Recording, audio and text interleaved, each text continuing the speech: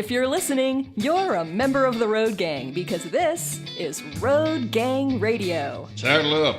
We're wasting sun. It's Jimmy Mack.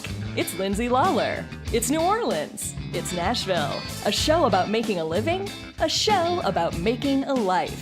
It's the biggest... Is that a fat joke? ...and the best collection of voices in trucking, transportation, and travel.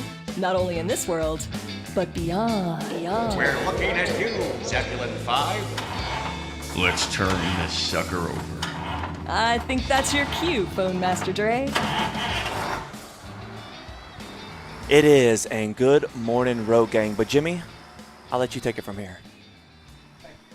Dre over here live at the Fastport Studios in the city of New Orleans, just, minutes away by an Uber drive to the founding home of where trucking radio got its start.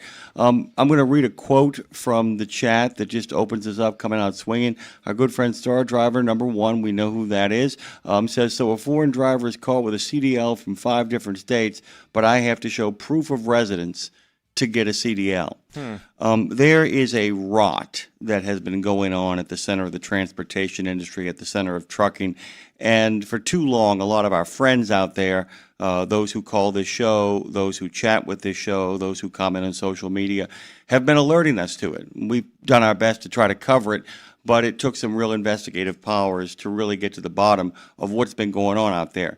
You know, you actually believed your lying eyes. Your eyes weren't lying, of course. I am actually being sarcastic about people being told you're not seeing what you're seeing, you're not feeling what you're feeling, you're not hearing what you're hearing, you're not aware of the things that are directly around you, when in fact you are.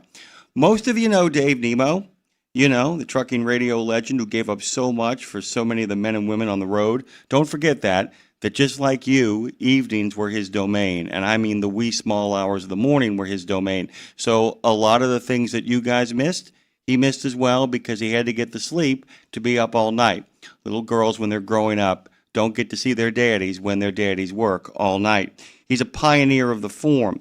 He gets there very soon after Charlie Douglas does, and so there's a lot of people that stake out a lot of territory for a lot of very famous names and a lot of great men. But Dave and Charlie Douglas were there first. You know that he is my father-in-law. So when aspersion is cast upon him, I take it a little more than personally. When he is unkindly treated, it hits a little bit too close to home for my taste. So this story I'm about to tell you this morning, so buckle up, begins with an old familiar. You know, Dave is in the pocket of the ATA.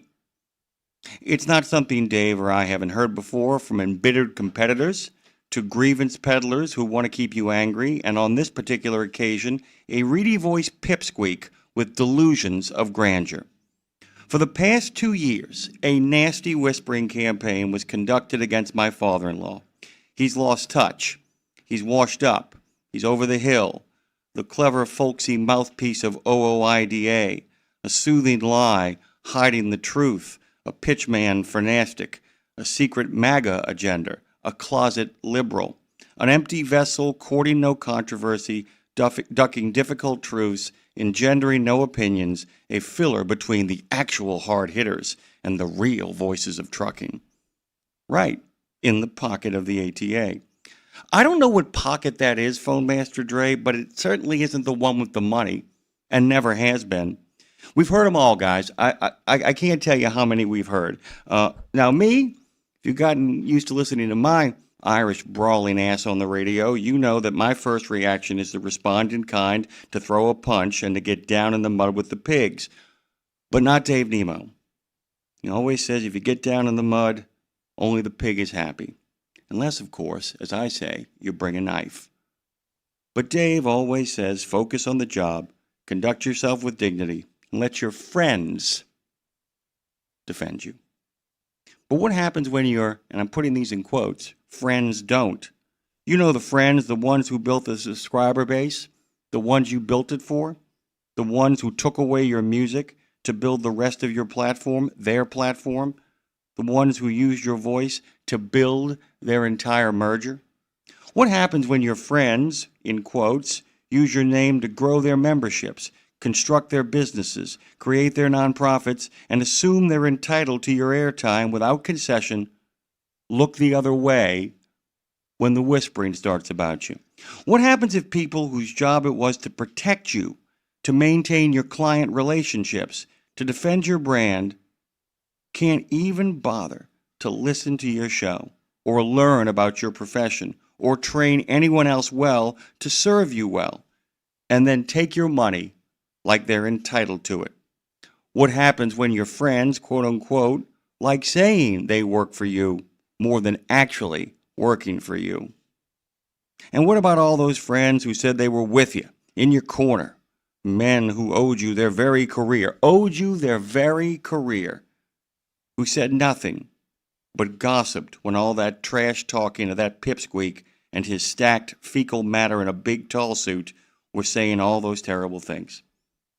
Those friends said nothing. Lost touch. They said nothing. Over the hill, crickets. On the payroll of this company or that, silence. No, nada, not. He's in the pocket of the ATA. ATA. But somebody did say something. Somebody actually didn't like hearing that about Dave. Somebody who actually is no friend of the ATA and no friend of anybody who isn't a friend of trucking. Somebody did push back, and when he did, it was like a cannon going off for me, a starter pistol. It woke me up. Someone, and you know who you are, heard that Dave's in the pocket of the ATA and told those guys, the pipsqueak and the fecal matter in a suit, "Are you kidding? That's not true. Dave's on the Rushmore of trucking radio hosts. Dave's not an ATA guy. Dave's a trucking guy." Let me ask you, if Dave's an ATA guy, why does OIDA have Washington Trucking Week? Why did NASTC have safety, compliance, and common sense? If Dave's an ATA guy, why does Dan Ronan continue to be a proud contributing member of Nemo Nation? Dave is an ATA guy in so much as folks from the ATA have info that you need. From New York to these Fastport studios, a real friend, take the quotes off of that, to Hawaii, to Australia, to India, and to Great Britain, folks have gotten up early, broke away from important meetings, and called in the wee small hours of the morning because Dave Nemo has asked them to. I want to put this in perspective. You know the giving tree, Dre? The story of the giving tree? Dave Nemo is the giving tree of trucking. Think about the nonprofits that Dave has helped found and take point on and used his platform not for profit, did not even get paid for a single commercial that profits like TAT, nonprofits like the St. Christopher Fund, which he founded, never took a single nickel or a dime. Heck, given the way some things happened around here, never even got a tax write-off for running those things. Think about the in-kind quality space that was given to those organizations to make you aware of them. By the way, another real friend of the show, another real friend of Dave Nemo's, Reads Across America, is going to be here in just a little bit. But think about how many of you guys have called this show and uttered these very words. I found out about them because of Dave Nemo. Think about the causes. Think about the people who have been saved, the people who have been affected, the truckers whose lives have been changed because Dave Nemo, without enticement or entitlement, gave them a platform to speak. Because Dave, Lindsay, and myself, and everyone here, Phone Master Dre, everyone here at RadioNemo, believes that there needs to be a show that welcomes all the voices of trucking. We don't believe it's a zero-sum game where you have to go out and get a job and then make sure you ruin the people who do the same thing on another platform. That's not what we do around here. We don't play that. There needs to be a place where landline and transport topics can come, where CDL Life and the trucker can come, where Freight Waves and Overdrive can come, where Louis Pugh and Todd Spencer can be followed by Chris Spear, and we can strike that and reverse it and do it the other way so that no favor is given. Heck, we've got invitations out to Kevin Rutherford and Craig Fuller and anybody else of any perspective and persuasion who wants to have a voice in this trucking industry, and we give it to the little guy too. We do. The Boston Trucker, Aubrey Oden, Alex Nino, and anyone else who is cooking up a podcast, screaming up a newsletter, or standing on the side of the road simply standing up for trucking. our general manager, Nick DeMeo, my multi-talented wife, Claire Marie, and the inestimable Turtle Garris built a platform to reflect those values, a sandbox for every voice of trucking to have a place to speak and get their word out, a genuine open forum, both live and in perpetuity. That is what the future of Dave's grand tradition of everybody gets a chance to be heard sounds like. That's an open forum. And it's what we will soon look like when our cameras go live in Franklin and when they finally take us on to video from New Orleans. A lot of folks, supposed friends of the show, and the quotes are still around the word friends, have sat around on the sidelines waiting to see what becomes of all of this, have kept their powder dry and their heads down, hedging their bets, hemming and hawing, waiting to see if a guy who has pulled this off 3 times can do it again. But we, because he would say we, built it. And you have come. But if we want to get more, if we want folks to find us, because by the way, when they find us and they stick with us. Check the chat room. Check the number of people. Good morning to you, Ten Ring. Good morning to you, Paranormal Pie Man. Good morning to you, Bruce Almighty, and Lovey and Earl 504. Good morning to Steve. The people who come here do it by choice, not by force. That's what Steve has to say. And that's what I'm telling you right now. But if we want more folks to be a part of this, if we want more folks to find us, and as I said, when they do, man, they stick with us. We need those friends in quotes, to take the quotes off and finally step up, as Dave has stepped up his entire life, to give truckers of all backgrounds and all walks of life a place where they not only get the truth, but the truth as it is seen from every perspective. And that's where you, who have always been the actual Road Gang Radio isn't Lindsay, it isn't me, it isn't Phone Master Dre, it's you. That's where you come in. And don't think I don't see all of you out there reposting and tagging and pushing and prodding and sending us your hard-earned dollars, good God Almighty, to help us create this world. We're tired over here. I won't lie to you. We're tired. We're not daunted, but we're tired. We're bruised, but we're not beaten. And we're ready for the next round. We just need the tools to finish the job. This is where I'm going to get a little bit sharp. A little bit of the old elbow under the basketball goal. Ask yourself this question. If our long-term prospects of what we represent weren't good, weren't great, why has the sales team at SiriusXM, by the way, they're the only ones not invited on this platform, and only because had they done at the end with class and dignity, had they behaved in a way that was honest, as opposed to lying to Dave directly to his face in a meeting I was in, lying to his face and saying that the host of the 3 to 6 hours, that they barely knew him. They didn't even know who he was, had no idea, and in the blink of an eye, he suddenly got a 3 to 6 slot. Let me tell you something, guys. Everybody's welcome here but them. Why has their sales team worked so hard to undermine and lie about us? They have not told the same story to one particular person. Depending on who they talk to, if it's an influencer who's got a beef with the ATA, he's an ATA guy. If it's somebody who rubs OIDA the wrong way, well, Dave's right there in the pocket of OIDA. And on we go. We don't know why Dave left. Literally told that to somebody. Literally looked somebody in the eye, and I have the receipts, my friend, so if you want to come at me, come at me. Literally looked somebody in the eye and told them as they were trying to steal one of our sponsors, looked them in the eye, told another one of our long-term sponsors that Dave was going to sunset the whole thing and he wasn't going to go on. Told them that. Looked them in the face and told them that. Have the receipts, folks, by the way. Just kind of want to make this point, too. Why did that 3 to 6 host on his platform not only lay radioactive waste on our client relationships, but if we're so done, over the hill lost, why did he make an effort to steal our entire model of broadcasting? Why did he call every single guest? You know why?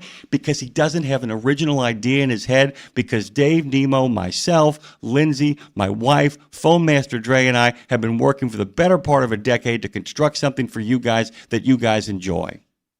And to act like, oh, he's over the hill. He's finished. He's washed up. Oh, but I'm going to take everything from him.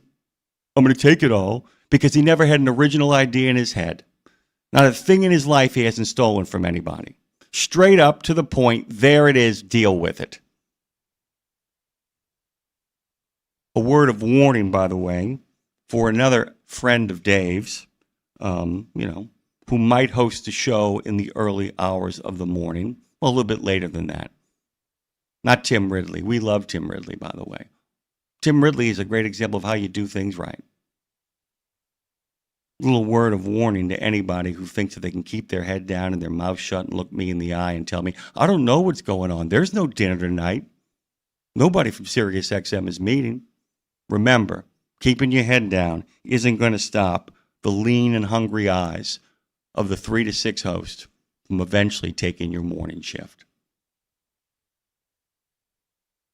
Good morning, everybody. Welcome to Road Gang Radio. Jimmy Mack, Phone Master Dre, taking you down the road a little bit further. If you want to get into the conversation, it's 615-292-6366. 615-292-NEMO. We would love to hear from you. It is Freaky, Feisty, Flinty Friday. We got a great book about the Edmund Fitzgerald. We talked about it earlier with Dean Croak. It has percolated and popped up. I know some of our friends at OIDA have reached out and said they're very excited about listening to that. Told you, Courtney George is going to be stopping in. You need to listen up to her. My birthday is next Tuesday, Phone Master Dre, and what I'm going to do on my birthday is I'm going to ask people to buy a wreath. I'm going to ask people who might have a little bit of maneuverability at the end of the year to make some space, to maybe be able to haul a load for those guys, to step in and see what you can do to help the mission move forward. Maybe I'm in the pocket of Wreaths Across America. But then again, I'm always happy to be in the pocket of people who stand up for veterans and who make sure that those who are gone are always remembered. We had a great time the other night, Dre. I have to tell you, are you sore? Are you more sore today than you were yesterday? Oh, yeah, 100%.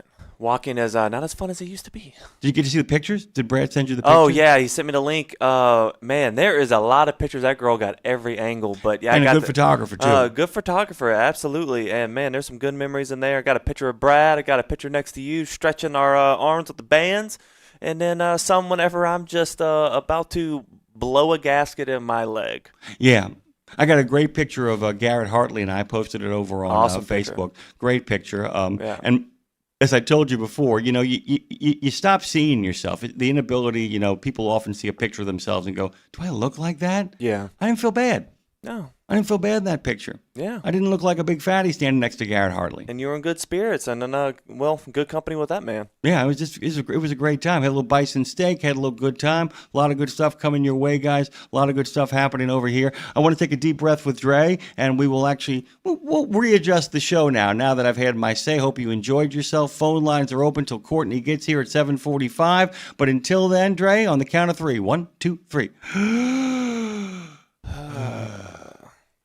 I pledge allegiance to the flag of the United States of America and to the republic for which it stands, one nation, under God, indivisible, with liberty and justice for all.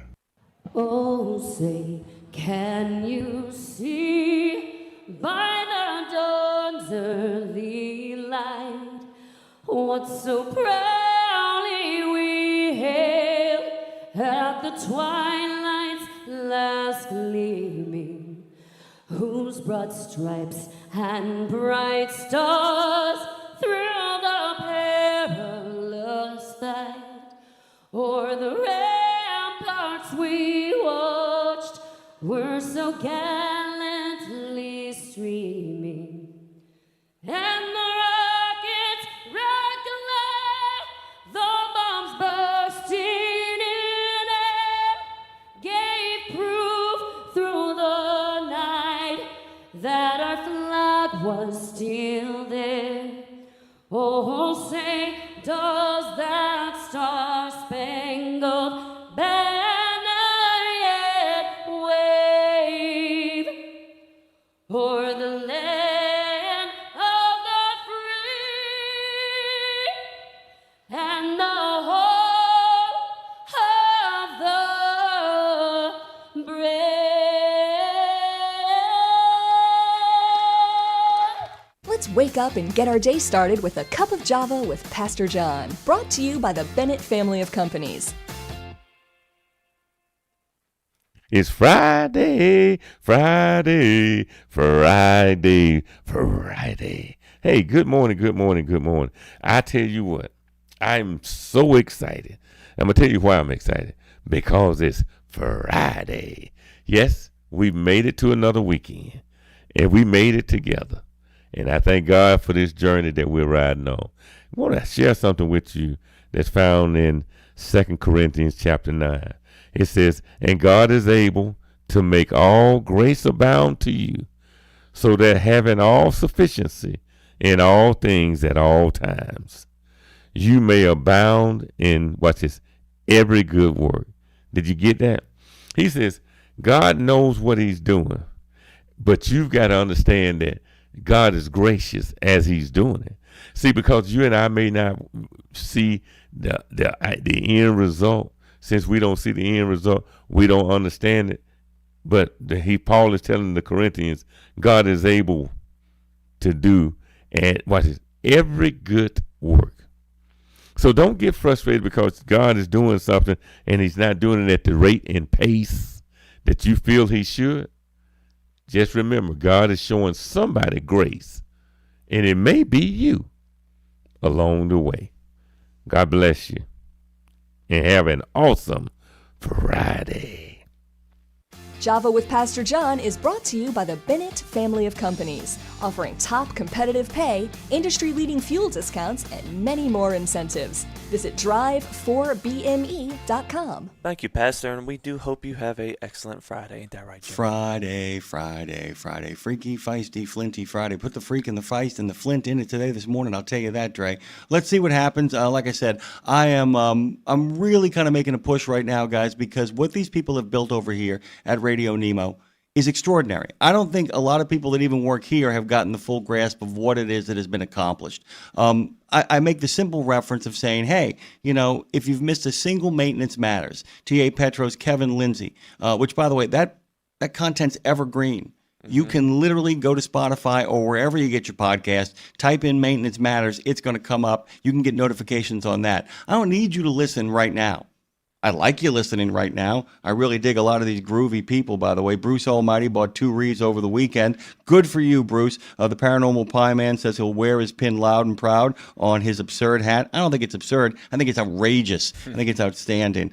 We love you guys. You guys are the family. Hell, what people say or think, we don't care. I'm with you on that, Steve. Thanks for being a part of it. But really, the idea is we want people to know that their message, their voice, their words are getting out there. And if somebody misses it in one particular moment, that's okay.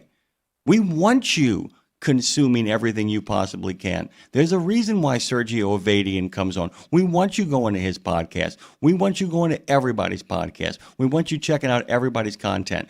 The new game is no longer a zero-sum game. The only competition you have is the quality of work that you produce. If you stop worrying about other people and worry about yourself and the quality of what you create, you're probably going to be fine if people can find you. And that's the last step along the way for this particular organization. Good God Almighty. And by the way, guys, don't worry about bull rushing the phones. We don't have Courtney here until about 10 minutes till in the next half hour. I'll get to everybody. Jody, we'll drop you in right now. What's going on, man? What's going on, dude? For some ungodly reason, I have the overwhelming thing going on. I want to say amen. Amen. I was listening to what you were saying. You know, the reason that people say stuff like they said is because they're losing a battle to a little guy, you know, compared to a big corporation. So they got to lie and cheat to do what they have to do to make themselves look good. And in the long run, they make themselves look like a real, as of last week, Richard Cranium. Yep. You know, that's all. Yeah, I mean, basically stacked fecal matter in a big and tall men's suit. You know what I'm saying? That's what I'm getting at right here. I got to tell you, Jody, I literally, the truckers that find us are with us. The people that find us are with us. What we have right now is a lot of people who aren't willing to be at the forefront and say, I'm with Dave. and go publicly and use their platforms. And by the way, not you guys, good God Almighty, Trucker Bosun is literally dropping bombs all over the place. Our good friend Joe J is laying it out there. Jerry Bowers, Marshall Platter, I know that, man. But we got to get some of these people who are like, oh, we've always loved Dave, here's a plaque, to really step up and be part of something big. They can create something where they build their own brand of trust with us, because people know that we are not going to play games and be on one side or another, but simply give people an open forum. Sorry, Jody, I'm still here. So No. I mean, ever since you guys left that other platform, I haven't been over to that channel at all. Now, Nice. Well, one time, and I heard him say one thing, and it's like, nope, goodbye, and I clicked it right on off. Because it's always the same thing. And it's just, nope. Maybe 10 seconds, 15 at the most, and I was gone. And it's not even preset on my stereo anymore. It's not even there. So, I followed you guys. I didn't follow the corporation. I followed you guys. yeah, let me tell you something else too. Thank you, Jody. Jody, I'm going to tell you thank you. I'm going to say something else to you too. You notice that I gave a big shout out to our former colleague and our friend Tim Ridley. He has been exactly as advertised. He and Dre have stayed in contact. He's a good man with a good plan. We wish him the best. There are people, by the way, who owe their actual existence on the radio to Dave, who have still not called him to say thank you. And he just bears it all with the dignity and grace that Dave always does. I'm not that guy. Dre will tell you I'm not that guy. Dre has to endure me coming in. When Dre walks in at 6 o'clock, my mouth starts going right at him. He's like, dude, I just had to drive through traffic to get here. And now you're going to bombard me with this stuff. I mean, I'm not that guy. And I basically got the clearance. I said, I can't do this anymore. And they went, okay, go ahead. We're not going to stop you. We can only hope to contain you and support you. What's happening today for you, Jody?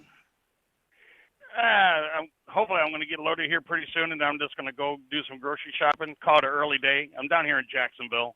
I don't have to deliver until Sunday at midnight if I don't want to, 89 miles away. So it's just one of those relaxing things right now.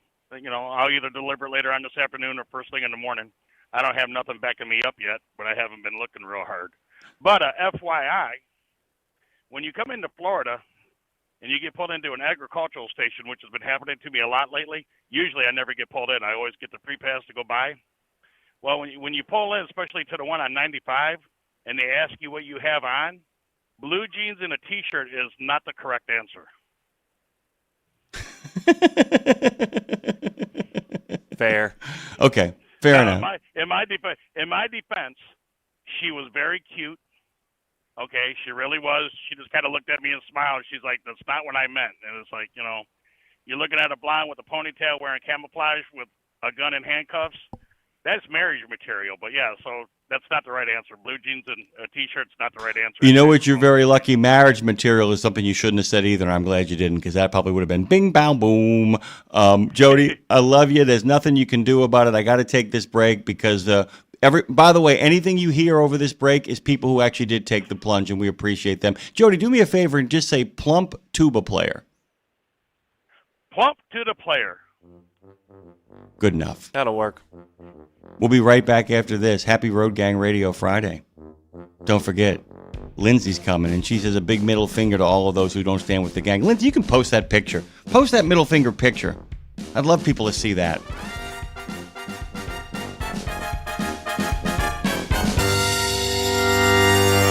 In a video game, if you get enough experience, you level up. And when you level up, you gain more skill. And with enough skill, you beat the boss and win the game. Sounds a lot like trucking, doesn't it? Except in trucking, you don't beat the boss, you become the boss. And if you want to be the boss, you gotta meet the boss. And that boss? Carrier's Edge boss, Jane Jazrawi. Want your drivers to level up? Carrier's Edge has the training, comprehensive safety, compliance, and best practices on one website. It's a simple subscription with no contract and no commitment. Learn more. Try it out. Level up. CarriersEdge.com. Hey, come on! We're starting the game! All right, I'm coming. Wait for me. CarriersEdge.com.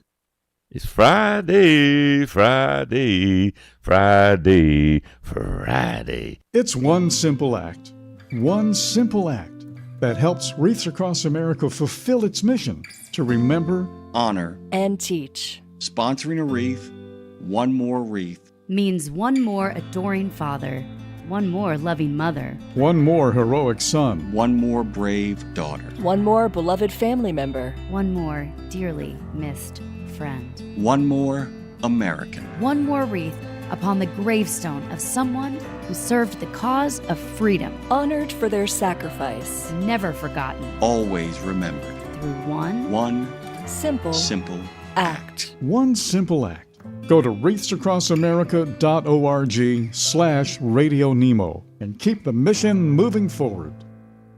Welcome back to Road Gang Radio. Join Jimmy Mack and Lindsay Lawler's Gang of the Airwaves by subscribing to Radio Nemo on YouTube. We celebrate all kinds. Make it official. After all, if you're listening, you're already in the gang. The Road Gang. Give us a like, give us a share, and give us a call. Because what's that number, Jimmy? 615-292-6366. 615-292-NEMO. We got one call, but we got a little bit more time until we get old gorgeous George in here. Hey guys, just want to let you know, if you want to jump in and just say I'm with Nemo, we'd love to hear from you. That is not a command performance, but if you just want to call and say that and then hang up, we are good with that, and we are good to go on all cylinders here. The gloves have been taken off me. I just said I couldn't take it anymore, and my friends in the back office, central office, kind of said, you know what, dude, it's become clear we can't contain you, so we're just going to have to support you. Thank you for your support, by the way. Lots of great well wishes coming in the chat room. Yesterday's an example of what we can do, by the way. If you didn't catch the first hour yesterday, you have no idea what we're capable of. We had 2 in-studio guests, a regular guest who was actually on the Google Meet chat with us, incoming calls, all kinds of great trucking information, all kinds of great stories of the road, even conversations about sports medicine in Las Vegas and what kind of impact that's going to have. Come on, man! Come on. It's the best transportation show in the known universe. Dr. Philostratus ain't got nothing on us, and by the way, like I said, we like everybody. We are literally the coalition. From the Punjabis who come here to kind of talk about how they want to keep pushing the ELP, all the way to folks who are out there creating their own podcasts, their own streams, their own videos. Let them know if there's anybody you would like to have on our show from like a YouTube actor. I talked to Ike Stevens, who was pushing all kinds of great content that I got a chance to look at, and like, you reach out to him. You tell him to reach out to us. We got so much. I mean, we're booked in regards to guests. Up until the end of the year, and in some cases beyond. But we can make room. If there's a voice out there you think's important for trucking, you know what? Send them over our way. Have them reach out to Claire. We'll look at it. We'll probably get them on. Your voice is important to trucking, and that's why Showtime calls. That's why we like Star Driver #1. What's going on, man? Star Tizzle. What's going on, Jimmy and Andre? Hello. Having a morning, dude. Having a morning. Yeah. Got a little bit of the Irish up, you know what I'm saying? Well, you and I had that exact conversation that you talked about in the first part of the show this morning. Exactly. You and I have had that conversation. Yeah. Actually, that was our first phone conversation we ever had. That was all on that. Well, and what's crazy about this Showtime is the fact that I kept my powder dry. And this is it. And then I'm going to let you just kind of wax poetic on your own. Literally, the number of people who would come and tell me what so-and-so had said, I'm like, well, did you tell him anything? Well, I don't want to get involved. He'll just fizzle out on his own. And one guy, and he knows who he is, literally went, literally cut him a new one. And it deranged the guy that he said it to so much that he actually went online and began posting personal insults against Dave. For no reason, he did it. Yeah. He did it. And it's like, basically, it's like, and Dave looked at it and went, he goes, you've won. Why are you doing this? He's like, it's Radio 101. Don't ever punch down. He's like, right. Unless of course, they understand what it is they've done to themselves and what it is they're trying to stop here. That's it. That's my take. Go ahead. Your thoughts. Right. No, you're exactly right. Like I said, and if it wasn't for Dave, that channel wouldn't exist on Sirius. Valid. Yeah. It right there. Yeah, right there. And was there? Was there any bonus? Was there any reward? Okay, let's get really personal here. Every year we would go to Matt's. Every year, the producer over there would say, yeah, I mean, nobody's ever hanging out by the booth here. We don't have anybody here. Nobody ever comes anywhere. And then he said, and you guys show up and everybody wants to show up here and hang out here and be here. And I said, yes, every time I come here, somebody else's picture is always up there. And I have a feeling it's one particular person making sure other people's pictures are up there because he can't take credit for Dave. I mean, can you imagine every year Dave showing up at Matt's, getting down on the floor, and every year seeing somebody else's big mug up there from the trucking channel and it not being Dave's? Right. But but Dave is Dave. Dave's like, whatever. It's fine. That's how it is. Yeah. That's how they've always treated me. It's fine. Right. I mean, sorry, I'm airing the grievances this morning. They're all coming out. Oh, yeah. Well, here comes mine. Go ahead. Let it rip. All the foreigners need to go home. And we need to start a new program. If you want to come to the United States and drive truck, here's a list of things you have to do. And you're going to assimilate. You're going to learn our traffic laws. And you're going to be respectful. You're on 2 years probation. If in that 2 years you break any of those rules, you're going home. Example, last night I'm sitting in a truck stop. All the fuel islands are full because of our new generation of drivers who park on the fuel island and go do whatever. I'm sitting there patiently waiting. One of these foreign drivers pulls in beside me because I'm parked where I can go a few feet to go to one island or the other. Whichever moves first, I'm going to. Squeezes between another truck and I, and he's flailing his arms like everybody's got to hurry, and I'm sitting there looking at him thinking, you know why this is all backed up? It's because of the exact people like you that sit and do this garbage that have screwed up this whole thing. Get but it they out. Can't figure that out. They can't figure that out. But they're all in a hurry. And then we get done after he almost hits me and the other truck there. I mean, we're me and another truck are parked. There's just enough room you could barely get a car through, and he slams his ass in there. Almost hits both of them. And I'm like, I throw my hands up like, what are you doing? Then when I get out, I fuel, and I'm not even going to get my fuel receipt. I'm just going to go get it, go park, and then go get it. Because I'm trying to get off the clock. We're in a dead rush right now. We got a lot of stuff going on. As I go to park, I'm backing in. Here he comes flying around the parking lot and races out the parking lot. Because he's in a hurry again. I'm over it with these people. And that's my say. I'm going to actually go in a contrarian way while agreeing with you, by the way. I'm not going to go contrarian from you. I'm going to say that people need to remember this. And actually, it isn't an American that says this. Very recently, the ambassador of Mexico, he said that the biggest way to celebrate and maintain freedom is to maintain safe roads, is to maintain safe, well-equipped, well-monitored, well-policed, well-enforced roads. Because it means that if you can an accelerated supply chain means cheaper goods and services. That's what it means. It doesn't mean people get paid less. It doesn't mean people get shorted. It doesn't mean any of that. It means that whatever you're losing in regards to shoving people out there and having them race all over like maniacs. I always tell people there's a lot of countries out there. A lot of countries do it very, very well, but there's a lot of countries out there where everybody's on the road and everybody's in gridlock. And gridlock is the greatest enemy to prices. It is the greatest enemy to wages. Because then nobody wants those jobs. Nobody wants to be on a road where everybody doesn't know how to drive and get gridlocked. The best way to prosperity and freedom is open roads. And I've been making the comparison between us and what truck drivers do. That's what we're talking about. The idea that when you limit things and you congest them up and you clog them up, you prevent people from getting where they have to go in a timely and efficient manner to go about the business of enjoying the rest of their lives.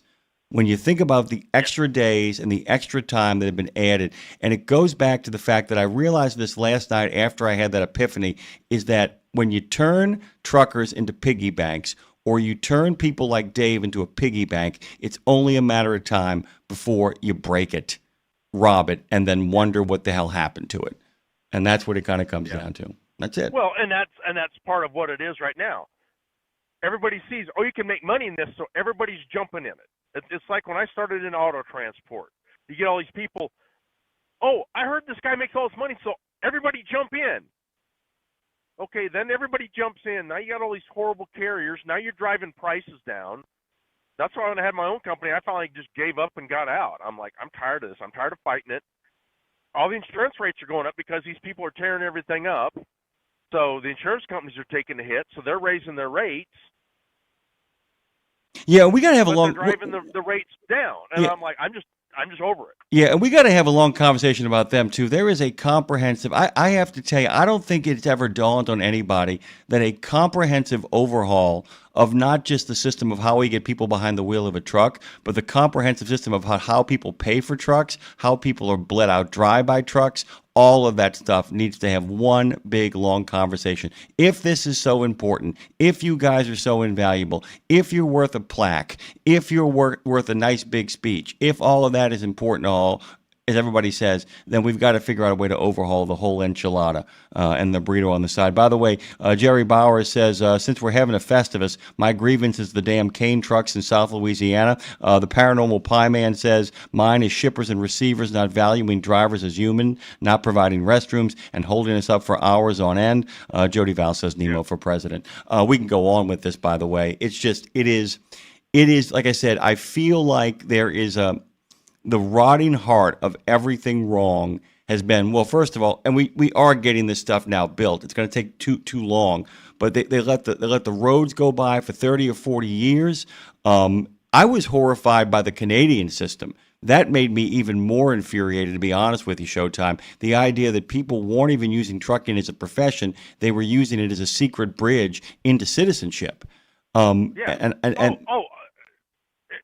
Jim and Joanne said yesterday, I'm like, well, that explains a lot. That's why, and I hate to say this, but you're in construction zones, and what we have drivers in America that can't read signs that say, all trucks left lane and a speed limit, but you'll be sitting there, Canadian truck after Canadian truck after Canadian truck going by in the right lane, 55 mile an hour speed in a construction zone. They're all doing 65. Yeah, let me tell you something else too. I want to make this really clear about Showtime and I. If somebody is parked properly, and somebody comes out of a TA Petro or wherever it is you're stopping to get your goodies and your gas and all that stuff, and somebody in a foreign accent goes, "How's it hanging?" I'm going to laugh and give them a big thumbs up. That's not what we're talking about here. We're not talking about that, guys. We're not talking about that. We're not talking about guys who lined up at the front door, waited their turn in line, went through the process, and then decided after a couple of years here in the country, or maybe they had a little bit of experience, the moment they got freshly minted as a citizen, had the skill set, did the work, did the study, speak proficient English. Doesn't matter what kind of accent you're speaking and what color you are. We're not talking about that. You know what we're talking about here. We're talking about people using cheap labor as a way to undercut American wages in a profession that we're all told is skilled and highly valuable, and yet is often used as kind of a dumpster for whatever program we want to play with. And here's the thing that I posted first thing this morning. We were told years and years ago, we have to go to CDLs because we had all these drivers that had multiple driver's licenses. So we have to have CDLs to eliminate that. And now we catch a foreigner with 5 CDLs from 5 different states. So that just took the whole thing behind the CDL and threw it in the dumpster. Well, the same thing with Real ID when New York was handing out Real IDs to illegals. So all of us went through the work to get a Real ID so we can do our jobs and we can go into some ports and things like that, and with our Twit cards, whatever. Just threw all that in the dumpster because you're handing it out to people for free. Let me tell you something else. By the way, here's something else funny too. JB also says, isn't it great? You cross your T's and dot your I's to be totally efficient, but the people who actually order the product don't give a crap. To quote. Paranormal Pie Man has been there for 3 hours. It took 11 to load. He was there for 3 hours. Unbelievable. And he rushed overnight to get there. Story of what's going on here. I mean, I love the people that hate truckers, but they order all their crap from Amazon. Well, how do you think it got there? Well, and the other how thing, do you think the food got on your shelf. And this is one of Dave's great kind of measured, thoughtful points. I mean, a brilliant point. We have got to get people to understand that your one bad experience with a truck is not every truck driver. It's like, is every bad experience with a green Kia how you're going to react to every green Kia you see? Get over yourself. Grow up. Go meet a trucker. Go talk to somebody. Go spend some time. It's really kind of neat because I bring up Trader Joe's, but man, they love those truck drivers, and their perception of them is different because every single one of them has to go in the back and meet the guy who drops the stuff off, and it changes everything for them. I got Courtney on the phone. I got to go get to her for our segment, but brother, I got to tell you, you got my blood going. I'm thrilled to have you as a friend. I'm thrilled to call you a friend. If you have any stuff, just send me an email of any other guest we want so that Claire can get on the action. We got plenty of spots for next year. I've got one from Twitter or from X that I need to get you with because this young lady is digging deep into all this stuff that's going on, and she's doing a really super job. I'll try and send you that info. Thank you, Showtime. It's our time. It's your time. Hey, guys, it was Showtime. You want to do a little transitional music? Let's do that for Corey. Let's give her the full bells and whistles treatment. Fire away.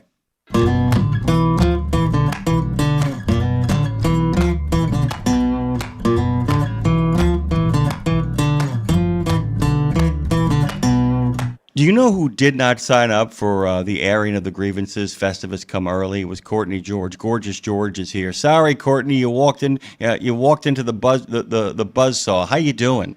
I'm good. How are you this morning? I'm fired up. You know, I can actually. Here's one of the great things too today about having you on the show. It's like, you know, I've been making this kind of appeal to our friends out there, the ones who have quotes around their names, that it's time for them to step up so we can get the word out about what we're doing here. I have no problem welcoming you on because there's no quotes around the word friend.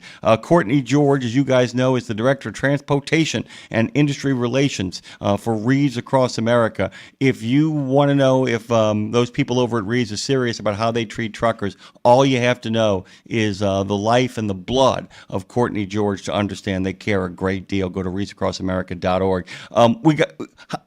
How close are we? How close are we to getting this done? How many more do we need? We're down to 4 loads. I need 4 loads covered. You got one that goes from Maine to Jacksonville, 2 that are early loads that go from Maine to St. Louis, and then 1 multi-stop load. I think it's got 6 stops on it to Illinois. So those are the 4 that I'm looking to fill right now. And I need everyone's support to help us get these last 4 filled. I want to do this the right way. I want to let people know because there are people who often make a gut check decision to kind of jump in at the last minute and help. I was there when Steve Ashley showed up. I call him Steve Ashley. When Steve from Ashley showed up and jumped in and took a load at the last second. Sometimes it's a gut check, but it can be done. We still have time. I want you to explain. Let's just start with the Jacksonville load. How would that be handled? Somebody says, "Hey, I can do it." What happens next? What happens next is you reach out to me via email, trucking@reedsacrossamerica.org. I'm going to set up a quick call with you. It's not a very long call. We'll do some onboarding stuff just so you understand, kind of the expectations of the load. It's really running through the load and what your opportunities are with us. And then we'd send you a link to get registered. It's just 4 tabs to fill out. We send you your load confirmation. You sign it, send it back. We schedule your loading appointment. We see you the day of your loading appointment. It's just that easy. That easy. And Courtney, I'm going to pivot here just for a second because I want to make sure people understand your bona fides in this situation. Not only you are Hair Club president, but you're also a member in regards to the world of trucking. You actually have been on both sides of the ball. You've actually worked in logistics and transportation and trucking forever and a day. You really took point in New York of kind of being the coordinator over there at one of the biggest cemeteries in the United States. But I kind of wanted to ask you in regards to your understanding, and we've been talking about this all morning.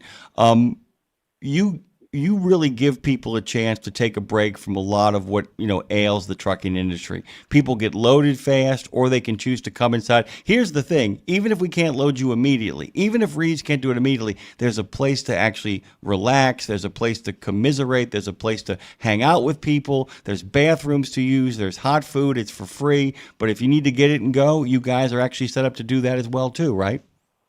Absolutely. We're there to make this the easiest and best experience for a driver. That is something that we are fully committed to. It is important to us, is that time that they spend and how they want to spend it while they're up there with us.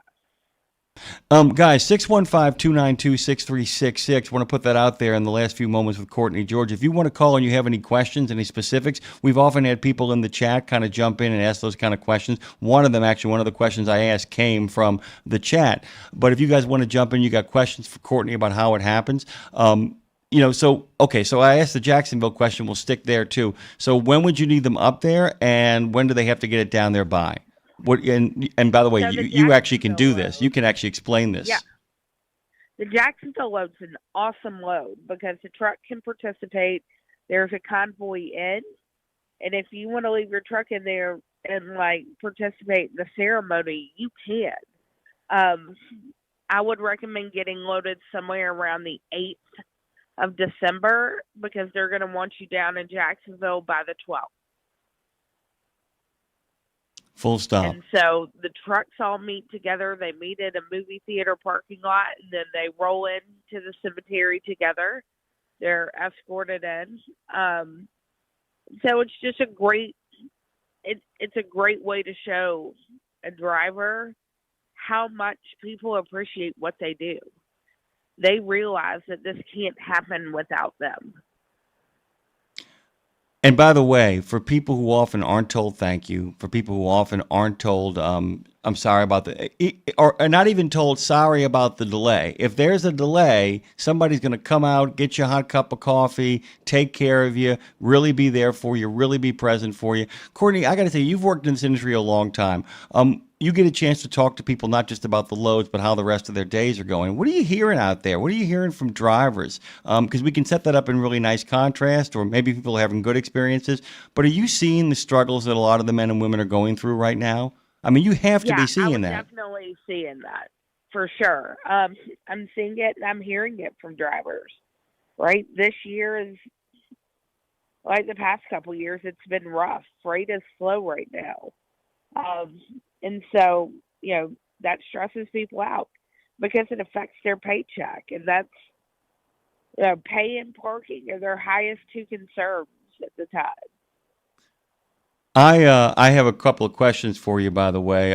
First of all, a shout out. Marshall Platter says he's got his route from St. Louis for Reese. Thank you very much, Marshall. Love you. You're the best. Absolutely. We're excited to have him start participating. And at Brown Dog Carriers, the question is, Courtney, who's your favorite trucking executive?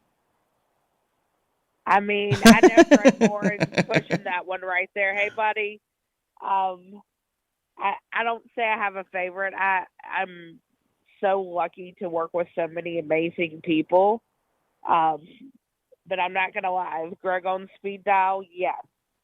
I'm actually going to show you, okay, since you are not an Irish politician, you are forgiven. Let me show you how an Irish politician handles it. At Brown Dog Carriers, Courtney, who's your favorite trucking executive? The answer is my favorite trucking executive in the chat right now has got to be Brown Dog Carriers executive. Yeah. Absolutely. Okay, so you're hearing a lot of what is stressing, but here's what's crazy about it. You're almost there, regardless, despite the fact that so many people are up against it, so many people are hitting the clock hard, so many people are trying to make sure that their Christmas is amazing. You're still within striking distance of sealing the deal here, right? We are so close to only need 4 loads to be covered. At this point, it's great. I mean, there are so many opportunities, and people are still wanting to support the mission because they know how important it is, not just to this country and to the people of the country, but to their drivers. And so people are still signing up. There are still opportunities for you. It is never too late. Now, I need you to celebrate my birthday with me on Tuesday. Okay, I need you to celebrate my birthday on Tuesday. You don't have to give me a cake. You don't have to buy me a Prezi. I don't even need a card from you. I'm actually asking you to make sure you remind people. Hey, have you bought 2 wreaths yet? Have you simply just bought a wreath? Have you actually dedicated a wreath? You guys go to the Radio Nemo page over on Wreaths Across America, and for my birthday, if you want to do something nice for my birthday, just get 2 wreaths. If there's somebody you care about, they can actually specify it.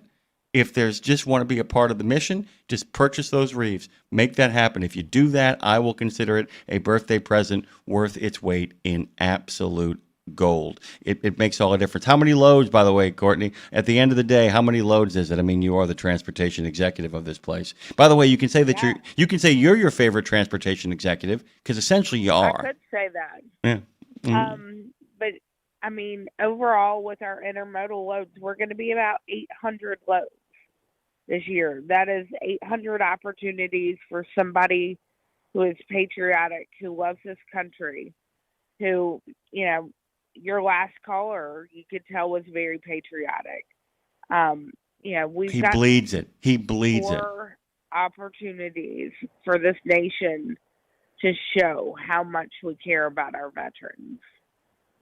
What are you most looking forward to, by the way? I always ask this question before we actually have to hit the bricks and tell our story walking. Dre just brought me in a sprinkled chocolate donut. I mean, you want to talk about care and love? I mean, there's the truth right there. What's your favorite? What are you looking most forward to this year, other than being able to kind of say, okay, my job's done? I know you're looking forward to that, but what are you looking most forward to? Absolutely. I love the drivers and not seeing them and getting to see them in person, because I'm talking to them year round. I'm seeing them at events, but being able to see them come up, enjoy the opportunities that you have at Wreaths Across America, enjoy all that there is up in Columbia Falls, or whether you pick up at a cross dock, making sure that they feel appreciated. That's my way of giving back. And that's what I look forward to, is making sure that their experience is the best and that they want to continue to do it every day. Courtney, I got to tell you what I'm most looking forward to, other than seeing you and, of course, Craig Morin, other than seeing you guys, is we're going to get a really different kind of approach this year for Radio Nemo. We're going to be broadcasting with you guys, doing a lot of shared content. It's going to be an absolute blast. I'm so stoked. Excited about that. Yeah, we got a couple of rock stars. You got a chance to really get. I mean, I know you know the Turtle very, very well, but you got a chance to meet, really get to know Nick, and really get to know Tara. We got some big plans, and this is really. I don't know if I told you this. We can make the announcement now. Lindsay and I have been approved the day before to go to Media Row for the Army-Navy game, so we're going to have a really patriotic kind of Friday and Saturday. That'd be awesome. That's going to be really, really cool. My girl, my friend, my running partner, we've been through a lot of roads together. One more time, tell them where they can go, especially if they want to reach out and get a load from you, and then we got to shuffle off this radio coil. Absolutely. If you want to get in touch with me, email trucking@wreathsacrossamerica.org. That is the game. Trucking at wreathsacrossamerica.org. We're just going to keep repeating that over the course of the show. We're going to have you drop in a couple more times over the next week or so, coming week. Thank you, Courtney. I tell you happy holidays, but I'm going to talk to you before then. Get out of here. Go have a good Friday. Absolutely. Y'all have an awesome day. We're going to be talking the wreck of the Edmund Fitzgerald, but don't forget, phone lines are open. If you just want to talk to the guest, if you want to talk before we bring the guest on, all of that stuff is possible. We'll be right back after this. Go to truckdown.com. There was an era when truckers were out there, alone. Long rides, dark nights, miles from home. As part of the Road Gang, though, Dave Nemo helped change all of that. As a voice in the darkness, Dave kept drivers going with music, jokes, and of course, friendship. And if you miss those days, Radio Nemo's got something for you. Nemo's Night Beat puts the gang back together with an hour of trucking tunes and road songs, classic comedy, and those fun factoids that you came to expect. Nemo's Night Beat is Dave at his very best every Monday night at 7 in the Center on iHeart, Odyssey, and Live 365, as well as Tuesday night at 9 on Wreaths Across America Radio. So head on over to RadioNemo.com and join the gang on the beat. Nemo's Night Beat. 17 Sapp Brothers Travel Centers are known for great food, hospitality, and mom-approved showers and restrooms. But don't forget the service centers. Sapp Brothers ASC certified technicians can repair nearly any issue in shop or roadside, including axle repair. Dig into your free steak dinner with your oil change. That's a Sapp Brothers tradition to thank you for your business. Tires? Sapp Brothers will beat any competitor's advertised price on tires. And download the Sapp Brothers app for exclusive promotions in the shop, restaurant, and store. Your spot under the coffee pot is waiting for you at Sapp Brothers. The Joshua Chamberlain Society is unlike any other veterans organization. It's truly a family, and I know that firsthand from working with them myself. Their mission is to make wounded veterans and families of deceased veterans feel the support and appreciation of their community for life. Our veterans' injuries are permanent, and so is the JCS support. From monetary assistance like paying utility bills or college funds to helping our heroes find purpose, JCS is a family that surrounds and supports the heroes who have sacrificed so much. Learn more and make your donation at chamberlainsociety.org. That's chamberlainsociety.org. Did you know it's extremely easy to join the Wreaths Across America mission to remember our fallen heroes, while at the same time honoring those who are currently serving our country and their families? Plus, you're helping to teach our younger generation about the value of freedom. With just one $17 donation to Wreaths Across America, you're sponsoring a fresh Maine Balsam Remembrance Wreath. They've really become a symbol of America's respect for those who bravely served and are no longer with us. To sponsor your wreath, just visit wreathsacrossamerica.org. That's wreathsacrossamerica.org. Just one more hour until reinforcements, aka me, arrive to save the day. But until then, keep your eyes on the highway and keep on trucking with Jimmy Mack on Road Gang Radio, y'all. A lot of stuff that's kind of happening out there. And by the way, I didn't get a chance to finish my donut until the music actually came back on, so bear with me. I ain't perfect. God ain't finished with me yet. Ain't finished with you either, by the way, guys. If you want to jump into the conversation at 615-292-6366, we'll have our guest on in just a little bit here. Unpack his bona fides. The book is called The Gales of November. It is about the wreck of the SS Edmund Fitzgerald. Can't wait to kind of jump into that conversation. By the way, Jeff Bezos, turns out, doesn't rule the world, that actually people can get together and organize against him. The first ever group of Amazon tractor-trailer drivers have now joined the Teamsters. Let that sink in. Man, he's been fighting that forever and a day. We have no opinion on that over here. We're just telling you what is going on, folks. Here is the word. A group of commercial truck drivers, and all of them employed by Amazon, opted into unionization. It's a move that the International Brotherhood of Teamsters calls groundbreaking and a first-of-its-kind victory. This happened yesterday. Yesterday they announced the IBT, Amazon CDL drivers at the SDF9 facility in Shepherdsville, Kentucky, have become the first group of Amazon semi-truck drivers and tractor-trailer drivers nationwide to join the Teamsters. This might be a one-off thing. Every once in a while, you get the occasional McDonald's that would jump on board with a little bit of, a little bit of doing that thing. But at the end of the day, let's be really honest. Stuff, can go either way. This is the beginning or merely a blip in Amazon Uber-Rales. We will see how this all kind of plays out. The working man is very much a part of our next guest, so I will turn to Phone Master Dre and say, hey, let's transition to John Bacon right now.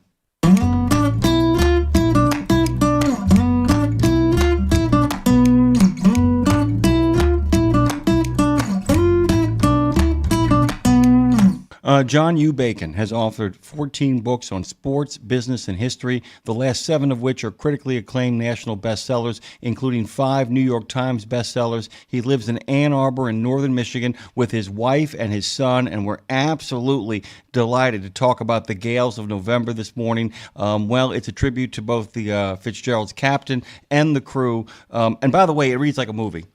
Straight up, Dre. I'm not going to lie about it. Reads like a movie. It's an absolute pleasure to have John on. John, good morning and congratulations for this accomplishment. And by the way, I have a good feeling that a lot of our listeners are going to want to get their hands on the audiobook version of that. They all drive over-the-road trucks, and man, there's a lot of people for whom this is their bag. We talked about the anniversary of the song, and people just poured in to talk about that story and their own interpretations of it. So, good morning. Good morning, Jimmy. Thank you for that. And I think you're right. It's a blue-collar story, no question about it. I think of the 29 guys, the older guys, 40s, 50s, and 60s. None of them had gone to college. Some had been dropped out after 8th grade because they're the oldest of 5 kids. It's the Depression, and their dad dies unexpectedly. Guess what? You're 13 years old. You got to earn a living, incredibly. So, and yet these guys taught themselves how to pass the test for the engine room, for the pilot house, and so on. These are very tough Coast Guard tests. They got their textbooks out. They're self-educated. It's just a very impressive bunch. And what is true of so many, I think, workers, including, of course, the truckers you're talking to. In some ways, it's an invisible industry. Our stuff comes from these ships, the cement in your basement, the car in your driveway, the food in your table, and yet we know almost nothing about it. So that felt good to tell that part of the story even before we get to, of course, the tragic night of November 10th, 1975. It's interesting, too, because it is 1975, 50 years ago, is a strange snapshot of America. It is America. You could actually call the 70s in regards to manufacturing and the economy a real liminal space where we go from a producer to a consumer. That is the space in which it happens, and in many ways, it's a callback to an earlier era while beginning to see the cracks in the infrastructure. I don't mean the roads, but the actual infrastructure of what American manufacturing means, and you can see it in the story of this ship, and it can't help but keep percolating to the surface of that Great Lake, right? That's well said, by the way, and that's all kind of true. So, of course, people know about the arsenal of democracy during World War II, which is, and it comes from these ships.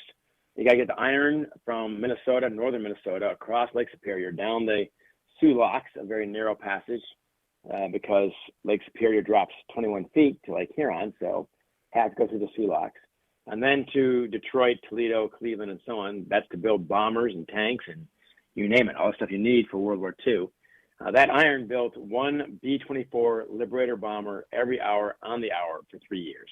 And that's Rosie the Riveter and everyone else, of course, so was doing that. So that's how big that was. 1945 to 1975, the Great Lakes were really the Silicon Valley before Silicon Valley. It had incredible power. 5 of the most populated 7 states were on the Great Lakes. Only Texas and California were outside it. And here's a fun fact for you, Jimmy. Name the Great Lakes city in 1960 census that was bigger than Miami, Nashville, Tennessee, right in your backyard, of course, Jacksonville, Tampa, and San Jose, California. And the answer, incredibly, is Toledo, Ohio. I knew it. I knew it. It's just everybody's always kind of stunned. In 1975, if you'd have asked people famous cities in Ohio, it would have been at the top of the list. And it's amazing how much more reduced that is in people's brains. You ask kids now, they can't think of Toledo. I mean, Toledo, like growing up in the 60s or 70s, Toledo was Ohio for a lot of people, right? I mean, the center. People I talked to said if you're going on vacation in the 60s or 70s, you didn't go drive an hour to Detroit to the airport to go to Florida. You flew out of Toledo. It had that kind of power. So anyway, but it's definitely a story. Someone said this is a love letter to the Great Lakes and the men who worked on it. And you know what? If that's the case, I'll take it. I agree with it, by the way. And one of the things that you have to do in the book, and it's really cool because a lot of our listeners, by the way, I'm telling you guys, we get a lot of great books on here, John, and we read them all. But I'm telling you, I got about halfway through this when I was in the middle of it, and I said there isn't a single one of our listeners, especially the guys who drive the border routes and the ones who drive out of the now Mideast, formerly Midwest states, who isn't going to love this. Right. But you have to do the same thing. Anybody telling a good story about the road has to tell a story about the road. Anybody telling a good story about the Edmund Fitzgerald has to tell a good story about the lake on which it happened. And you actually, in telling this story, create the character of all of the lakes, but then specify where the incident takes place and do a deep dive, pun intended, into that particular body of water, right? Explain to me how you actually are able to personify a lake while at the same time not letting it get clever or cheeky. You've got to create a character so that we understand when this all starts going down in the second half of the book exactly what's happening. I will let you wax. Well, thank you very much, Jimmy. Look, I grew up on the Great Lakes. I've been in all 5 of them. I've sailed on a couple of them in actual sailboats. When we say sailing for these guys, we mean freighters, not wind sails. But anyway, and I was amazed how little I knew. So these things are gigantic. The 5 of them combined are bigger than Rhode Island, Connecticut, Massachusetts, New Hampshire, Vermont, the state of Maine, and the state of New York. That's how big they are. Lake Superior itself is bigger than the island of Ireland. It's just that big. It's just crazy. You cannot see across these things, not because of the fog or the mist, because of the curvature of the earth. They're just too big. It's like looking across a state. You can't do it. So anyway, that's how big these things are. What I really didn't know, and this just stunned me, when I talked to experienced Great Lakes sailors, guys who've done 12 years, for example, on the Atlantic and 23 on the Great Lakes, they said consistently that the Great Lakes are more dangerous than the Atlantic. And I said, that, how can that possibly be true? And they explained it, that the salt water on the oceans blunts the waves. On the Great Lakes, they're sharp and pointy like a mountain range. On the ocean, they're soft and smooth because the salt water weighs them down and spreads them out. So on the Atlantic Ocean, they're 10 to 16 seconds apart. On the Great Lakes, they're 4 to 8 seconds apart. And more importantly, on the ocean, the waves you're seeing are generated from storms 500, 1,000 miles away. On the Great Lakes, they're what's called locally occurring storms. And I asked one of my experts, what does that mean? He said, it's over your damn head. So, okay, that's what it means. I get it. Thank you.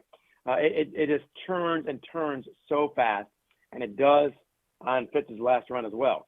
It's 70 degrees in Duluth, Minnesota when they leave on November 9th, 1975. That is unbelievably warm. That time of year, you can wear T-shirts, play golf, etc. And, of course, that changes so fast. So for all these reasons, this can be more dangerous. You can get the bow of your ship on the Great Lakes stuck in one 30-foot wave, and then 700 feet later, because that's how long these ships were, that's how long the Fitz was, you can have your stern stuck in a second 30-foot wave with nothing supporting all that weight in between. All that weight is 26,000 tons of taconite or iron ore. That's the same as 4,200 elephants, adult elephants. That's how crazy that is. So guess what? It's going to sag in the middle when it goes between those waves. Then it's going to go over one of those waves and it's going to do what's called hogging, which is draping itself over that wave. Then it sags, then it hogs, then it sags, then it hogs. Well, take a paper clip and bend it back and forth 10,000 times. This is how many waves you see on the Great Lakes in one day. And it's going to snap. And that's what happened to the Bradley in 1958 and the Morel in 1966. These are gigantic steel ships that cracked in half. And it might have happened to the Fitz as well. So that alone, you get your respect for these guys. It's a hard life. They're on the ship for 9 months out of the year. And no anniversaries, no weddings. So even if a sailor lived next to you, you'd never meet the guy. He's on a ship. So one of the guys said, you know what? I love my 3 kids. I didn't teach any of them how to ride a bike or throw a baseball. That's how heartbreaking some of this is. Flip side is when he finished the season, he'd come home and his kids would run up to him and give him a big old hug and say, Daddy, Daddy, you smell like a truck. And he would say, no, I smell like a paycheck. Big difference. I got to tell you, I'm reading the early part of the book, and look, we live on Lake Pontchartrain, because we got one studio in Nashville and one studio down here in New Orleans. Let me tell you something, my brother. It's like I tell my nephew all the time. We drive out to the middle of Lake Pontchartrain on that 26 mile causeway, and I said, you could fit a whole lot of these in the middle of any of those ones up there. But I was not familiar with the concept of the dreaded 3 sisters.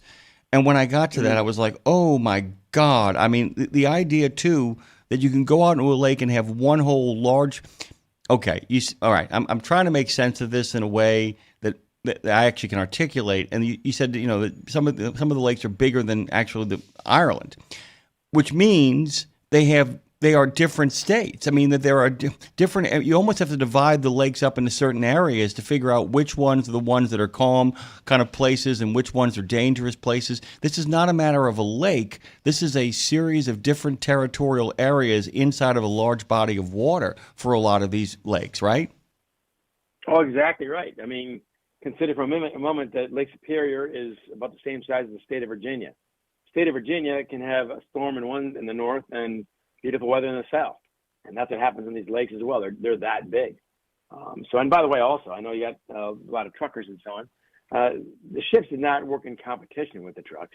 They worked in harmony with them because these are the guys that deliver the stuff to the leader, Cleveland, and it's trucks that take them away. Trucks and trains take it all away. So that's how you get your stuff.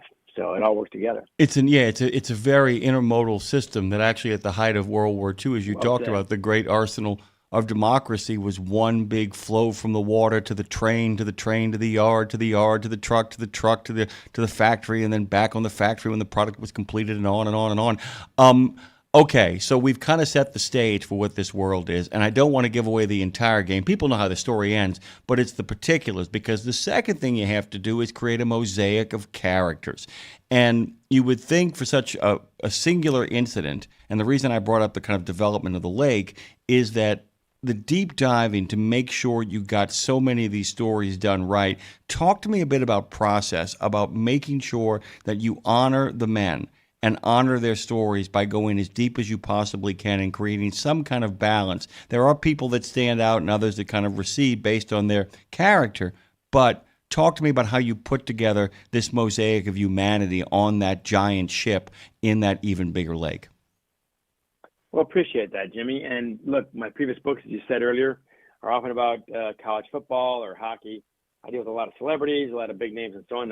Those guys have all been very good to me, no question about it. These guys aren't rich, they're not famous, and I really, really love honoring them in this book. That was my main goal when I set out. Yes, I wanted to find out why the ship went down. It's still a mystery, and we clear up some things, but you still can't quite solve it. But what drove me, and it's what you talked about, are the 29 men. I knew there's 29 from the song. I didn't know anything else. I didn't know any names. I didn't know what their jobs were like, what their lives were like on deck, on the ship, what their lives were like on shore. As they travel, what are their families like? Where do they live? What is all that about? And in the process, man, I felt like I met some really great guys. No nonsense, hardworking guys. And as I said, the Midwest has not got a fancy code of conduct like chivalry in the South. But I can't hear you. One said, oh, sorry. Can you hear me now? Can you hear me now? It was on me. It was on me, John. Sorry, not on you. On me. Okay. We were sitting down a guest, and my headset got pulled out. So you've been doing fine. You're great. All right. Sorry, listeners. We're okay. But anyway, if the Midwest had a code, it'd be very simple. Know your job, do your job, no whining, and leave it better than you found it. That's a pretty good blue collar code right there for anybody, really. That's what these guys did. So you got Eddie Bindon. Eddie Bindon was a 47-year-old first assistant engineer on the ship, very good at what he did. I got to 6 former crewmen who'd been on the ship and knew these guys, and obviously did not go down with the ship. This is before the tragedy. Who could talk knowledgeably about these guys 52, 53 years later. So Eddie Bindon, great guy, quiet, protected, now a friend of mine, Patrick Devine, who was 22 at the time. Just a really good guy, married for 25 years, no kids. So this is going to be his last trip. So the day before they took off on Sunday, November 9th, he goes next door from Superior, Wisconsin to Duluth, Minnesota. They're sister cities, basically, or twin cities. He buys a 2-carat diamond ring for his wife for the anniversary. He's going to retire after this trip. He wraps a love note around it. But instead of stuffing that in his duffel bag, he gives it to a friend of his and says, please mail this to my wife. And who knows why he did that? Who can say? She's going to see him in the dock in 3 days in Toledo when his career ends. But his friend mails it. Of course, the ship goes down. And 3 or 4 days later, Helen Bindon, in the mail, receives a 2-carat diamond ring from her husband and a love note. And she wore that the rest of her life, and she never remarried. So those are the kind of stories I found in my research. Yeah, it is just, it just begins to accumulate. And, I kept thinking about, it's impossible for anybody who actually knows Lightfoot's song, it's impossible to escape, boys, it's been good to know you. And I kept thinking about that line throughout the course of meeting each one of these people. And, you said that you met a lot of great people along the way. And I understand what you mean, the idea that, of course, as you begin to really flesh out these characters and pay them the historical honor they need to be paid, you get to know them. And I was kind of curious from an emotional place, John, did you begin to feel the weight of that sadness of what was lost that night on the ship? Yeah, absolutely. Look, it's sad enough when you hear the song, 29 men went down. When you find out that Nolan Church in his 50s left the factory to hop on a ship to be a porter, which is kind of the waiter / maitre d' of the ship. And he loved it, and he's got 5 kids at home, but this is his dream, and he couldn't be happier. And his granddaughter is due on November 13th. And then, of course, the ship goes down on November 10th. How does that not break your heart? Sadly, the more you get to know these guys and their lives, the more heartbreaking the whole thing is. And yet, these people are incredibly resilient. The company that leased the ship, Ogilvy Norton, did very little for these people when the ship went down. They didn't call anybody. They didn't return calls. They didn't answer the phone. It was really cruel, frankly. And they paid out as little as they possibly could. So you might have gotten a year's salary. Well, your dad has got a family at home of 7 kids in Mockwell, Wisconsin, in the case of the Wilhelms. It gutted me. It gutted me. It gutted me. And it's like, and I kept thinking about, like I said, that great liminal transitional point. I just kept thinking about the kind of the bottom line and the prioritization of stockholders and shareholders. And I just kept thinking about why so many people, when the 70s malaise really kicks in, so much of it was that so many people felt betrayed by companies they had worked for forever. And so much of that is contained in this book. It's a snapshot of one incident, and yet it kind of looms large throughout the entire thing. Before we actually get back to the book, JohnUBacon.com. That's John Bacon, BACON.com. You guys know John, by the way. I know him very well. I loved his book, Fourth and Long, The Fight for the Soul of College Football, written in 2013. It is incredibly relevant even today. There's a whole other lot of great stuff. Head over there. I know, John, you must feel kind of vindicated after that book, what's going on right now. I mean, I'm going to straight up say Sadly, yes. I mean, sadly, yes. I mean, there has been some green shoots about it, but at least in this case, the people who have been exploited are finally getting a little bit of money. Let's talk about let's talk a little bit about lessons that you feel like that people can learn from the book, because there's all kinds of values I think that people can actually draw from the book about the character of these men and the decisions that were made by people who never risked their lives in the way that they have. But can you talk a little bit about some of your own insights without, like I said, once again, I want people to read this. It reads like a freight train or, like something moving very fast on the sea. But talk a little bit about that in regards to what you think we can learn from this moment in history. Well, sure. As far as college athletics go, or no, I'm sorry. No, not college athletics. I mean the book, Edmund Fitzgerald. Sorry, I just shifted to kind of promote the other book. Yeah. One is that that we got a lot of unsung heroes out there, and that's what these guys were. My view is these guys are heroes before November 10th, 1975. We rely on them for all our stuff. Same with the truckers, same with the trains. Of course, this is how we get our stuff, and people, devote the best years of their lives to providing this for us. As Samuel Johnson said centuries ago, it's not fish you're buying, it's men's lives. And it's kind of true. And in this case, of course, it's tragically true. One is that these guys had about 22 older guys who had fought in World War II, fought in the Korean War, often highly decorated. And you had some young bucks who were between 20 and 22 years old who were on the ship in part to avoid Vietnam, which in 1925 is probably not a bad idea.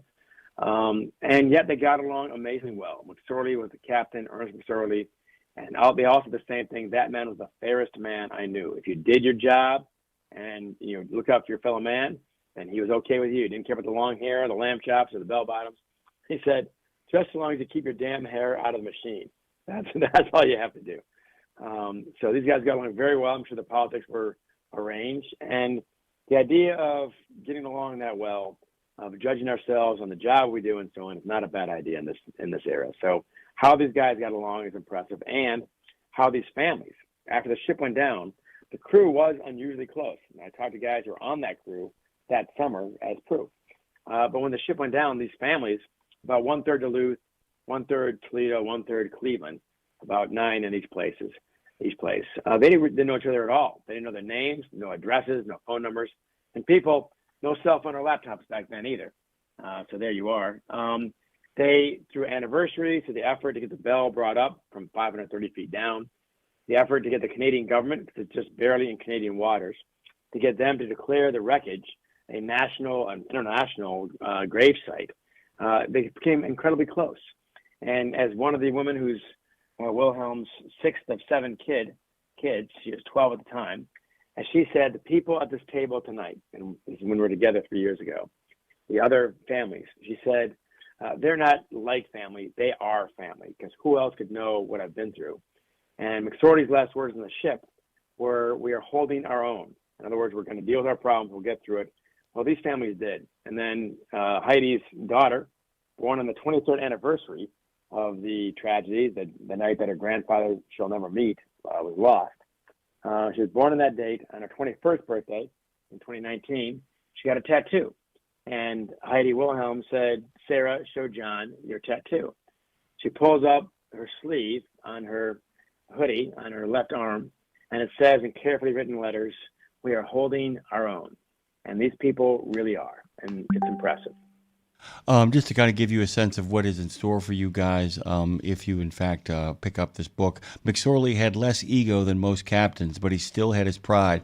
If the Fitzgerald could no longer dominate the record books, McSorley's competitive instincts found new targets, breaking the Fitzgerald's own records year after year, making record profits for the company, and burnishing the Fitzgerald's reputation among fans and other crews as the best ship on the Great Lakes. McSorley had no intention of letting the Fitz lose her sterling status on his or his own on his watch. John, I can't thank you enough for making time for us today. I also want to ask, I'll always leave a little bit of time as we were talking about the Gales of November, the untold story of the Edmund Fitzgerald. You do actually take some time to kind of unpack the song as well, do you not, sir?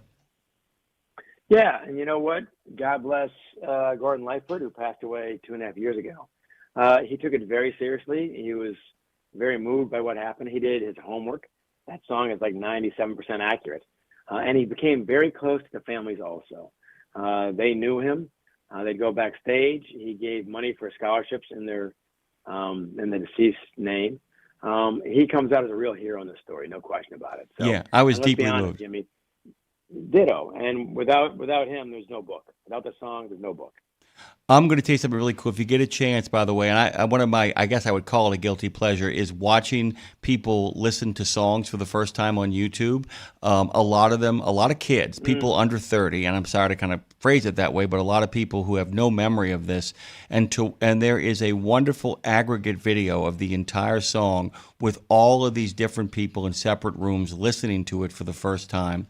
And watching those young people, some of them 21, some of them 28, 29, 30, but watching all of them as the story goes on, deeply moved by it in this modern era, is a great reminder that you're right, that song, the opening line, "The legend lives on from the Chippewa on down on the big banks they call Gitchagumi."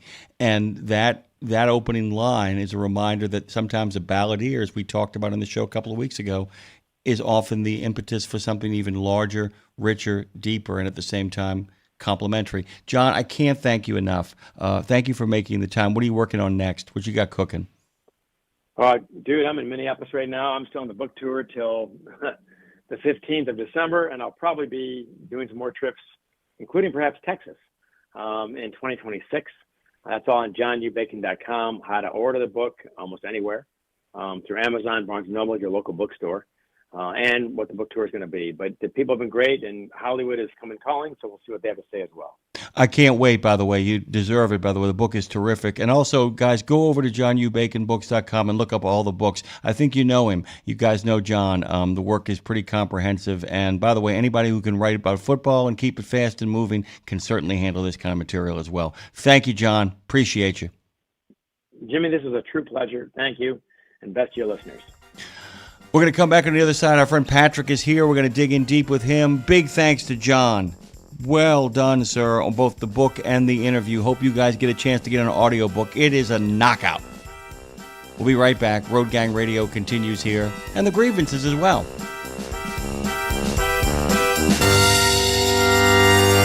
You know Castrol for passenger car oil and racing, but did you know that they're in the heavy-duty over-the-road market? Well, Castrol CRB Multi 15W40 and Vecton Long Drain 10W30 are now available at TA Truck Service Centers nationwide. This is the partnership in preventive maintenance. TA Truck Service and Castrol, offering you premium products and performance at great price points every day. Castrol, performance for the long haul, guaranteed.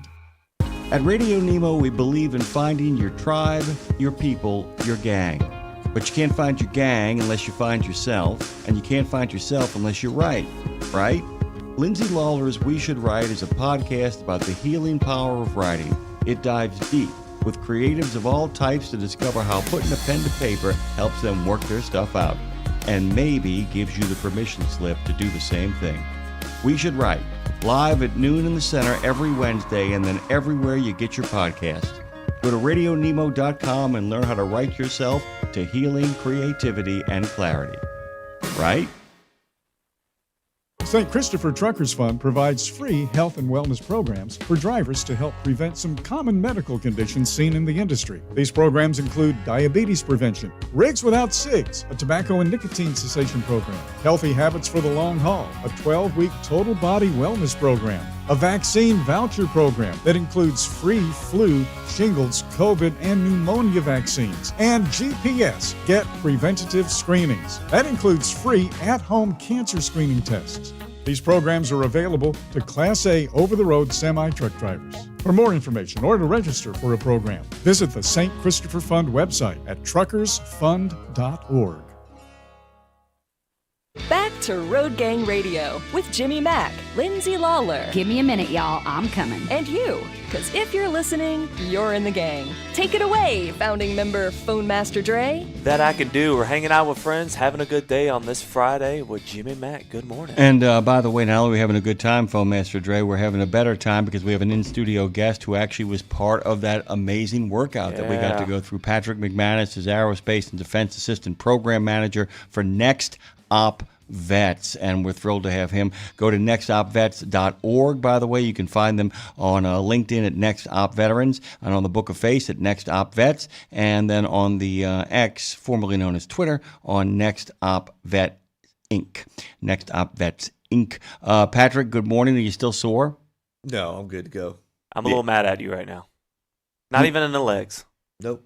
All right, that's cool, man. Have a good day. The legs aren't what's killing me, Dre. That's not what's my hips. And I realized my legs aren't killing me. And we were talking about this workout this morning as well too. When you know, it was smart. It focused on all of our lower body stuff, which is the last thing for men to go. You know, everybody thinks our backs and our legs give out first. Nope. The reason they hurt so much is they're holding everything else up. Is how it kind of plays out. So I really enjoyed that. Did you have a good time? Yeah, it was a good time.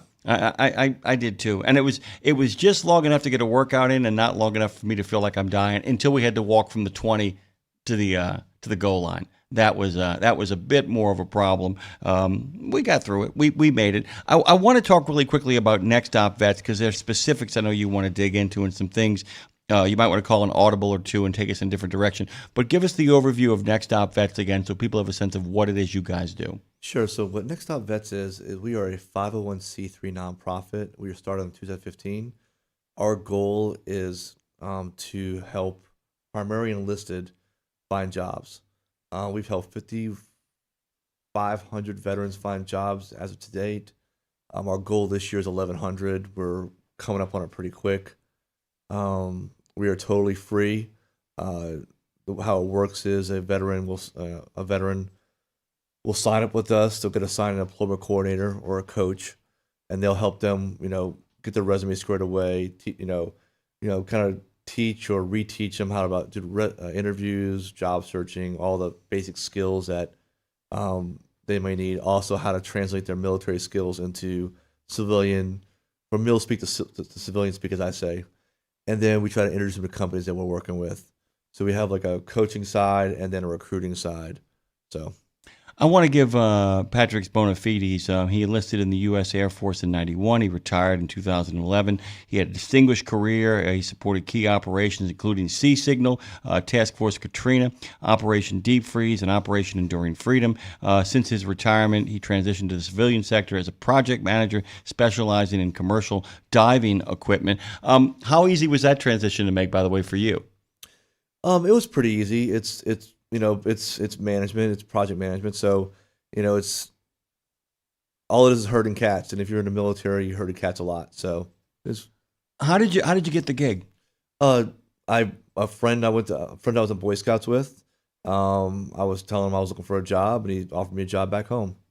And it sounds like he was pretty pleased because you were able to kind of parlay this into Next Op Vets as well too. Okay, so we got a chance. I want to give people a brief overview about that before. Let's just go right to the heart of the matter. What are you guys up to now? What's happening right now that you want to call attention to? And guys, don't worry, we got plenty of questions for them, but I want to make sure we feature and highlight what's happening these days. I think the main thing that I'm working on right now is getting people into the maritime industrial base or submarine industrial base, there is a lack of tradespeople building ships and submarines in the United States. So there's a big push to train them and get them into the companies that are hiring them. So there's a trade school called ATDM in Danville, Virginia, where it's actually free for civilians and military, where you can go and get 16 weeks of training. You get to apply, of course.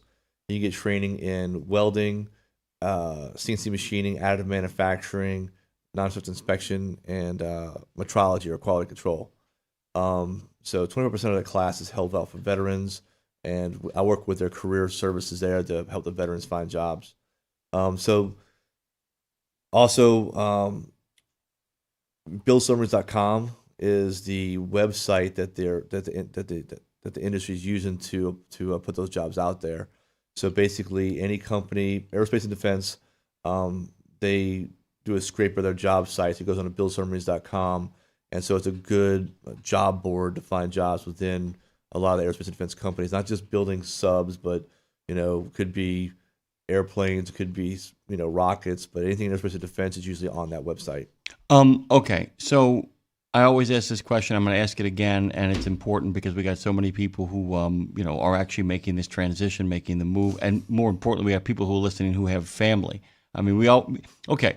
So I get a chance to talk to Nate the other day, and we're laughing about the fact that how many people come out of the military, 35, 36, 38, 39, and their thought is, I'm an old man.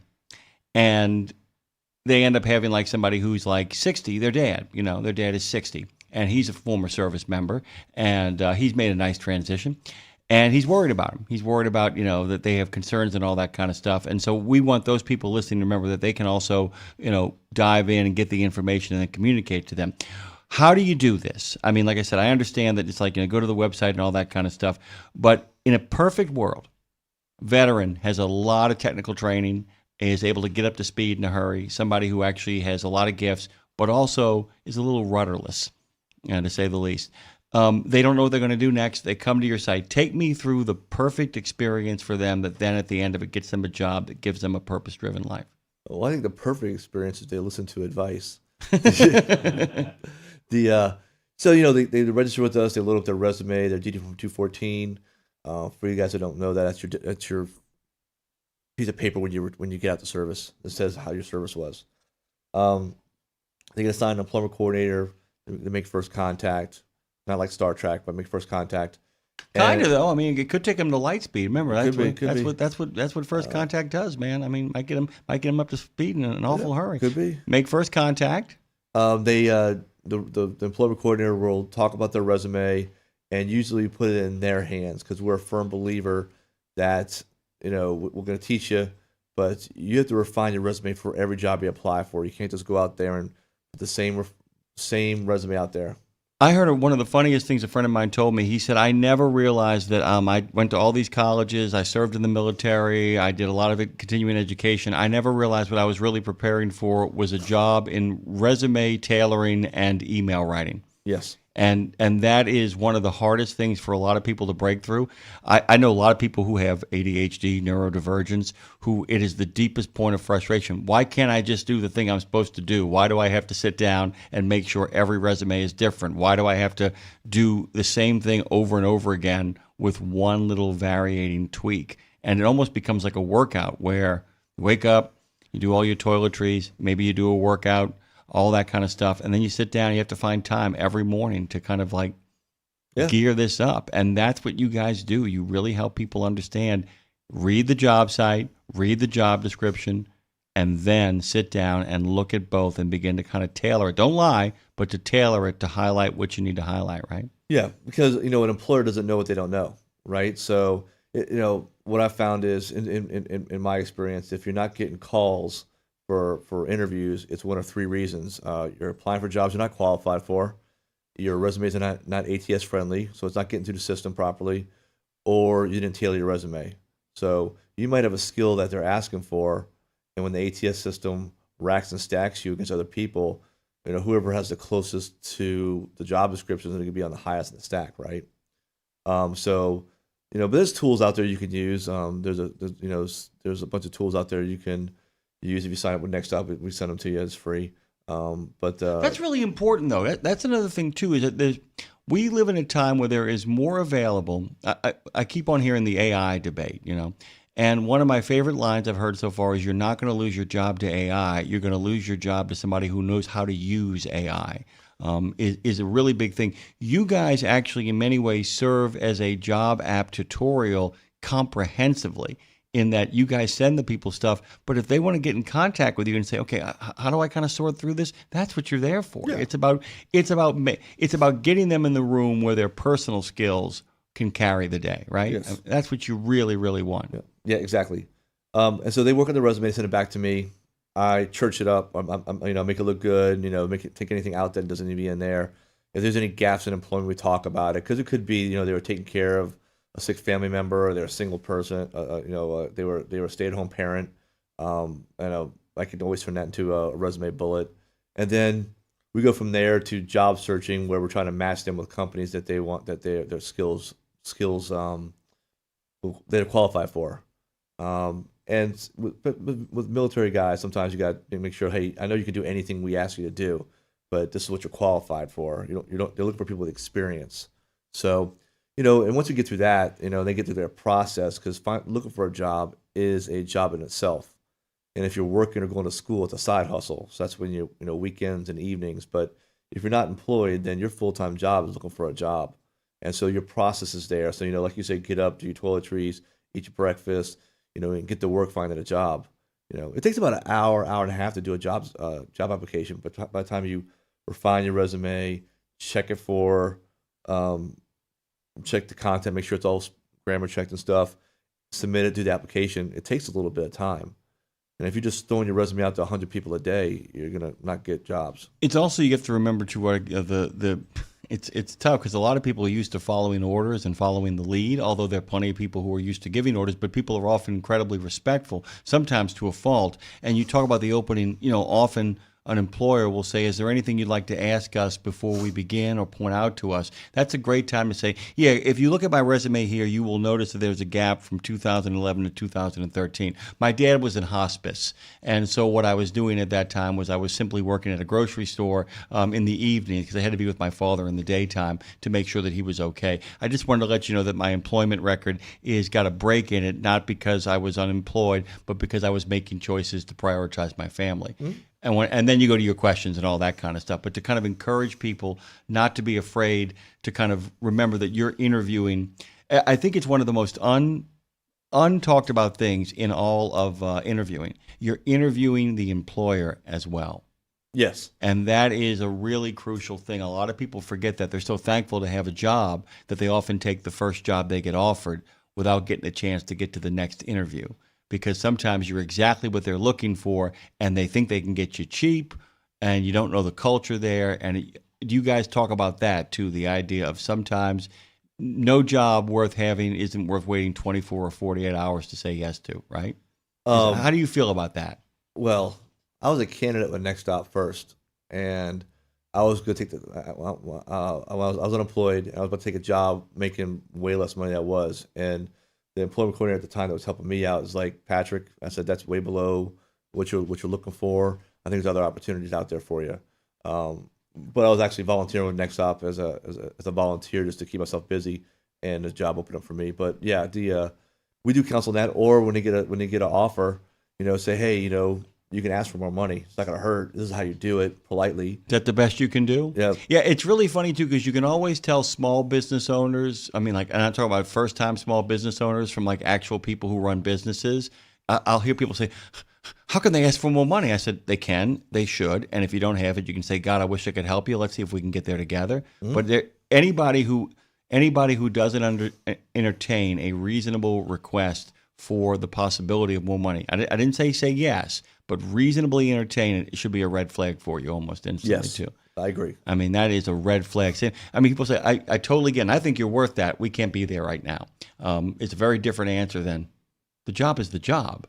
That's a big thing. How do you guys work with them on that kind of stuff in regards to the soft skill, the kind of reading the room about what's going on, how to look for the best possible case? So when I'm talking, when I'm coaching someone for prior to interview, and we get to like the interview's over. Did you have any questions? The first thing I say is have questions, and you can look up online. There's hundreds of good questions you can ask them.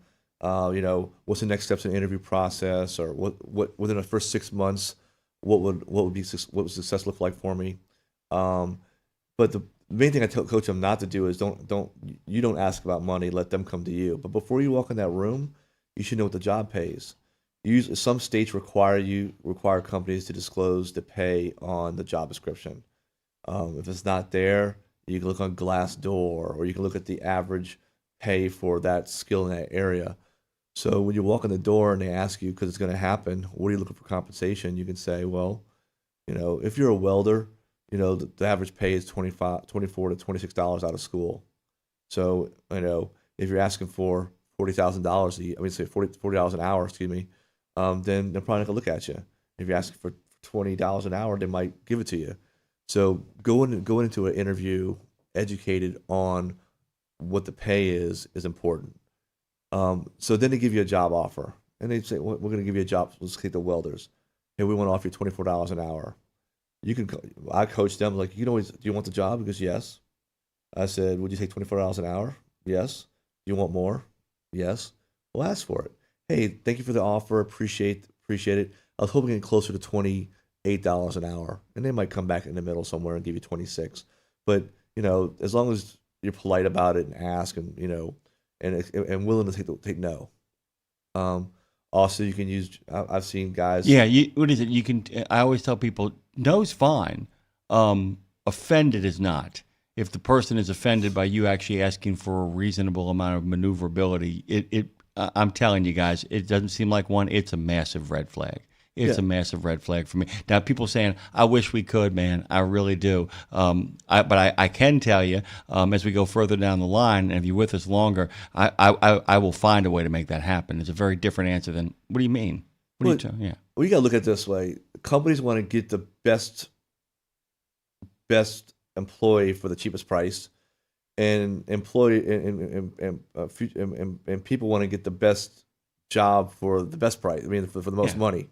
So there's a balance in between that somewhere. Yeah. So I realize that you want to get the most money for your skill set, and you realize that I want to get to pay you the least money for your skill set, and so it's and a lot of times what ends up happening is like, look, we're willing to, and by the way, people do have these conversations. Patrick, look, I'm willing to go as high as $28 if you think somebody's really qualified, but start them off at 24 and see if we can get away with that. I realize that asking any less than that is going to get no from anybody who's qualified, but at 24 we may be able to pull this off. So you walk in there on the interview thinking to yourself, okay, I'm going to start at 24, and I come back and I say, come on, man. It's like there's got guys across town making 28 for the same job. I know I can do it. I want to work here, though.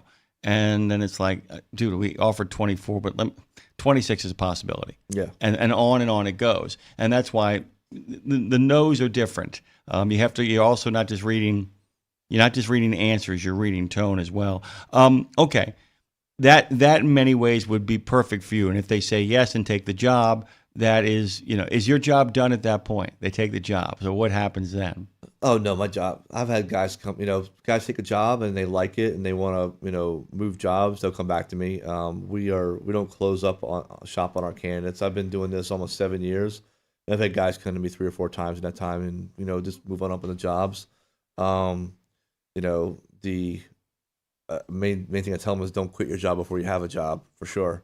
Louis Pugh, by the way, the vice president of the Owner-Operator Independent Drivers Association, somebody asked him one time, they said, when should you let your previous employer know that you've got a new job? And he said, well, do you like him or do you not like him?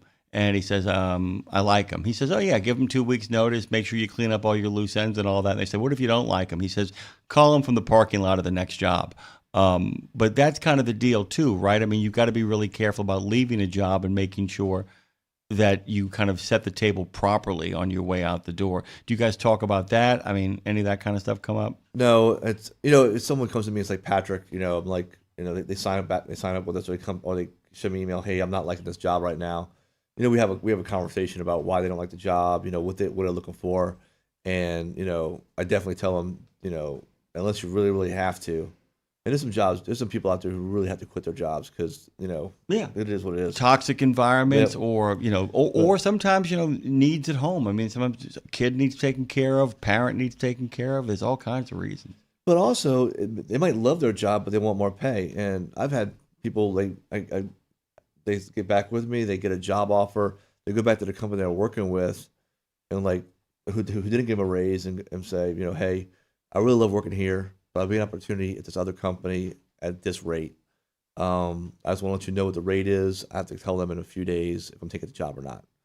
And you can negotiate with your, you can negotiate with the company you're at. If they really want, if it's in their budget and they really want to keep you, they work it out. If they can't afford you, and you want to go to the company for a significant amount of more money, it's good. I think also to look at culture. I mean, there's some companies that pay really, really good money, but people hate working for them. Yeah. So you have to look at what you want.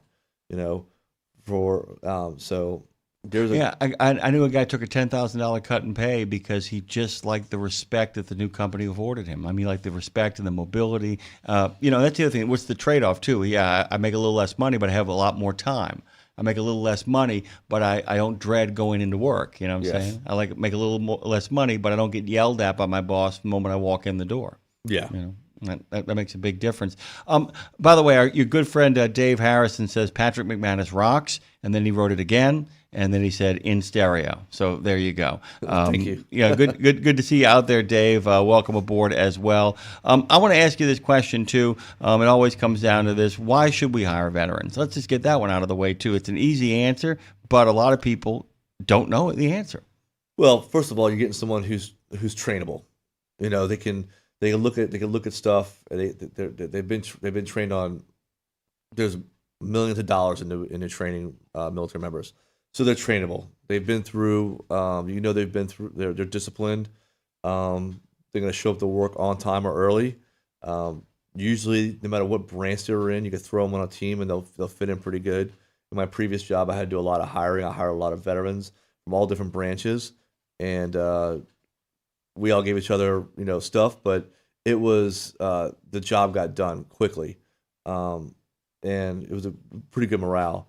I think don't quote me on the number, but I think over 80% of veterans usually stay at the job they get hired onto, so they're very loyal if treated right.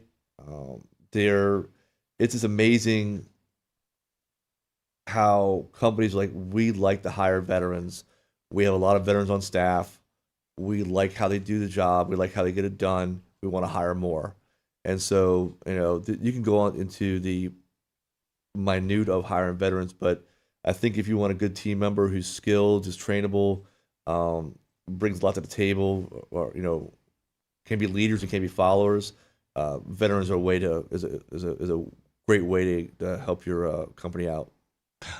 Let's talk a little bit about some of the fun you've been having recently, by the way. I have a note here that says to ask you about local veteran shenanigans. Okay. Let's see. So, in New Orleans, so we had the VFW, which is kind of the Veterans of Foreign Wars, post 8973. It's uptown. Last night we had our monthly meeting. It's not really shenanigans, but it's a good hub for... Well, I think shenanigans is a great word because it basically says, ne'er-do-well, fold-a-roll, but at the same time, nothing too dangerous. Very 19th century. It's good. Good word.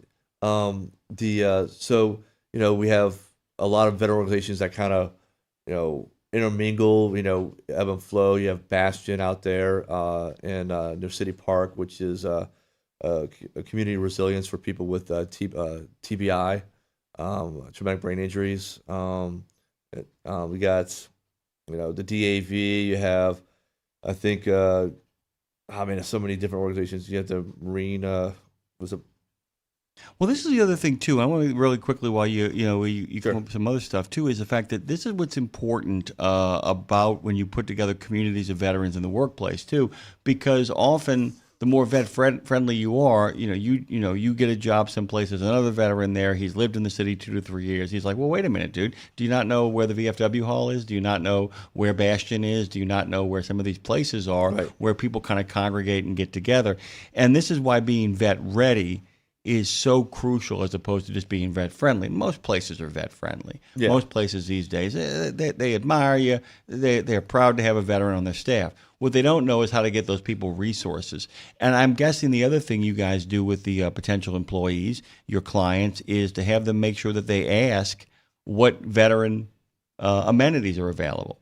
Or benefits, earned benefits. What I mean by that is, do they have access? Do they understand how they can help a veteran better acclimate and really thrive on the job, right? He's thinking, guys. Silence is really bad on radio. I think on the interview side. Not on the interview side. No. On the interview side, I think asking for accommodations and stuff might not be, No, I do not mean that on the interview side, but to be aware. Once you're on the hiring side, I think that's a lot of companies have internal veteran organizations, like it's like the team for veterans. It's a veteran program within a company where they get together to help other veterans out.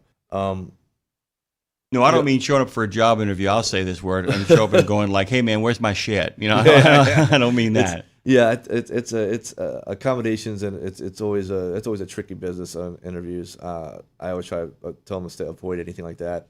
I think on the job, if they're going to advertise already, if they're going to advertise already somewhere that there's their veteran benefits or veteran organizations. I think when it comes to outside the job, it all depends on where you're at. So, in New Orleans, it's kind of a small, big city, so we're pretty tight. But we start our main office in Houston, and Houston's huge, and we're part of Combined Arms, which is a umbrella of other nonprofits to help veterans out, which help them get together and work together. So that's where our main office is at. So it all depends on where you're at, but the main thing for veterans is to find an organization, tap into it, and then that'll spider web out until you'll start meeting other people. It's amazing too, because of the way the structure they lived in the military, how many things are actually hubs for other things. Because the idea is what you want to have is that decentralized. The chain of command is important, but also the ability to use one point as a locus point for so many other points. That spider web you talked about, that network is really crucial. We've only got about a minute and a half here left, Patrick. Patrick McManus joins us this morning, fellow Irishman. Is there anything else you wanted to kind of touch on before we get out of here? Because we're almost out of time. No, this always goes by quick. I appreciate you having me on again. Yeah, it's good to see you. What do you got planned for this weekend? What's going on?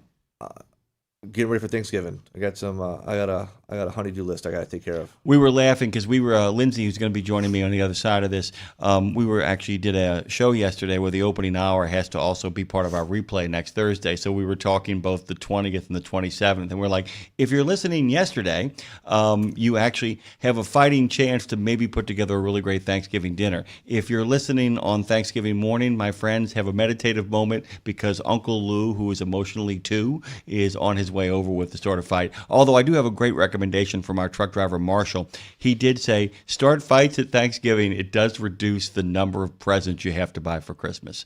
It's pretty outstanding. Dave, thank you so much for your contribution. He says, give him 2 weeks notice and then be gone.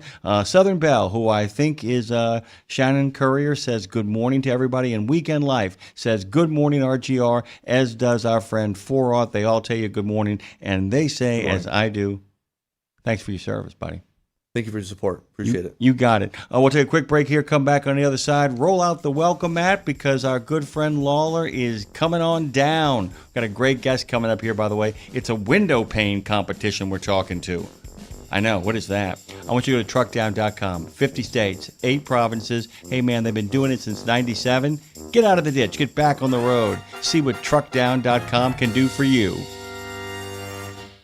Are you ready for a hearty Thanksgiving meal without the hassle of cooking? Step inside Country Pride and Iron Skillet restaurants inside TA or Petro Travel Centers where we're serving up your holiday favorites. For just $16.99, you can choose an entree from smothered turkey, chicken parmesan, and country fried steak. Each entree includes your choice of beverage and dessert. So come in on Thanksgiving Day for a festive celebration that'll leave you stuffed and satisfied. Here's to a happy holiday season. St. Christopher Truckers Fund provides free health and wellness programs for drivers to help prevent some common medical conditions seen in the industry. These programs include diabetes prevention, Rigs Without Cigs, a tobacco and nicotine cessation program, Healthy Habits for the Long Haul, a 12-week total body wellness program, a vaccine voucher program that includes free flu, shingles, COVID, and pneumonia vaccines, and GPS, Get Preventative Screenings. That includes free at-home cancer screening tests. These programs are available to Class A over-the-road semi-truck drivers. For more information or to register for a program, visit the St. Christopher Fund website at truckersfund.org. There was an era when truckers were out there, alone. Long rides, dark nights, miles from home. As part of the Road Gang, though, Dave Nemo helped change all of that. As a voice in the darkness, Dave kept drivers going with music, jokes, and of course, friendship. And if you miss those days, Radio Nemo's got something for you. Nemo's Night Beat puts the gang back together with an hour of trucking tunes and road songs, classic comedy, and those fun factoids that you came to expect. Nemo's Night Beat is Dave at his very best every Monday night at 7 in the Center on iHeart, Odyssey, and Live 365, as well as Tuesday night at 9 on Reese Across America Radio. So head on over to RadioNemo.com and join the gang on the beat. Nemo's Night Beat. There are precious few nonprofits in the trucking industry, and even fewer that make a tangible difference in the lives of professional drivers. So thank goodness for the St. Christopher Fund. Since 2008, over 4,000 over-the-road semi-truck drivers have turned to the St. Christopher Truckers Fund when a medical issue took them out of work. The SCF steps in and pays necessary household expenses such as mortgage, rent, utilities, insurance, and vehicle payments. The SCF also provides free health and wellness programs for drivers. So find out how the SCF can help you, or help the SCF yourself. They'll turn your dollars and cents into that tangible difference for the professional drivers who need it most. Support our highway heroes with a donation at truckersfund.org.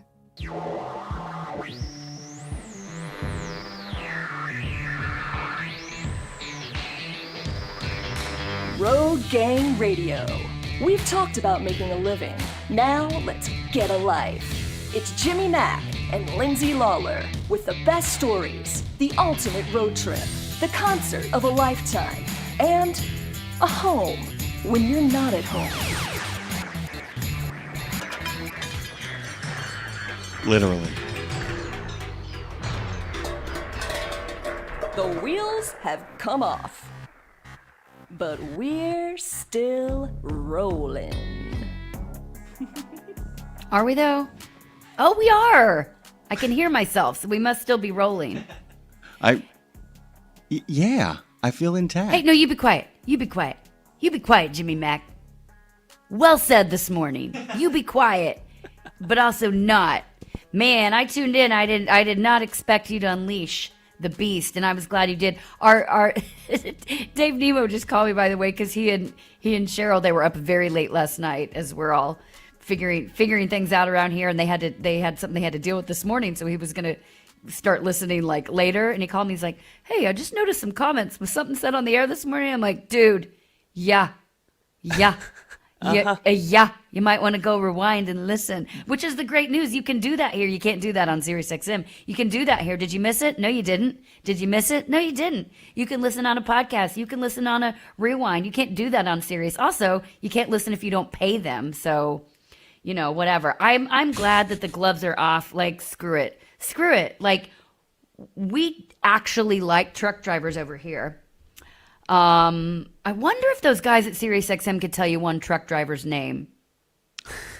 You don't mean the host? You mean the guys? No. I mean the guys that take their money. Oh, good God Almighty, no. Good God Almighty, no. Yeah, no, they can't. Absolutely not. Use them up, spit them out. Nope, can't do it. Nope, can't do it. Don't care. Gloves off. Don't care. Gloves off. And there's a lot of people, like I said, I want a few people out there. Now, we got some good people. I'm going to make that really clear. Courtney George, Gorgeous George. But there's a lot of people with the word friends with quotes around it. It's time to take off the training wheels and the quotes and get in the game. It's the holiday season, and I'm angry. Well, rather than angry, how about fired up? Fired up. I am. You're mean, I'm crazy, and Yeah. together they equal fired up. Oh, I got to tell you, there was one moment when Dre was looking at me like going, what? He's like, well, can you give me a little breath of what you're going to say? And I said, no, I wasn't being a jerk. I'm like, no, I'm just going to let it kind of roll, and he can just kind of react to whatever comes out of my mouth. And there were a couple of moments he was like, oh. Are you still going? I was just the audience member this morning. Graciously, he was a gracious audience member. I said, and Butt clenched. You might not. Yeah, I said you might not want to stop the steam when it starts getting going and kind of getting rolling. Yeah, I had enough, Lindsay. I've just absolutely had enough. I know that the high road is taken by people who actually have made their way back up to the high road. You throw me in. If you wrestle, You can only stay on the high road so long. It gets boring eventually. The other thing is, too, it's like, well, if you wrestle with a pig, if you get down to the mud with a pig, only the pig gets dirty. Not if you bring a knife. Not if bacon is the objective.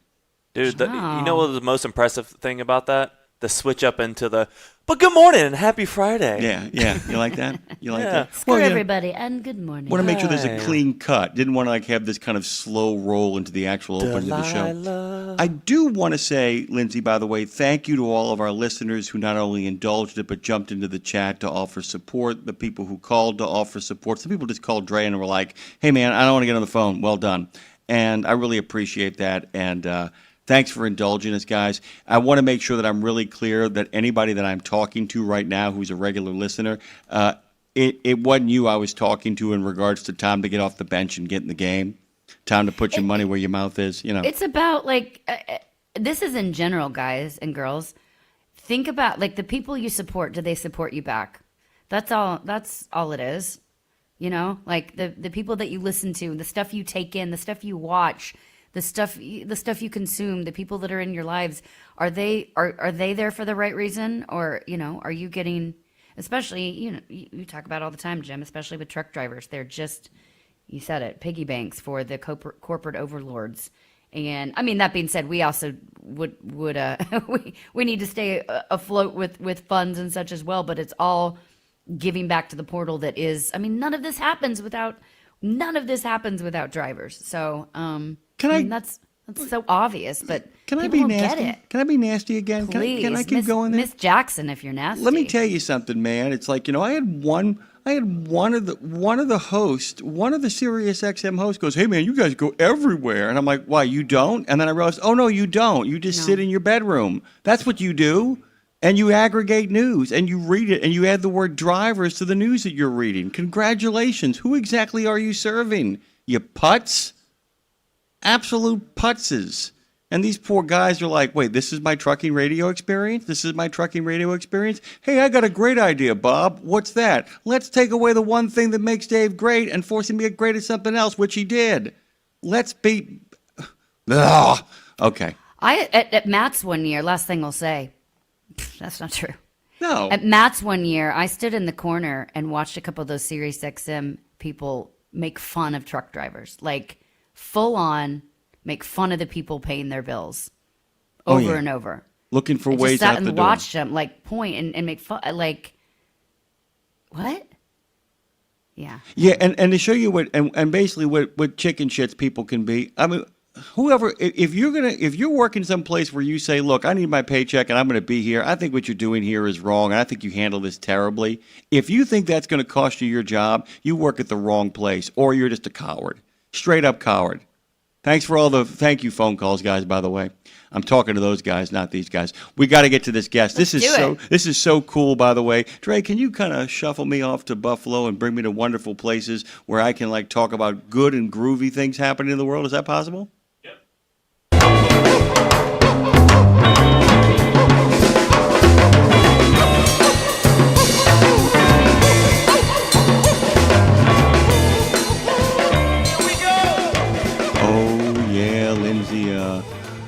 Carlos Olasba is many things. I'm going to go in reverse order because I think the payoff is spectacular here.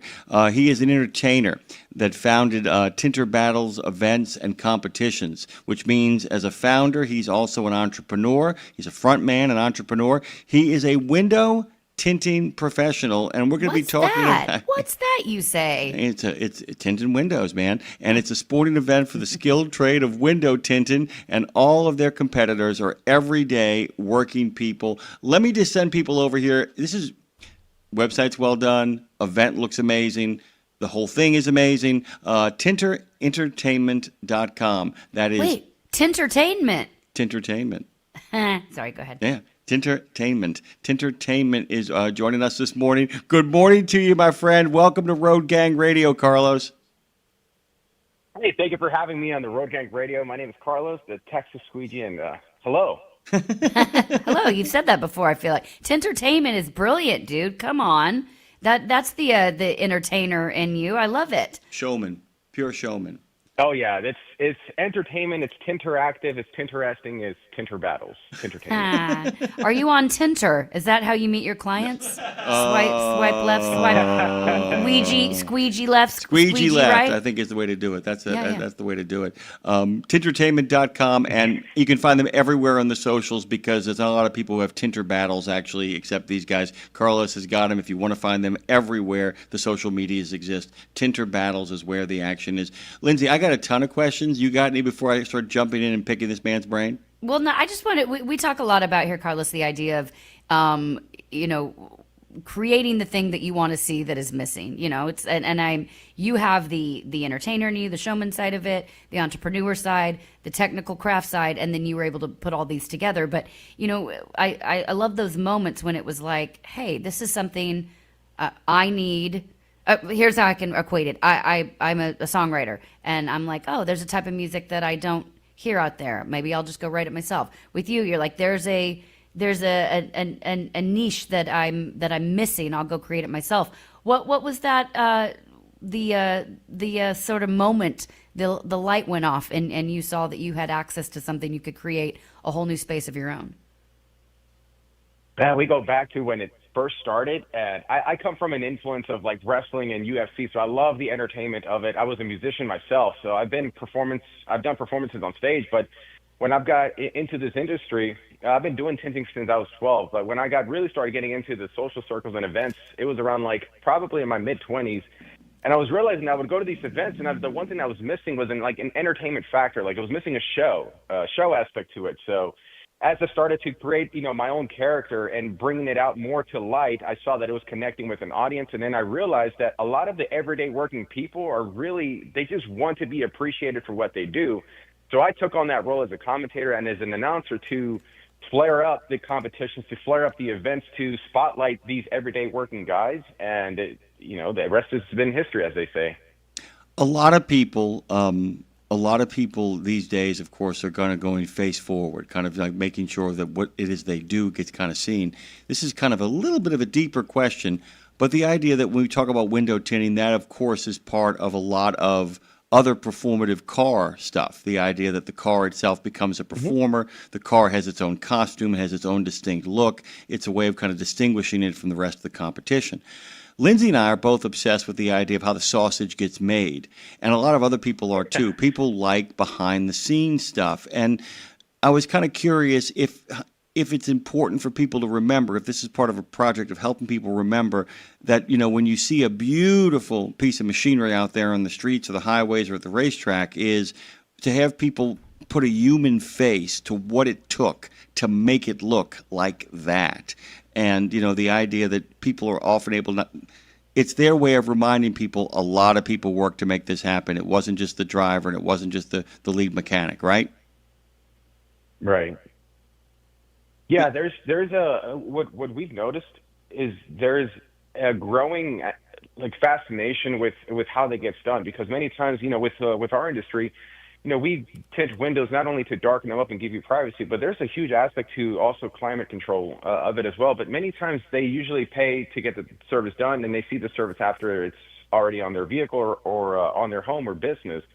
But when we started to, produce it, and I started doing commentary over it to explain the techniques, to explain really what's behind it, I think what it allowed the viewers to see is that there is a lot more to it than what meets the eye.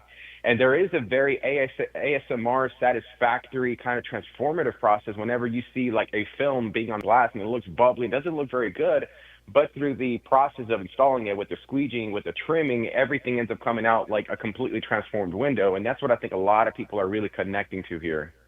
Really quick follow-up, Lindsay, and that is exactly what I was hoping you'd say, because in many ways a lot of people don't, anybody who has seen one of these videos and actually gotten a chance to watch this go from 0 to 60, they actually understand when the price gets quoted at them, they no longer wince. They go, oh no, I've seen the work that actually it takes to make this happen. I understand why these men and women actually are able to kind of charge the prices they charge, reasonable sometimes, but the wince goes away. If I know what is actually happening, it makes it a lot easier for me to understand that it's not magic. Therefore, give me my stuff for a cheap price. I can't help but think it's had an impact like that. I'm sorry, Lindsay. Go ahead.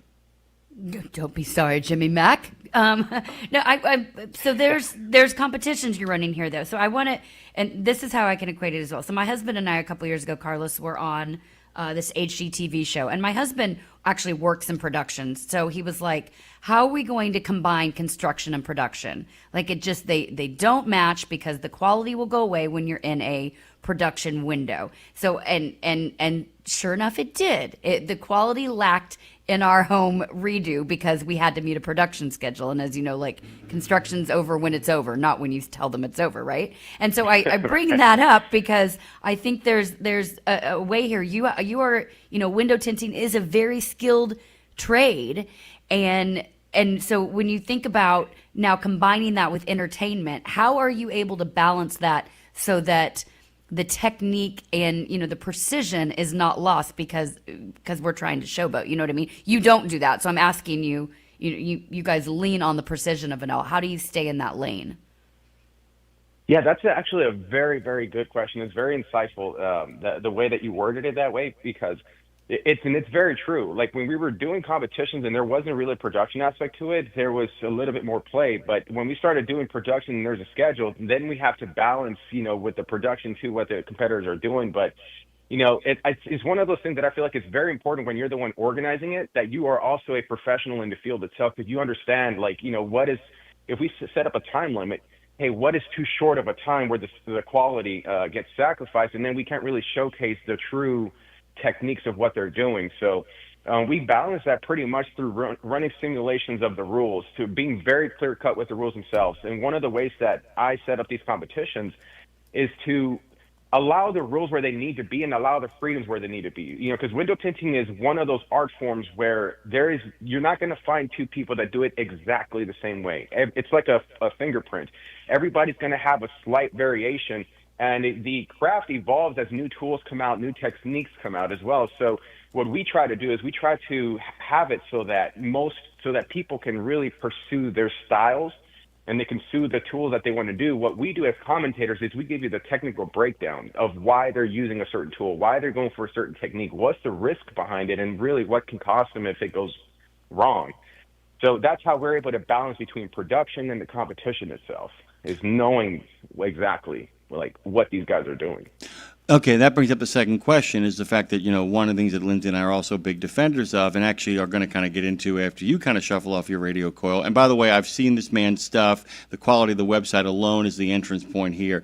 But you guys, you talk about the idea of you wanted to make sure that professionals were doing the work, the idea that you as a professional tinter would have a better sense of how this all had to run. One of the things that I'm always amazed at, and I know you don't because I've seen your work, is the dismissiveness of which a lot of people are like, I got a camera, I can talk, and then put together their entertainment, their quote-unquote entertainment. Talk about how you are able to merge the professional rigor of both the work itself that you are cataloging while at the same time ensuring the best possible production for those who are enjoying the content.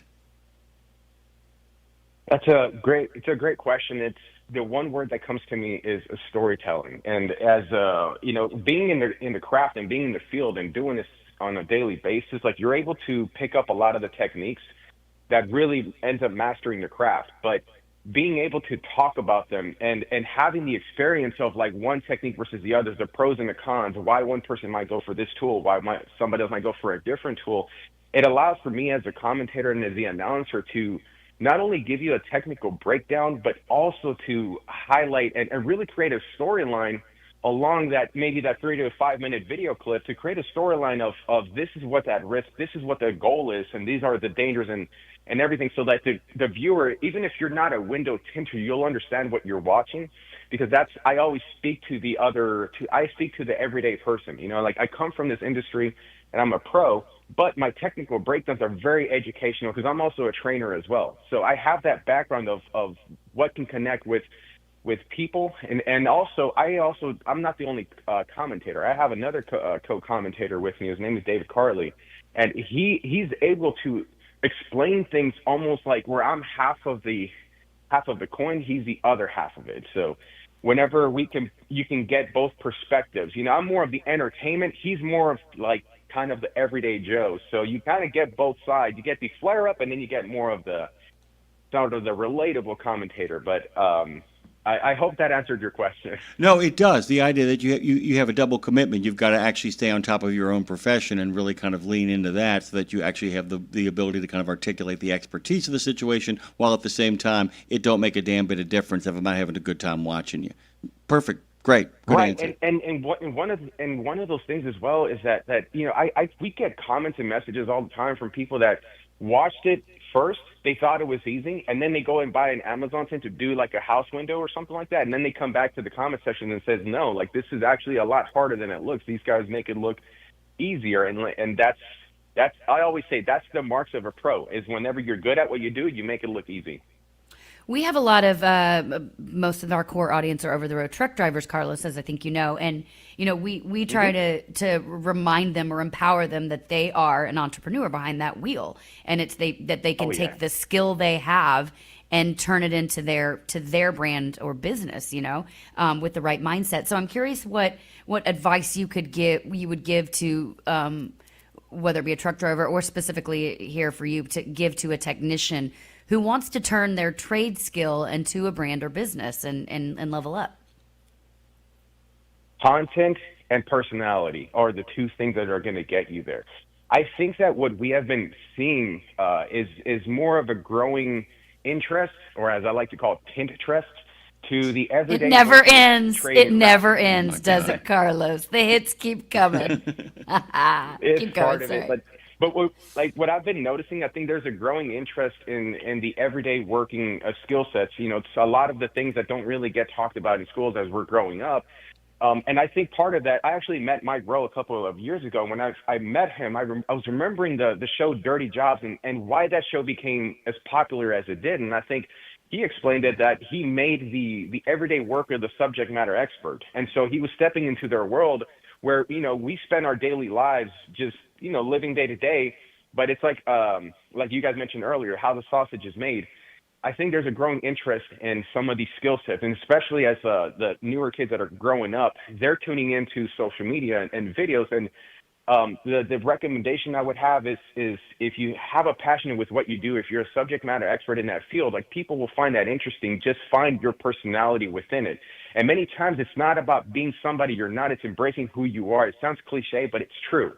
And having fun with creating the content, talking about the things that are important to you, or, you know, in your subject, for example, truck driving. I myself I love truck drivers. I don't know much about the truck driving itself, but I would find it fascinating to see what these guys see on the road. Like, what is the story? Do you see wrecks? Like, you know, I'm under the impression that, like, hey, these guys travel a lot, you know, but maybe they do travel, but maybe they don't. I don't know. Like, these are the things that I find interesting that I would want to know, is to tune into someone who does truck driving, and what is it like to be one of those guys? There are, by the way, some really great influences if you're ever interested. We can tell you that our friend Mike Gaffin, the Boston trucker, is pretty terrific. Aubrey, who does Trucking with Aubrey, is pretty amazing. There's a great podcast, too, Lindsay, called Three Fat Truckers, which is just these Am I all three of them? No, you're not all three of them. Okay. You're only one and a half. Thank you. It's all working out. But it's a really good point, though, the idea that we want inside stuff, and we want inside stuff from an expert, but we also want that expert to actually be able to master the ability to, I don't know, have this crazy idea that when you have a story, it has a point with a beginning, a middle, and an end, which is my little planes, trains, and automobiles reference right there for everybody out there who doesn't know that particular movie. Explain to us how the film seminars work, because a lot of people really want to make sure that they get content created for all the good work that they're doing. How do you guys handle that? As far as getting content for film seminars? Yeah, I mean, how do you guys handle the film seminars? How long does that take? What is that? How do you guys show people how to do this stuff? So we're having a 2-day show on January 10th and the 11th. The first half of the events are all training programs. So anybody that wants to get training, whether it's advanced or intro or beginner, they access the event itself, and there's a ton of trainers that we have from different manufacturers. So it's almost like you're walking into a buffet of just knowledge, and you gravitate towards the station that you want to, however you want to. You can tailor the experience completely to yourself. So, within all that, we have a production team who are the ones that are filming, and we film educational stuff on that so we can share it to the people who may not be able to come out here. The second half of those events, it's like, you saw you learned about the craft, then you get to see the pros battle it out. And that's the entertainment, and that's the competitions that we have. And again, we have production teams that film this and produce this online so that whether you learned it in the beginning and now you're getting educated on the craft, and then you're getting entertained by it. So it creates the full ecosystem of really what our industry is about. What's the impact here? So there's got to be, outside of, doing what you love and obviously wanting a career, wanting more people to know about it. But at the end of the day, what impact do you really hope that Tinter Battles will have, on the industry? On the Tinter State, sorry. On the Tinter State. We'll have... You're catching on. Oh, yeah, we won't sleep from now on. This is all we're going to do. But what impact do you hope that it'll have on the industry and on the individuals who actually participate in it? So on the industry itself, on the tintistry, yeah, the impact itself was what you guys mentioned earlier, which is to showcase the craft and the skill sets of what it takes to do what we do, because then there's an appreciation that comes from that to the end consumer, to the everyday person. Now, for the tinters themselves, the impact for them, a lot of these guys that we end up having in competitions go back home, and then they get picked up by local media in their areas because they see them as competitive, like tinters. It's like if you were to bring in a plumber and then you find out that this plumber he's a competitive plumber, he attends competitions, like that to me would be like, oh, that's a guy that is doing it for more than just a paycheck. He's doing it because it means something to him, so much so that he's willing to go out and compete his skills against another human's skills. And as far as like the youth are, the impact that we strive for is to introduce a new career set that is not traditional in the school system, because the school system doesn't always work for everybody, and rather than resorting to maybe some careers that don't really have a good path down the road, we just want to introduce this as an option and say, hey, you could learn a skill set, because window tinting is everywhere. Like this career in the window tinting side of the world, you could travel the world because there's work everywhere. So you can really tailor your career however you want to. There are people that learn it and end up opening a business and have an entrepreneurship and have multiple locations they sell. There's others who are subcontractors, so they get subcontracted out by big companies and they're traveling all over the place. And then there's your independent guys. These guys, sometimes they're travelers, or so they go and travel and do trainings with others, like other suppliers or other shops. So there's a wide variety for how you can really tailor your career set in this industry, and that's the impact. We just want to bring more awareness to not only our skill set, but also the career that exists in our industry. Carlos, we're about out of time, but I'd be remiss if I didn't ask you, what's your window tinting walkout song? If you're getting pumped up, you're ready to tint those windows up in front of a crowd, what song are you listening to walk out? Oh, the Brock Lesnar theme song from WWE. That thing pumps me up every time. Come on. Let's go. Every time.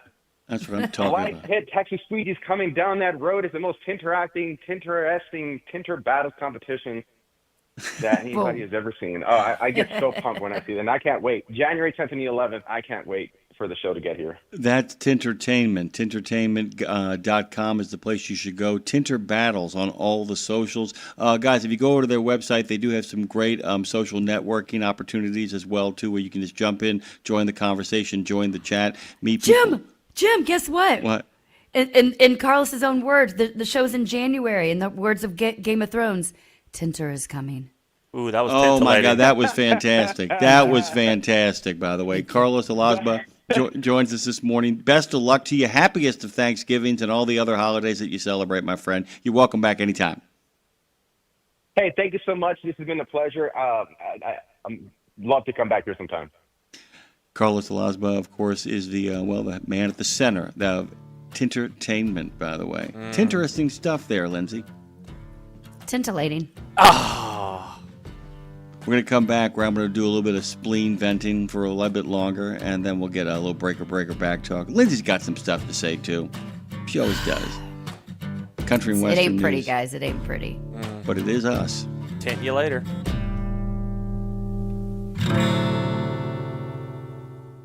At RadioNemo, we believe in finding your tribe, your people, your gang.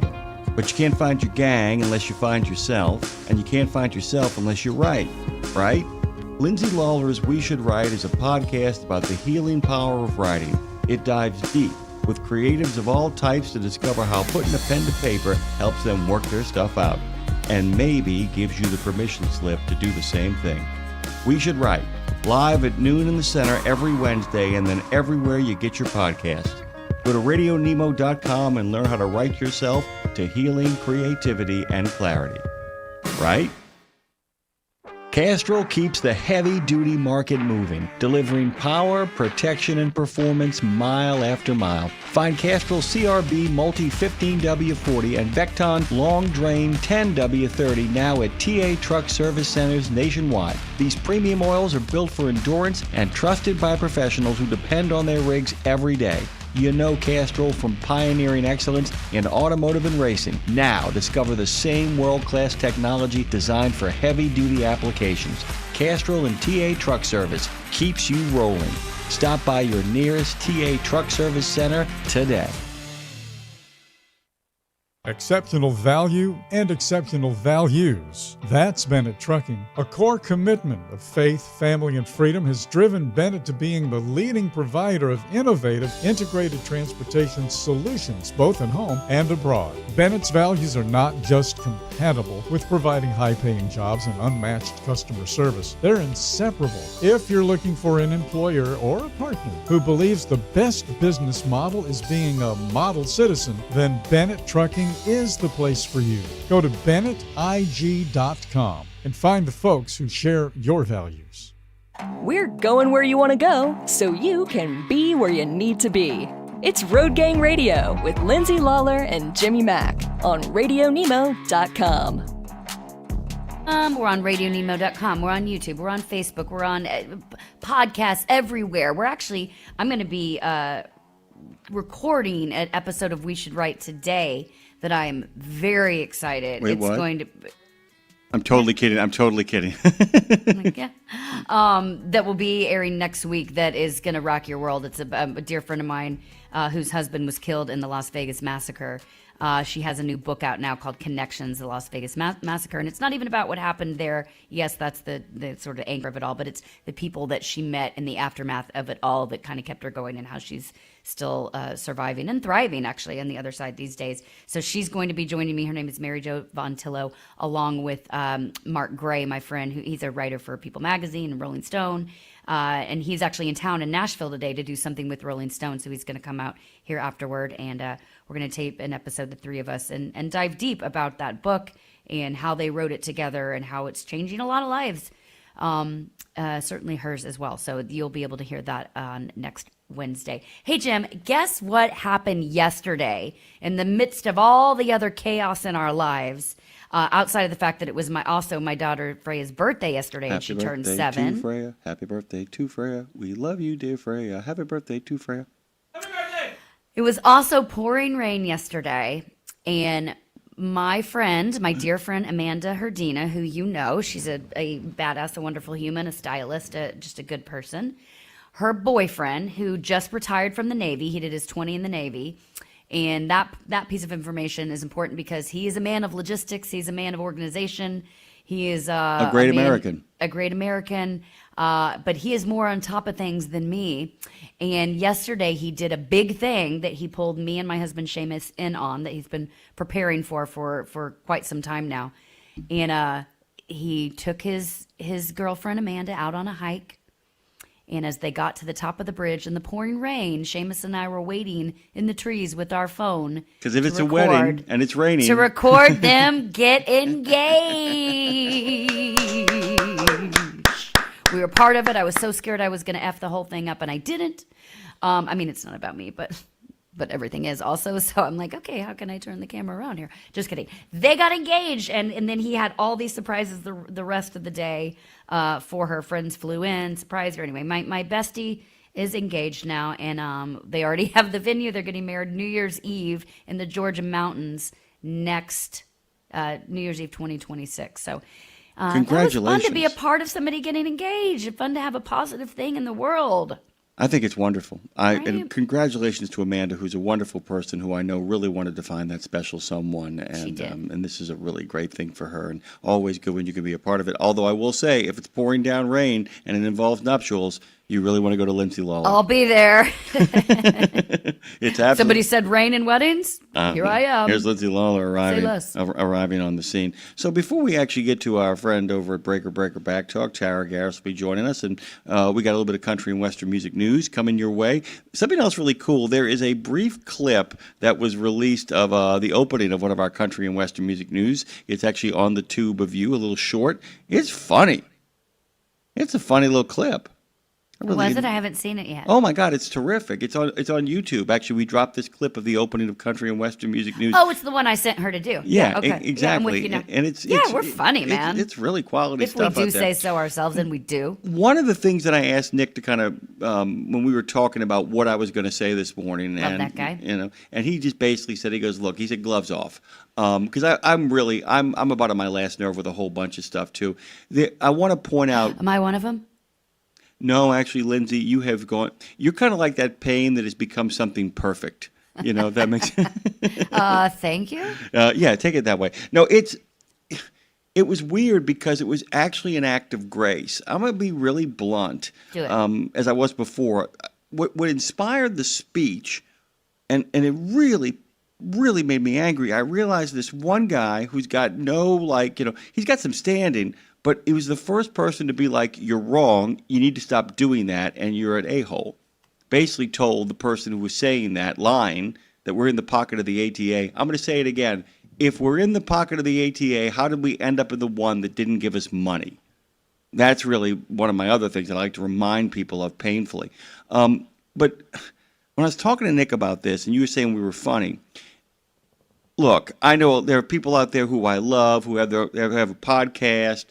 They speak for a little bit. They do their thing. They're getting out there, and good for them. But I'd be willing to bet to go talk to some of these influencers who now have 100, 200, 300,000 followers on their platforms. Go back and watch their first couple of videos. This is not easy stuff. And the fact that somebody thinks that just because they want to do this, they can do this, is the same as somebody coming to all of you guys out there and saying, I could drive a truck. Well, yeah, you could. You could also drive it into the wall. And it's like Carlos was talking about this as well, too. He has a background in entertainment. He understands what it means to actually have to stage a show. And I will tell you something, one of the most infuriating things about what has gone on in the aftermath of our departure is this sense that anybody can do this. And Lindsay, nothing drives me more nuts. I don't think anybody can drive a truck. I don't think anybody can be a brain surgeon. I don't think that anybody, if you put your mind to it, it doesn't work like that. That's not how this works. And as Carlos was talking about, it's difficult to get people just to be able to talk about themselves, much less any other information. And I just wanted to make sure that people understand that we know what we're doing over here. And the only problem we're having over here is we don't have the kind of budgets that allow us to kind of let people know that we're over here. And now we are kind of turning to anybody listening, some of whom I've encouraged to say to them, hey, man, take the quotes off and the training wheels off and actually become real friends. Marshall's great line, just because somebody is in your circle of friends doesn't mean they're in your corner. I'm telling a few people, get in our corner right now. That's it. That's my TED Talk. That's it. This is hard. Thank you for coming. No, but this is hard. I mean, you talk about this all the time. It's like, I'm going to get up on stage and sing a song. One karaoke song ain't a night. One karaoke song when it's the same music you've heard over and over again ain't a night. It's hard Dude, work. try to hold an audience of drunk naysayers downtown that are like, all they want to hear is Small Town Girl. That's not what it's called, by the way. It's called Don't Stop Believing, Stupid Drunk Girl. Try to hold that audience for It's a called while. Don't Stop Believing, Stupid Drunk Girl? Yes. That was the original title. Just and a then stupid Steve drunk Perry girl? was like, that doesn't rhyme, so get rid of it. It's tough. It's tough work, and the fact that anybody thinks they can do it. I have a podcast, and she has a podcast, and they have a podcast, and we have a podcast. Anybody can have a podcast, by the way. That is something anyone can have. Anybody out there listening, you want a podcast, you can get it. Just buy you a little microphone, talk for a little bit, put it up. Anybody can do that. Now, not anybody can do it constantly and have listeners, and not everybody can do live. No, and everybody can do live. And this is something else too important. There was recently an experience where somebody who's gotten very good at what they do had a guest that was just a dud. And he wasn't ready for it. And he struggled, Lindsay, straight up struggled. And I wasn't angry. I'm just going like, oh, yeah, that's right. You've never had that problem happen in front of you. You've never had that pop up. And the idea is that, I was watching a video of Tony Romo this morning, and he was talking about how many times he would throw a day to actually be able to get good enough to play in college and then eventually the pros. And it was insane. He became a student of every sort of throw from every point of your body. He just became a student of it, and it's doing it over and over and over again, the way many of you guys actually drive. Every single day. Every all single day, practicing, thinking about it, dwelling on it, kind of picking through it. And I had something on my mind, and I just wanted to say it, and so I'm glad I did, and I will continue to do so when it comes to trucking issues as well. Gloves Keep on are keeping on off. because you love the drivers. I want to ask you a quick question while Dre is getting. Let's go ahead and get Tara on the line here because I want to have a few extra minutes with her, Dre, if that's cool. Have you gotten a chance to watch through any of the CMA awards yet? Yes. Okay, Yeah. cool. Because there's a couple things I want to dive in to today. I couldn't And- believe Stand By Me. I couldn't believe it. So good, right? Okay, we'll couldn't talk believe about it. it during Country and Western Music News. But anyone in the chat or anyone listening to, if you want to give us a call during Country and Western Music News, which will be at 10:30 today, please feel free to call in during that show if you saw the CMAs, if you didn't see it and you like any of these artists that we're going to talk about, or if there's somebody that you think should have been on the CMAs that weren't there. Let us know. I want people to be a part of the Country and Western Music News conversation today because it's going to be fun. We're going to pontificate about a lot of things that went on that night. Also, a really cool story out of Texas that a young girl's life might have been changed this week by simply answering the call to step on stage. I'm excited to tell you about her and why we are in love with Zach Top. Zach Top for president. Zach Top. We're going to dive into why he's not only a great artist, but just a good dude. Very excited about that. Jimmy, what are you doing this weekend? I actually, I'm going to be working all weekend. Won't lie. Full disclosure, I'm going to be working all weekend. I'm trying to get as much stuff done as I possibly can because I really don't want to do anything on Thanksgiving. I don't. The moment I walk out of the studio on Thursday afternoon, I don't want to do anything. I don't want to do a single thing. On Thursday afternoon, what do you mean? On Thanksgiving. I don't want to do when I walk out of the studio on Wednesday afternoon. On Wednesday. Okay, Wednesday afternoon. I don't want to do anything. One of the things that Tara I don't want to work. I want to bang on my drum all day. a song written for and by Dave Nemo. I want to be able just to kind of like really shut down for about a day and a half to really kind of just get up early, watch the Macy's Day Parade, Love have a coffee, have a pastry with my mom, and then get ready for all the friends and family to show up. And it really is, I'm on a mission. I'm on a mission to make the week easy too. I want to get a lot of the shows prepped. I got a lot of people to talk to, both here and across the pond. I'm trying to get a lot of work done. I just want to get to the point where on Monday, you ever had one of those weeks, Lindsay, where you're like, I'm happy to go to work, I'm happy to do my job, but I want to make sure that when my job is over for the week, that it really is over.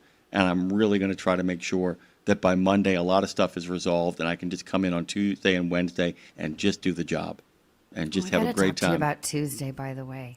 What's that? I got to talk to you about Tuesday, by the way. Is something happening on Tuesday? I'm not going to be at my house. So this isn't the time to bring it up. But can I? I've got to figure out how to be on the air with you Tuesday. Let's circle back to that. Well, it's okay. Maybe as a birthday present, you just won't show up at all. What? Woo! Sorry. Happy birthday to That was you. uncalled for. Well, it was a difficult moment, Tara, because I didn't mean it at all, but it was so good. It was just so good. That was perfect. I don't want to say this because it's not true and it's not really that funny, but it is quick. It was funny. Okay, it was kind of Sorry. funny. Her reaction. It's not my fault that it falls on that day and birthday. I blame my family. It's because I will be with 22 of my family Why don't members. you just keep dropping in and calling and giving us progress reports, dude? You can do that. I mean, I could do the whole thing on the phone. It's not that I won't be there. More on that later, guys. because what is we- that voice that just trickled in? It's like Tea God time? showed up. It's like the female version of God's booming voice just dropped into the God. chat. If she doesn't already have a big head. Don't you wish God sounded like that? Wouldn't that be fantastic? Listen, in my book, Is that a fat joke? in my big head joke. in my movie, Whoa. God does sound like Tara. Good morning, Oh, Tara. that's my God. Oh my gosh. I love you guys. Good morning, Jimmy. Good morning, Lindsay. Good morning, Dre. Hi. Or should I say hello? It's National Hello Day. I'm not sure who's celebrating. I guess me only. Hello, But it is. hello, Hello. What a wonderful word. Hello. That's from a movie called Crazy People, I think. It is, actually. Oh, yeah, that makes sense here. You know, it would be a really fun question to ask our listeners one day during the show. You can't say George Burns and you can't say Morgan Freeman. If you had to have a voice of God, whose voice would it be? And just kind of leave it at that. Ooh. You know, can't have Morgan Freeman, too easy. Can't have George Reba Burns. McEntire. Reba McEntire, that's pretty good actually. Matthew McConaughey. Oh my God. I think that's too on the nose, dude. Actually, it sounds like Jesus has come back. Is what it sounds. Either that like. or Jason Momoa. That's Nick kinda- Jonas could whisper to me Oh, all God. day, and I would. Lord. Oh, here we go. Little Tara. No. We said the voice of God, not singing God. There's a distinct difference. Okay, fine. I'll take Lenny Kravitz all day. Guys, this is he is a little stinky though. Guys, this is breaker back, but God might be stinky because he's been around a really long time. You know what I mean? That's true. But like, Does good he bathe? stinky. And who, by the way, is going to tell God he needs to shower? I mean, who's going to walk over? Maybe JC. I mean, The only maybe. person that could tell him that would be God, and that's it. So, oh my God, this is breaker back talk. Sarah, welcome. What's going on in the world? I know our listeners have a lot to say. Probably more after Oof. today. Probably more after the opener of today's show, guys. If you did not hear that, scroll back or just wait a little bit because I am clipping that. It will be up on the YouTube channel by the end of the day. Thank you, Dre. Nice. It was epic, to say the least. But we have a comment section, guys. Did you know that? I feel like I've heard. Go on. Well, we posted a graphic about the 1970s trucking movies. It's getting some attention in a few trucking Facebook groups, actually, because I posted it over in them. And it's kind of hard to say the comments here because a lot of people are just dropping in with how many they have seen on that list. It's a pretty long list. I'm not going to go through it right here, but you can go to our Facebook page and you can see it. But Tendring says that he's seen 3 of them. Michael R has seen 4. Dave H has seen 5. Hal H has seen 10. Trucker Boson has seen 9. And I like an honest answer from Tommy D. Says 11 of them I have seen and parts of the other 3 I have seen. Love it, love it. Glenn G said, what about Breaker? Speaking of Breaker, have you guys seen that? Yeah, I've seen Breaker. Maybe it was because Breaker was 80 or 81. Let me go check let me check the date on that really quickly because some people are like, well, where's Over the Top? I'm like, in the 80s. In the 80s, In the exactly. 80s. Read the graphic. Breaker. Let me see something here. Let's find out. Dude. You know what goes over Thank you, Dre. well on radio? Silence while we Google things. Oh, no, it's 1977 with Chuck Norris. Well, there you go. There it is. We got to add it to the list. Maybe Morgan left it off. I'll throw her under the bus. How about Yeah, that? it's all good. Hey, Charles G dropped in. Not that one. That was during the opening of the show. But Charles G. It really is. It's not a bit. This is a real comment from someone with the same name. Not that guy though. Said you forgot Black Dog. So more. It's in the 80s. That's Patrick Swayze, and it's in the 80s. See, guys, listen. And then David D said, I've only seen Duel. The rest were stupid, and I can't stand Burt Reynolds. To each their own. I wonder how Scat Pack feels about that. I wonder how Scat Pack feels about that. Good God Almighty. Good God Almighty. Good God Almighty. Well, to each their own. Todd B commented on our Facebook page and asked, "Where's the craziest place you guys have ever broadcasted from?" Or for Lindsay, the oddest place you've ever sung. On a truck rolling down the Vegas Strip. That's probably one of them. Like on a and in a flatbed? bathroom. We had it's the largest semi in the world.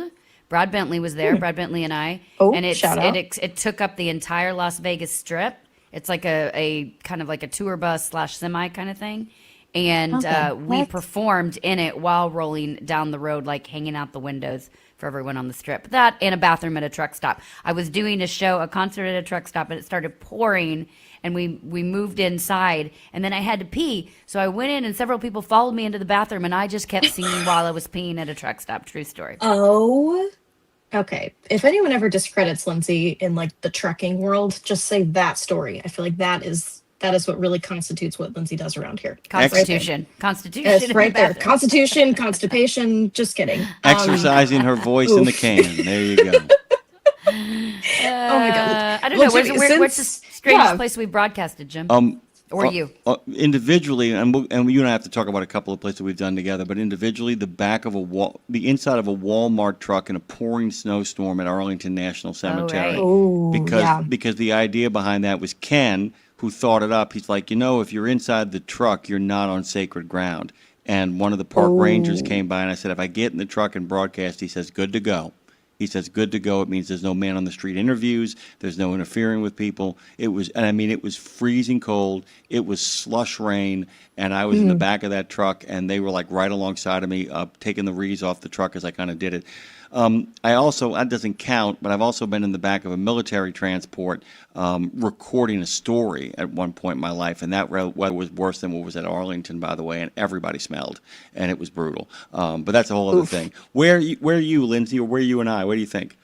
Broadcast. I mean, it's certainly Arlington Cemetery always is interesting, and the idea of, especially when because it's tricky out there, we've lost service. This year's going to be very different. We're going to do the broadcast very different. I'm looking forward to it.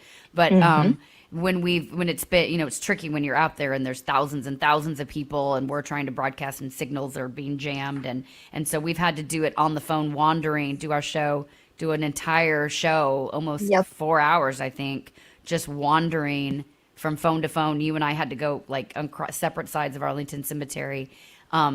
And the first time that happened, it was probably one of the most meaningful and broadcasts ever, because everything went out, all the prep we did went out the window, the guest list went out the window, and we just wandered on our phones kind of talking about what we saw, the people walking by, and reading the headstones and the memories of a lot of people. That's probably one of my just favorite memories in life in general. Of an odd rhythm to broadcasting. Yeah, Reese has given me a lot of them. As a matter of fact, there was one time I had to go back and catch the flight after the convoy left that morning. But I broadcast from the school parking lot, and it went from being completely packed to absolutely empty. And it's me in a car with a heater and a power charger, basically broadcasting from the interior of the SUV that I had rented to drive back to Bangor to catch the flight back to Washington, D.C. Banger. I hardly knew her. Yeah, exactly. Whoa. Sorry.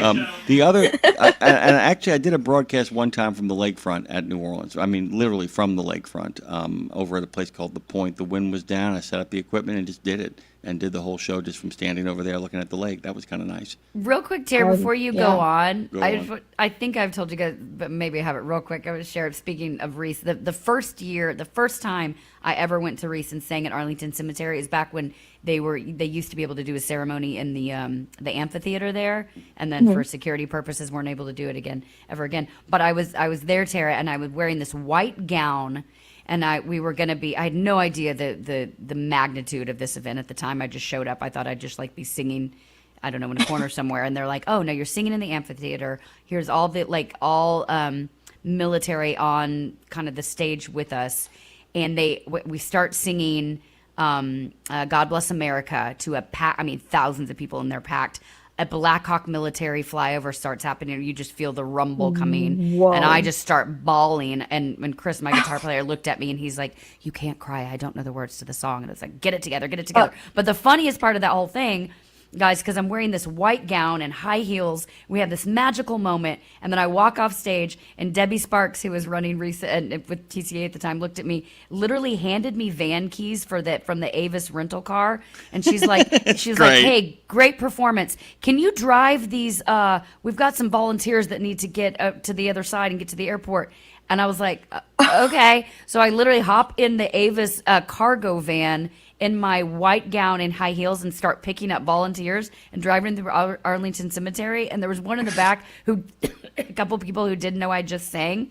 And they're like, "Man, you sure dress up to drive people around for Avis." I'm like, "Oh, yeah, this isn't." You don't even know. No, you don't even know. It's I'm really I into take my job very seriously. Very seriously. And now I will do a rendition of the national anthem for the 14th time. In the car. I love that story. I mean, there's so many things that just like end up happening. I mean, that's insane to what I'm about to say. Like, that's over the top. And I became a photographer of sorts when you guys were walking around the cemetery, because I had to just sit there on those stairs that we typically broadcast from with the equipment, and I didn't know where to go. So I just sat there, and then people just started asking me to take photos of them because it was a good photo op. So I was just like taking photos of people the whole time you guys were there. Creeper. And that's what I did all Creeper. day. Well, they asked me to. Okay. Yeah. Okay, whatever. I'm sorry. Did the conversation start with you going, "You guys should really ask me to take a picture of you"? It doesn't count. It doesn't count. Maybe I'm trying once. to become a photographer. Hey, Tarek. Go on. Okay. So, Jimmy, these next ones are about the new medical certification rules, non-domiciled CDLs. You know, both of the comments mentioned Texas. Can I get a yeehaw, Lindsay? Yeah! But first up, Andre S. said, "In Texas, my medical card info was sent in the same day. I checked the DOT site and everything was there without me doing anything."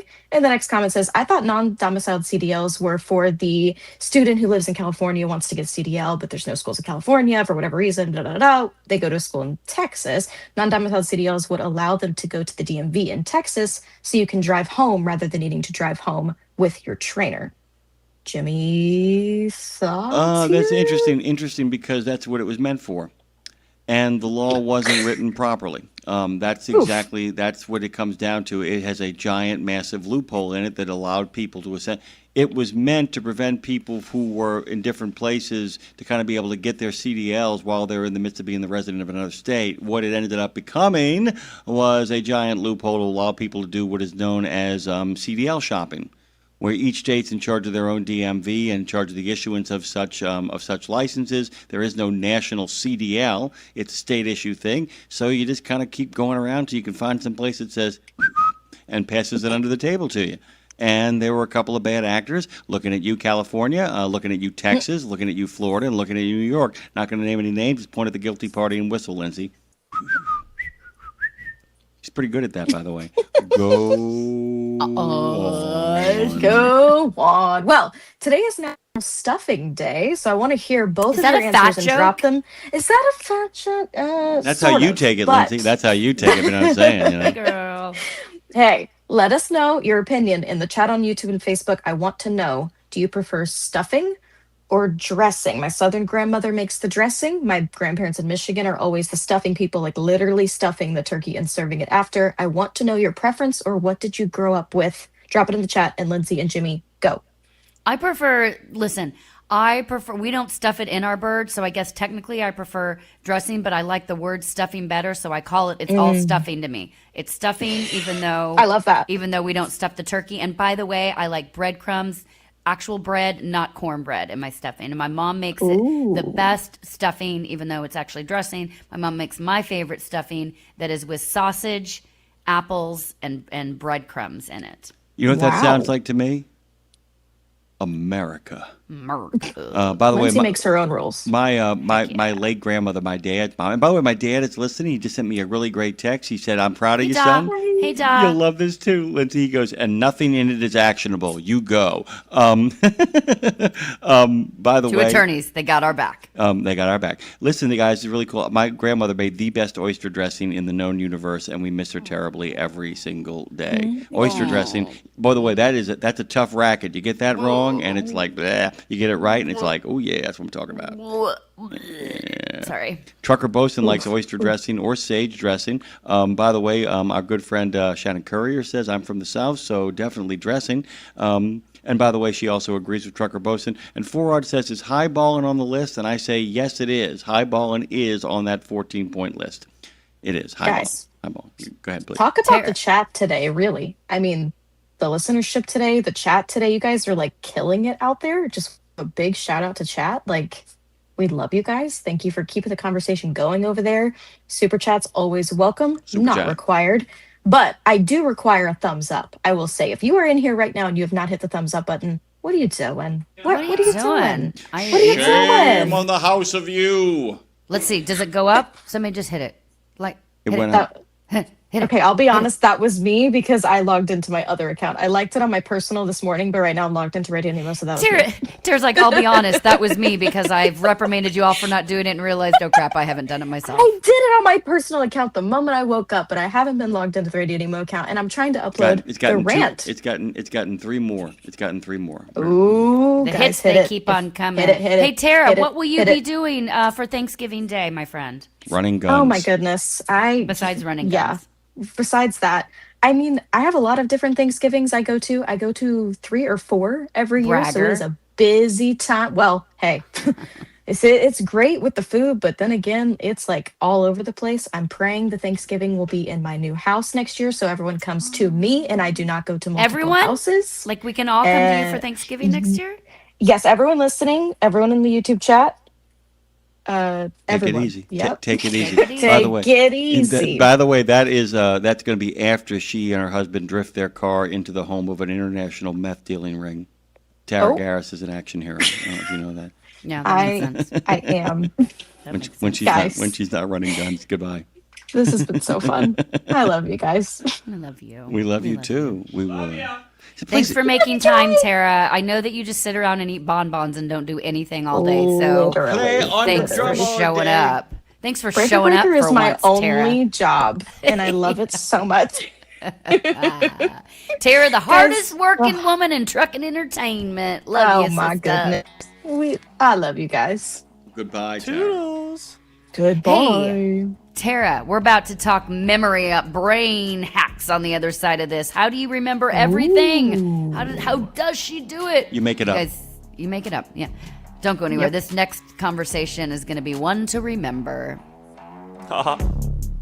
17 Sapp Brothers Travel Centers are known for great food, hospitality, and mom-approved showers and restrooms. But don't forget the service centers. Sapp Brothers ASE certified technicians can repair nearly any issue in shop or roadside, including axle repair. Dig into your free steak dinner with your oil change. That's a Sapp Brothers tradition to thank you for your business. Tires? Sapp Brothers will beat any competitor's advertised price on tires. And download the Sapp Brothers app for exclusive promotions in the shop, restaurant, and store. Your spot under the coffee pot is waiting for you at Sapp Brothers. There are precious few nonprofits in the trucking industry, and even fewer that make a tangible difference in the lives of professional drivers. So thank goodness for the St. Christopher Fund. Since 2008, over 4,000 over-the-road semi-truck drivers have turned to the St. Christopher Truckers Fund when a medical issue took them out of work. The SCF steps in and pays necessary household expenses such as mortgage, rent, utilities, insurance, and vehicle payments. The SCF also provides free health and wellness programs for drivers. So find out how the SCF can help you, or help the SCF yourself. They'll turn your dollars and cents into that tangible difference for the professional drivers who need it most. Support our highway heroes with a donation at truckersfund.org. The Soup Nazi says no soup for you, but we've got plenty of alphabet soup for you on Nemo Nation every Monday. You'll know what's going on at FHWA, TCA, ATRI, CARB, NHTSA, NACFE, OVAC, NTSB, ATA, RLA, NMFTA, DOT, CVSA, TXTA, NASTC, NAPTA, and of course OOIDA and FMCSA, and more. Dave, we're gonna need a bigger bowl. It's a trucking, transportation, and lifestyle show like none other. Man, you call this a life? Road Gang Radio is back for another half hour of the best transpo show in the known universe. We come in peace. Well, actually, we're falling to pieces. Let's see if we can achieve liftoff, Phone Master Dre. Oh, lift off, and just remember to give us a like on all platforms and give us a listen, because we're live from Franklin and we're live from New Orleans, and Jimmy Mac and Lindsay and me are here. And me. My mother-in-law makes an extra dressing for Christmas that we eat with brisket. That sounds outrageously delicious, Bruce Almighty. Steve, you will see me in Maine. We'll make a point of making that happen. And once again, Steve, we hit the like button, but thank you so much for that lovely little bit of changerino. Nicely done, sir. All of it, by the way, doesn't go towards my pocket or Lindsay's or Dave's. It actually goes to more promotion of the shows everywhere that these shows are seen. Welcome back to Road Gang Radio. Don't forget Country and Western Music News, where we like both kinds. Both kinds? And all kinds. All kinds. Is going to be immediately after we tell you what's going to be coming up for our friends at Trucking with OIDA. Really great show today. We're going to test your memory later on, guys, but we're going to talk about memory here in just a second. Let us pivot. Pivot. And get a little bit of intercessional movement. Movement.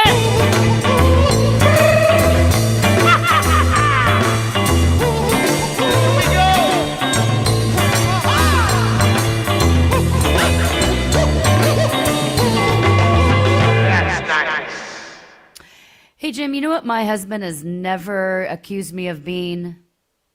A memory expert. He's never, I don't think anyone has ever accused me of being a memory expert, because that is not in my wheelhouse. But this next guest actually is not only accused, but has taken that title to another level. Indicted, thank you. As someone who has taken one of the most mysterious things about being human, which is our ability to remember, and turn it into both a world record and, guys, a teachable skill. Dave Farrow is a 2-time Guinness World Record holder for memory, which already, by the way, in my book sounds superhuman, until you hear him talk, guys, because what he's going to tell you is that memory isn't magic, even though I'd like to pretend it is. It actually is trainable, it's intentional, it's accessible to all of us. So no more excuses, guys. When you forget to bring the flowers home, no more excuses. This is trainable. Dave's work does go beyond memorizing cards or breaking records, though. He's built an entire career around helping people sharpen their focus. I could use some help there. Strengthen their message and actually be remembered in a world that forgets things every 5 seconds. So through Farrow Communications, his book Brain Hacker, and his platform brainhackers.com, he's blending neuroscience and storytelling and real-world communication in a way that makes the brain feel less like a mystery and more like the muscle we've been ignoring. What I love most about Dave is that he's not just teaching people how to remember information, though, guys. He's teaching how to remember themselves and their voice and their purpose. You know I love this crap. I say crap with all the love in my heart. So he's a superhuman, but he's telling you how you can be one, too. Please make welcome to the show our new friend, Dave Farrow. Good morning. Good morning. Hey, what a great introduction. Thank you. Well, thank you for remembering to be here. I know you've heard them all, but we're going to whip them all out. Now, being indicted as a great memory. That being indicted is a new one. So I got to give you props. Yeah, signed, sealed, delivered, and convicted, my friend. I want you guys to go to farrowcommunications.com to find out about about what it is they focus on from a marketing standpoint. But you can also go to brainhackers.com and Dave Farrow and all that kind of groovy stuff. Let me get the obvious question out of the way, because there is so much more wonderful stuff to talk about. Explain how one goes about winning the Guinness World Record for the best memory of all time. Absolutely. So, what you might not know about me is I was diagnosed ADHD and dyslexic when I was a kid, and I know everybody seems to have ADD today, but for me, it actually put me at the bottom of my classes. I was really struggling, and I didn't really have a lot of future prospects unless I kind of figured out how my mind worked, and that's what started me on essentially being obsessed with memory and how it works. Everything from like old-timey mentalists to, of course, neuroscience and everything today. And what I came up with, it turned my grades around. I started helping other people even in my high school. And then I, went after a Guinness record to try to, go as big as I could. The Guinness record is that I memorized the exact order of 59 decks of playing cards. That's 3,068 cards in a row. I did it on Discovery Channel, so it was all like legitimate, had like multiple cameras on me at all times and witnesses and stuff, as a Guinness record always is. And it was it was incredibly difficult. I had a headache for a week, but it is something that is trainable. I was not born with this. And the best way I can describe, like when you think of like 59 decks of cards, it sounds impossible. It takes training to get up. Like my first feat when I was 16 years old, I memorized 6 decks of cards for a United Way charity, and it was really funny because we raised like $4,000, which is a lot more than anybody expected because nobody expected me to remember all the playing cards of 6 decks of cards at the time. So people like pledged like a quarter or 50 cents per card and didn't realize it really added up when I remembered 312 cards. So then I realized I was kind of onto something. I was hooked. So I tried to go after the Guinness record after that. But it is something that is possible for people. I don't want you to break my record, but I wanted to kind of inspire people to let them know that their memory is actually stronger than they think. It just has to be used in the right way. Oh, don't lie. You're going to teach people stuff, but you're not going to teach them everything because we don't want to be as good as you, just close, right? Yeah. There's been there's a few people in the world who are like memory experts, considered memory experts like me, and a lot of people have tried, and the record still stands. So I'm open, and I respect anybody who does it. The person who last broke the record, I really respect him, and I broke it back from him, and we actually have a good friendship. I see your break, and I raise you another. I break you back. I break you back. Dave, I'm really curious if you've noticed a difference in people's memory, and your own, I guess, as well. But notice a difference in people's memory now compared to before the smartphone era. Oh yeah, absolutely. Actually, there's a phenomenon for it. It was called the Google effect for a while, and now they're calling it AI brain, and there's a few other terms for it. But essentially, your brain is like a muscle, and the more that you use other tools to do your thinking for you, the weaker you're going to become. So we noticed it actually back even in the early 90s. When we were replacing, we were right when we actually started having our address book on our phones. If you can remember back far enough to when we had like a little like piece of paper or Rolodex or a book that had all the phone numbers of all our friends and family and contacts and everything. The simple act of reading the phone number in, holding it in our head long enough to type it into our phone was actually a good enough exercise that it improved our memory, and most people could remember about 7 digits of any random number that they were given. That was one of the reasons why phone numbers are 7 digits long. But now, because we have our smartphones kind of thinking for us, we're actually at about 5 to 6 for most people. And so it's declined tremendously over the years, and we're starting to lose some of our cognitive ability, that is our ability to do critical thinking, because of AI. A lot of people in the workplace are using AI so much that they're not really even thinking for themselves, and it's becoming a real problem. By the way, 482-3508, that's my childhood phone number. I actually decided just for fun a couple of days ago. 972-733-4133. That's awesome, by the way. But I went back, by the way, and remember both my sets of grandparents' numbers, my Aunt Audrey's number. You're absolutely right. As a child of the 70s and 80s, man, you committed things to memory, because if you had to get to a payphone, people didn't walk around with that in their hand, right? I mean, it really is. It seems like such a simple thing that we don't need anymore. It could become crucial. 7 digits could become crucial, and not be able to hold on to that is a real problem, especially if you find yourself in a real emergency situation, right? Yes, absolutely. But the real problem is that it actually raises your risk for dementia. it raises your risk for Alzheimer's. Your brain really likes the exercise. That's the real challenge. So, when I teach this to people, I try not to be all doom and gloom. I don't try to say, hey, guilt people into waking up and doing their mental push-ups each morning or something like that. I mean, we live in the modern world. We like cell phones. We're not going to get rid of them anytime soon. So I actually say that I think we have to become more ambitious. Everybody has to have a bit of a pet project of something that they want to learn, like whether it's a language that they want to learn. Duolingo actually has done more for the brain in the last few years than almost any other app has, because the simple fact of trying to learn a new skill reverses all of this, negativity.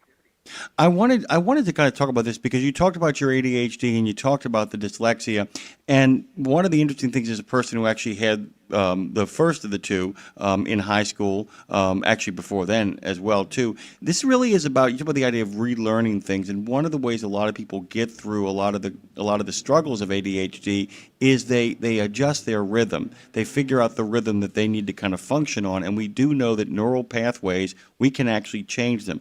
Is what you're talking about doing when you're helping people with their memory, figure out ways that they can turn their hyper focus or their what can often be a flow state into areas where it really will benefit them? Because I had somebody tell me once, Dave, that the great skill of the 21st century is to be able to read a book from cover to cover and actually process what you've read.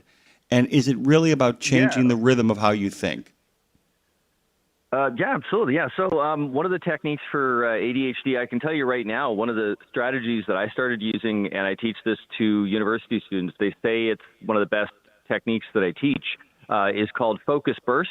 And essentially it is like treating studying kind of like you're a boxer in the ring, or like HIIT training, where you have a timer and you're trying to study as intensely as possible, but for a short period of time. Some people think of things like the Pomodoro technique, where you're studying for, say, like 45 minutes and then take a break. Well, what my study has actually shown is you can actually get something greater accomplished if you study for something in the neighborhood of 5 to 8 minutes. And I'm talking like really intensely. So you're focused on learning, that couple of words of vocabulary, or, a few technical terms in your book, something like that, in a short intense burst of focus, and then you take a short break, something like 3 to 4 minutes, and then go back. It takes a little practice, but what you're doing is you're training your brain's ability to switch on focus and switch off focus. And what this does for students is it dramatically improves their ability to improve test scores.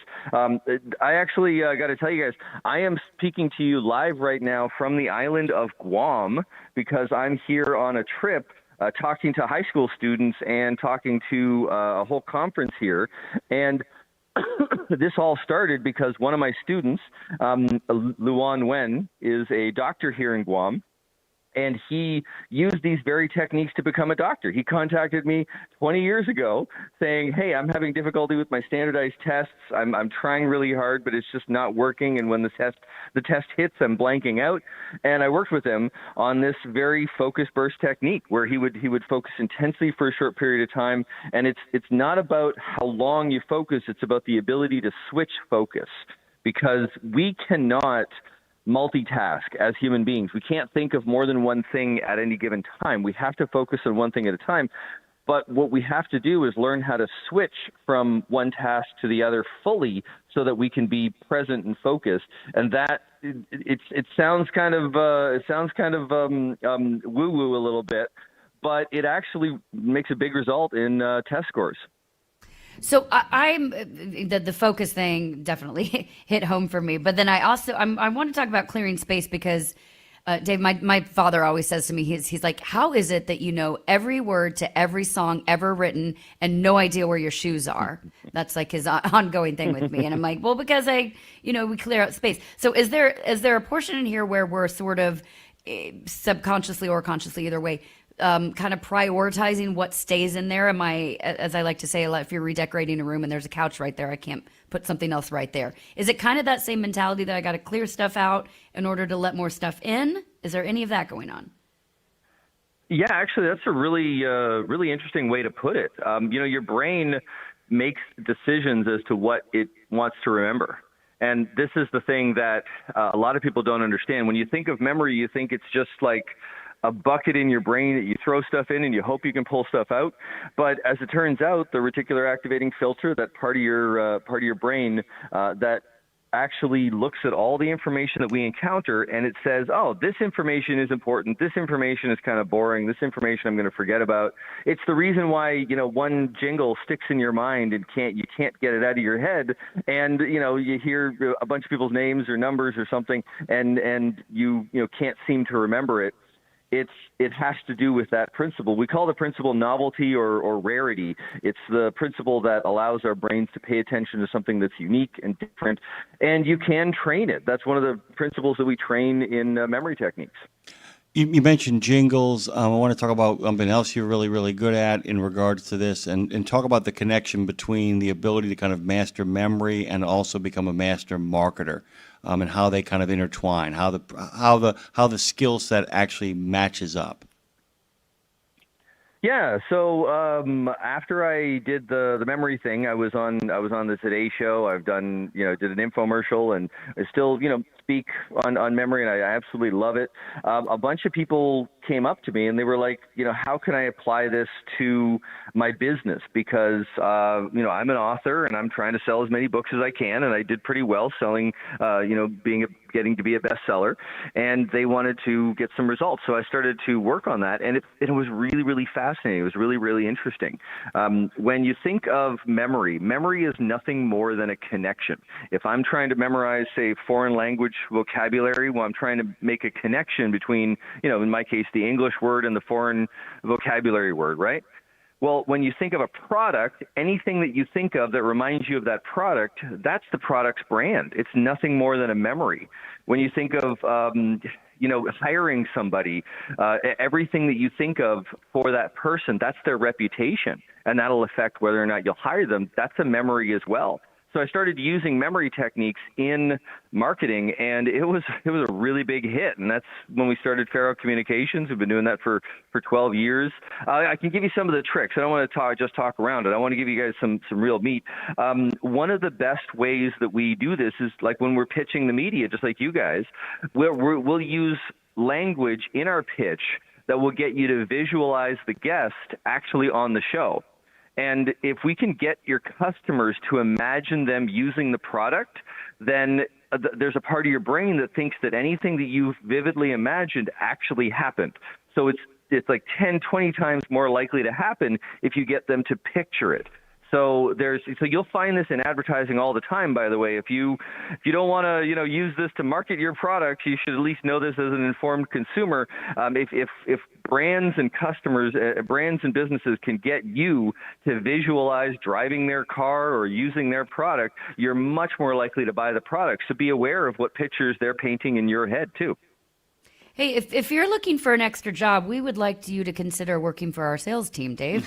I don't know if you have extra time. I know you don't have extra time because you literally have more links in our show notes than anyone I've ever seen. And I also have to know, because you said jingles. Have you seen Inside Out, the movie, the Disney Pixar movie Inside Out? I love that movie. That is really a brilliant representation of how emotions work, actually, believe it or not. And how when they're clearing it out, the little guys down in memory and core memory, they're like moving. They're like, yeah, get rid of piano lessons and keep arithmetic or whatever. I love that. Yeah.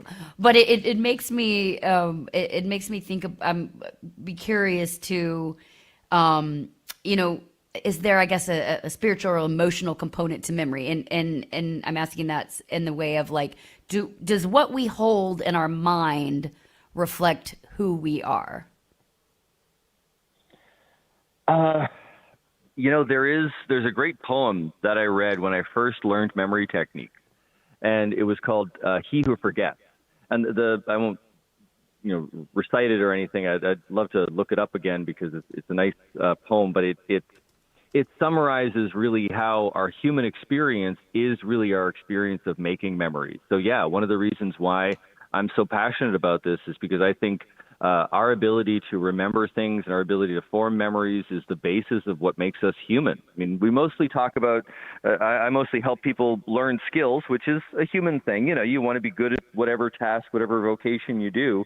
But also, if you sharpen your memory for those tasks, you'll find that your memory is sharper for the other stuff, for the social things, for the fun things in life. You just, a mind that is exercised just gets sharper and feels sharper and has a larger human experience. I wanted to, I keep on pivoting. Pivot? I keep on pivoting to other stuff because there's so much stuff to kind of Pivot. talk about. He got it. He got it. He got it. Woo. He didn't. We're He into can't this. forget. I'm down. Yeah. There you go. I want to talk about brain hackers a little bit as well too, because like I said, really the cool thing about all the different stuff that you kind of got cooking and going on is there is a lot of connective tissue between this stuff. But we're talking a little bit about brain hackers and how that can serve as a hub for education and beyond.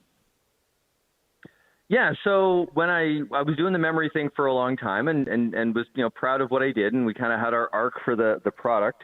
And so I was speaking as the memory guy, and I started doing the marketing thing, right? And I run this PR firm, and I was doing well with that. But during COVID, we were all challenged, and I was challenged at the very core of everything that I thought I knew. So, here I thought I'm this self-help expert. I thought I could, manage my brain. I meditate. I do a lot of the things that you should do. And I was so bloody stressed out of my mind during COVID. I was trying to keep these businesses that, these things I got going on, keeping them alive and floating and keeping sales up and all that. And it was a really, it was a tough time for everybody. I don't want to, be a martyr, but that's when I kind of opened my eyes up to it, to perhaps I can teach more than just memory techniques. I could teach just brain hacks itself, because there are hacks for how to sleep better. There's hacks for how to communicate better in a relationship. There's hacks there's a whole bunch of hacks I'm working on actually in a book called How to Forget that helps you get rid of baggage and get rid of like past emotional stresses and memories and stuff. So I realized that there was so much more to this. So I wrote Brain Hacker, which has about 55 different hacks for all sorts of things in life, like how to stick to your diet and things like that. And then I opened it up to a bunch of experts. And brainhackers.com, we have a few hundred self-help experts, and they've all written articles that are unique to the site. You can't find them anywhere else. And they are specific. They take less than 5 minutes to read, and they are a specific hack that solves something in your life. And I'm determined that in our modern life, cell phones and modern life have screwed up our brains. There is no doubt that the data is in. But what do we do about it, right? And I believe that brain training of some sort, understanding how your brain works, and just doing a little bit of brain training is the answer. It is the way to get our brains from thinking like a caveman brain into existing in modern life.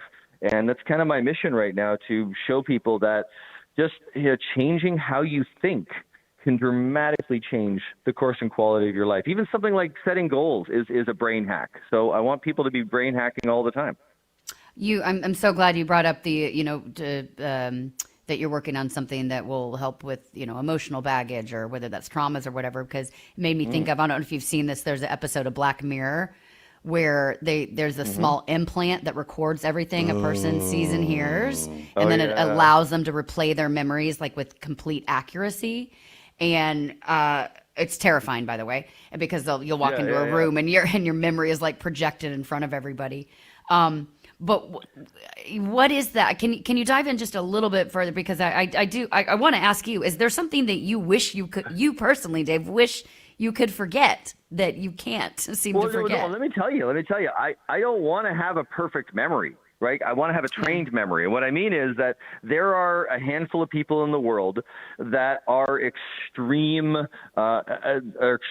recallers, as they're called. There's about 12 of them. The last time I looked, that there was a study on it, and essentially you can go up to them and say they're natural, they're genetic like this, they're genetic freaks like this, and you can ask them, any date, like June 24th, 1997 or something like that. And they'll say exactly what happened on that date, and they will be correct. They will be unbelievably correct. And to a person, these people are miserable. They're all depressed. There has been suicide. They have difficulty having relationships. So like being able to forget and let go of stuff is an important part of the brain. Absolutely. So actually, I'll give you a little trick, a little hack for forgetting. If anybody has something that they just can't get out of their head. I had a car accident one time, and I saw this guy. He was hit by another car and kind of thrown into my car. Now, he survived, but I heard like a crack, and I believed he was dead at the time, right? And I couldn't get the guy's face out of my head for like 2 weeks. But here's what I did. You replay the image, you replay the whole scene in your head, because you can't help it when you're traumatized. You're going to be replaying it. So take control of the process, but change it just a little bit each time. Change what the guy is wearing, put a costume on it, put silly music to it, have other people like running around in the image, things like that. Every time you go through it like, one after another, and make one little change each time. And then you'll find that you can't remember it the original way anymore. You put scratches in the record, basically, and that takes the power away from that memory. I've had people do this with severely traumatic memories I cannot say live on the air, and they feel so much better afterwards. There's like a lightening up, because sometimes the brain does need help to forget these things. Sometimes you do have to put scratches in there yourself. Dave, please tell me you're going to write a screenplay, because I cannot wait to watch the movie that you write it. But this is all so fascinating. Dave Farrow, you can head to multiple places you can go. DaveFarrow.com, Farrow is one. If you can't remember that, hit up brainhackers.com. I would love to have you back, because I'd like to, if we remember to reach out to you, excuse me, I'd love to have you back, because there's so much more we can talk about. Really quickly, Dave, before we kind of shuffle off this radio coil, is there a book in particular you want to point our listeners to that you'd like them to dig into? Yeah, like what we were talking about is really summed up. The place to start is my book, Brain Hacker. It's on Amazon, and you also have it available on audiobook for those of you who want to listen. Pick it up. It's really built for people with ADD, by the way. Every chapter has a summary, and it has bullet points on it, but it also has stories that help the lessons really stick. And I put a lot of effort into it to make it easier to read. So check out Brain Hacker. Is there real quick with that book, is it better on audio or tangible for my memory? Which is better? It's completely up to you. Yeah, it's equal either way. Okay. Just however you consume it and however you're comfortable with it. Sweet. Dave Farrow, thanks very much for making the time. We will talk to you hopefully again. Best of luck. Thank you, sir. Looking forward to it. Bye-bye. We'll be Coming right back with country and western music news. It's one simple act that helps Wreaths Across America fulfill its mission to remember, honor, and teach. Sponsoring a wreath, one more wreath. Means one more adoring father, one more loving mother, one more heroic son, one more brave daughter, one more beloved family member, one more dearly missed friend, one more American, one more wreath upon the gravestone of someone who served the cause of freedom, honored for their sacrifice, never forgotten, always remembered, through one simple act. One simple act. Go to wreathsacrossamerica.org/RadioNemo and keep the mission moving forward. Are you ready for a hearty Thanksgiving meal without the hassle of cooking? Step inside Country Pride and Iron Skillet restaurants inside TA or Petro Travel Centers, where we're serving up your holiday favorites. For just $16.99, you can choose an entree from smothered turkey, chicken parmesan, and country fried steak. Each entree includes your choice of beverage and dessert. So come in on Thanksgiving Day for a festive celebration that'll leave you stuffed and satisfied. Here's to a happy holiday season. If someone tells you they need to get a life, tell them to join us here at Road Gang Radio with Lindsay Lawler and Jimmy Mack. Let's seize the day with Phone Master Dre. Seize that day and come hang out with Jimmy Mack and Lindsay Lawler from the Fastport Studios. This is Road Gang Radio. Linda Allen and Joanne Couture love trucking, which is one reason they both joined the OOIDA Board of Directors. It's a wide-ranging conversation as Scott and Ashley dig in with Linda and Joanne to share stories from the road and express their wishes for making the industry a more welcoming place for everybody. Plus, thousands apply, but there can be only one Pilot Road Warrior winner. This year, it's OOIDA senior member Stacy Batiste. who tells our good friend Scott and Ashley why he was genuinely shocked by his win and what he plans to do with his new, refurbished semi built by the Diesel brothers and the 50 grand in cash prize. All of that, much, much more on the Friday edition of Trucking with Ida. Well, hey, y'all. Welcome to the Ho-Ho. What did you call me? I don't know. Welcome to the Ho-Down, because it's time for country and western news with your Music City mistress, the honky-tonk queen herself, Lindsay Lawler. Here she is. We're waiting for her. Here she is. On scene. You smell good, too. That is not true, by the way. Luckily, I'm on this side, That's this my side opinion. of the camera, this side of the universe. Hey guys, welcome back to your country and western music news, because on this show we celebrate both kinds. Both kinds. On this show we celebrate all kinds. All kinds. On this show we celebrate Shabuzi and Zach Top and Stephen Wilson Jr. and everybody that was there at the CMA Awards this week. I loved this show. Jim, you got a chance to watch it? Yes. I got a chance to watch a lot of Some of it. Okay, yeah, no, parts actually, of a lot of it. I just didn't. I was like, oh, what did they tell me to watch? Okay, and then watch some more. That's how I kind of did it. Started with what Sure. you guys told me to focus on, and then moved out a little bit from that point. And what out of the things I told you that to watch, what was your favorite? Stephen Wilson Jr. So good, right? Holy Mary, Mother of God, pray for us sinners down at by the hour of our death. Amen. I hope I walk into the gates of heaven with him at the door doing that. Dude, I played it for Seamus. Didn't get to see it. He was working it, but so I played it for him in the car while we were driving yesterday, and just let him listen to it. And he had actually they had interviewed him, and this week he had with Good Morning America, they got a chance to interview him. So I was like, is he as weird? Because I said the other day, I'm like, is this guy actually weird, or is it part of the act? And he's like, oh no, he's real weird. He's like soup's weird, but like it works.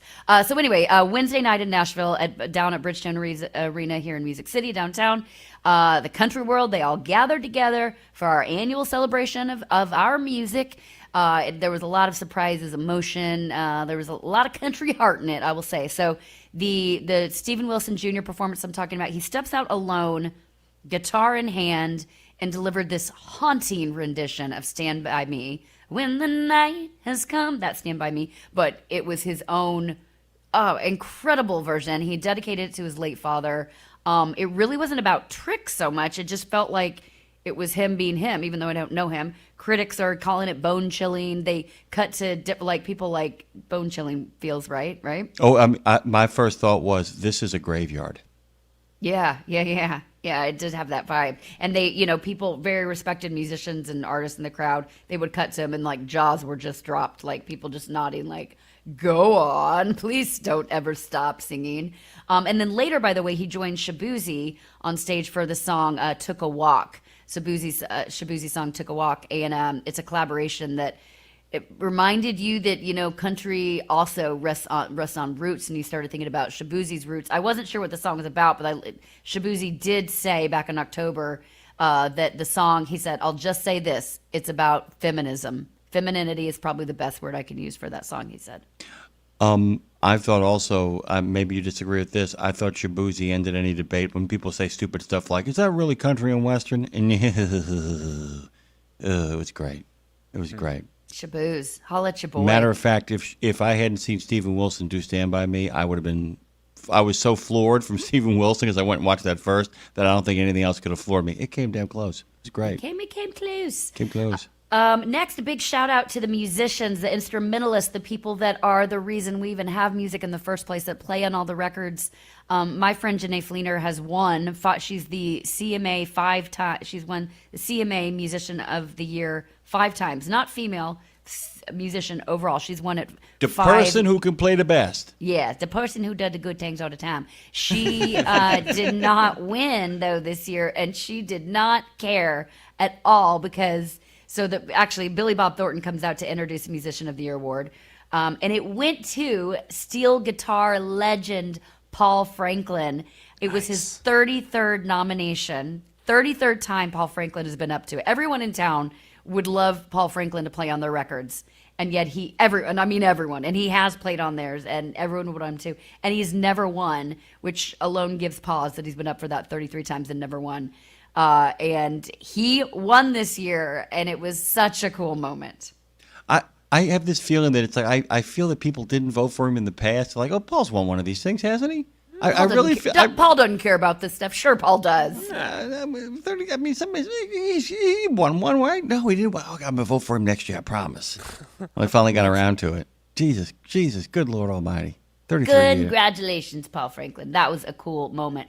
Some big wins and stage stories. So the host for the night, Lainey Wilson, it was pretty cool. It was equal parts, hey, let me find a way to sing. I mean, it's got to be tricky to host one of these shows and do something that hasn't been done. You know what I mean? Before, like how do I make myself stand out while still staying in the arc of what we're doing here tonight And not get in the way, yeah. And not get in the way, yeah, but make it about me without making it about me kind of thing. And Lainey came out, and what was cool about it is, they usually will point out songs or artists that are up for certain things. She went with actually Charlie Worsham, who's a killer musician here in town. He stands up with guitar and plays as she would walk through the crowd and sing people's songs to them. But it wasn't songs that were necessarily up, like she sang it to Brooks and Dunn and Girl Crush by Little Big Town, which came out years ago, probably 10 years ago. So she was like pulling from songs from the past. It was kind of a cool nostalgia walk down memory lane, letting her get to do her take. It was neat. So she did win Entertainer of the Year. That one I will give her. She won several. She cleaned up and Lainey's great. I think there are a few that maybe could have gone to somebody else personally. Entertainer of the Year for her. She did perform at the awards, and it was amazing. The song she did called Ring Finger. Really fun performance. If you haven't watched that, check it out. She also won Female Vocalist. It's Album of the Year that and here, Jim, your take, because I didn't personally think that album that she put out, Whirlwind, held up to some of the other albums that were up for Album of the Year. What she did do, though, that maybe this is why, because she did tour her ass off with that album last year. That was my thought. That's what did it. What did it. People put out records and maybe did some tour stops, or some people put out albums and didn't tour it. She toured her ass off with that album, and that is probably why. Two quick things. First of all, Trucker Boaston actually made me. I had to literally turn away from the mic because he wrote about your friend Paul, the Susan Lucci of country music. Yeah, totally. And by the way, it's even funnier when you say it out loud, Susan Lucci of country music, which seems like a weird thing, but come on, man. By the way, our good friend Shannon loves Ring Finger. Just want to point this out. Fun. This is the thing. I was thinking about this for us next year is the fact that one of the reasons why people felt the gap for us so much over the last 6 to 7 months is we used to travel everywhere. There is no substitute for getting out and meeting the peeps. Yeah. There's just no substitute. Talking to people, pressing some flesh. I got to tell you, our good friend Dean Croak is everywhere, and it has made a big impact on his social media and the like. It's a big deal. And she got out there and she hit the hustings. But it does raise a question you raised, which is, it is Album of the Year. And I'm wondering, is it for artistry? Not Tour of the Year. but the other thing, is it for artistry? Or is it the Album of the Year? Is it the event of the year? Is the album in and of itself the event, and the tour of it an extension of the album? And by it's the way, hard. It's so confusing because there's Album of the Year, there's Record of the Year, there's Single of the Year. There's, see what I'm saying? There's the songwriting. Which is it about? I hear you. It's very tricky. Is album a metaphorical thing for the whole enchilada? Oh. You know, I mean, and that's I thought that. That's what maybe. But yes, it's a great question. But she got out there, man. She was out there. She was as Van Morrison would say, ever present everywhere. She's doing it all, man. What doesn't she do? And then she said at the end, it was great. She goes, Thanks for this award. We're heading over to Bell Bottoms now to party. She also, yes, of course, owns a multiple-story bar downtown where her after party was. Of course, Would you come by a bar here? Would you get some investors and just come by a bar down here? And you could have a multiple-story bar down here right on Broad Street, and we could all just hang out here, and you could be like, I'm in exile out here. People come down here and pay homage to the Queen. Sure. All right, good. Okay, go on. Sorry. If you would like to invest in my bar called Outlawlers, call me. Hey, by the way, guys, you could do a Kickstarter for that. You might get some money. That's kind of a great idea. Outlawers. Outlawers. And it's like sad, like it just looks like it's an old saloon. Yes. Yeah, dude, you could have it on Broad, dude. It would fit perfectly on Broad, wouldn't it? Swinging doors, saddles at the bar, the whole deal. Be about it.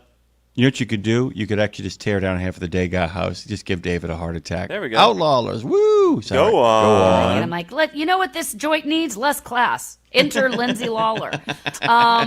So speaking of new blood, Zach Top, who I've gushed over the past couple days, even though Dre told me 2 years ago, Dre, forgive me. I will never discount anything you send to me ever again. Don't dismiss the Andre. We're learning now. Not that I dismiss you. I will give it more attention because I trust you. I trust you so much. So Zach Top, he wins. He walks on stage clutching a Coors Banquet in his hand. And boy. He's cracked and he's like, oh, shoot, I don't know if I was supposed to bring this up here or not. Well, I did it anyway. He takes a It swig. was funny. He's funny. So great. He went on to win New Artist of the Year. He said, here's why we love him, guys, on top of all that. He says he still drives his old 2012 beat-up pickup. It has got a headlight out, and he couldn't care less. That's the kind of small-town country boy vibe we're living for around here, right? I think... And not like he drives it on the side, like it's his car. Can I... This is a weird thing to say. Can you give me a laugh followed by a fart sound? I can try. All right, give it a shot. Go. That's pretty good, actually. Yeah, I think that Zach Top is the opposite of Morgan Wallen. He's the anti-Morgan Wallen. I think if there's like one of those Stephen King things, if he had like, one of those, crazy books he writes with like gunfighters and science fiction, I think Morgan Wallen is the bad guy and Zach Top is the good guy. Zach Top gives me hope and country music of the future. That's what I think. Yeah, Zach Top is like, Zach Top's the guy who says, we've all had enough of you, boy. Yeah. Boy. Let's get back to the 90s. Boy. Get out of here. Yeah. If you don't know Zach Top, go check him out. Listen now. He's so good. Shannon Currier, by the way, says, shouldn't album of the year go to the album that sold the most albums? It should, perhaps. Problematic. But then they wouldn't give an award for it because there would be no nominees. It would just be the nominees would be like the number of albums sold. We know who the winner was. Album of the year. It's like the VMAs. Let me see real quick. So, guys, the Country Music Association judges its Album of the Year award on a variety of criteria, including the artistic merit, the production quality, the songwriting, and the performance. So to Jim's point, yes, it is the whole enchilada of the work of art, it sounds like. Not about sales. To be eligible, an album must be a new release that first became available between July 1st of the previous year through June 30th of the award show. And it is determined by votes of the CMA professional membership. So you can become a member. I mean, there's criteria, but you can become a member of the CMA, and then you're able to vote. So around voting time, we'll all start getting comments. Are like, are you or any of your friends a member of the CMA? Please give me your vote. It's a begging thing. And by the way, the labels get behind it, and they decide who are we going to prop up this year. Who's going to get every award. Consideration. By the way, Zach Top is from Sunnyside, which is a city in Yakima County, Washington. I've actually been there. Its population is 16,375, making it the second most populous city in Yakima. Yakima. He's from but of course he is from Sunnyside. Mm-hmm. Of course he is from Sunnyside. Sunnyside. Always on that sunny side. Two other performances I want to call out real quick. I love, again, shout out to my friend Janae Fleener. She wrote that song, the song that Chris Stapleton and Miranda Lambert performed. I'm trying to think of what it's called all of a sudden. It'll come to me in a minute. Anyway, the song that they performed, she co-wrote with them, and she got to play it with them on the show that night. She played fiddle with Chris and Miranda on the song that she wrote, and she was on Instagram talking about it, and she's like, that was a career highlight. And this is coming from a woman who has insane career highlights. So that was cool. And then one other thing, the Red Clay Strays, woo, they had a... I saw that, not the other one. I saw that.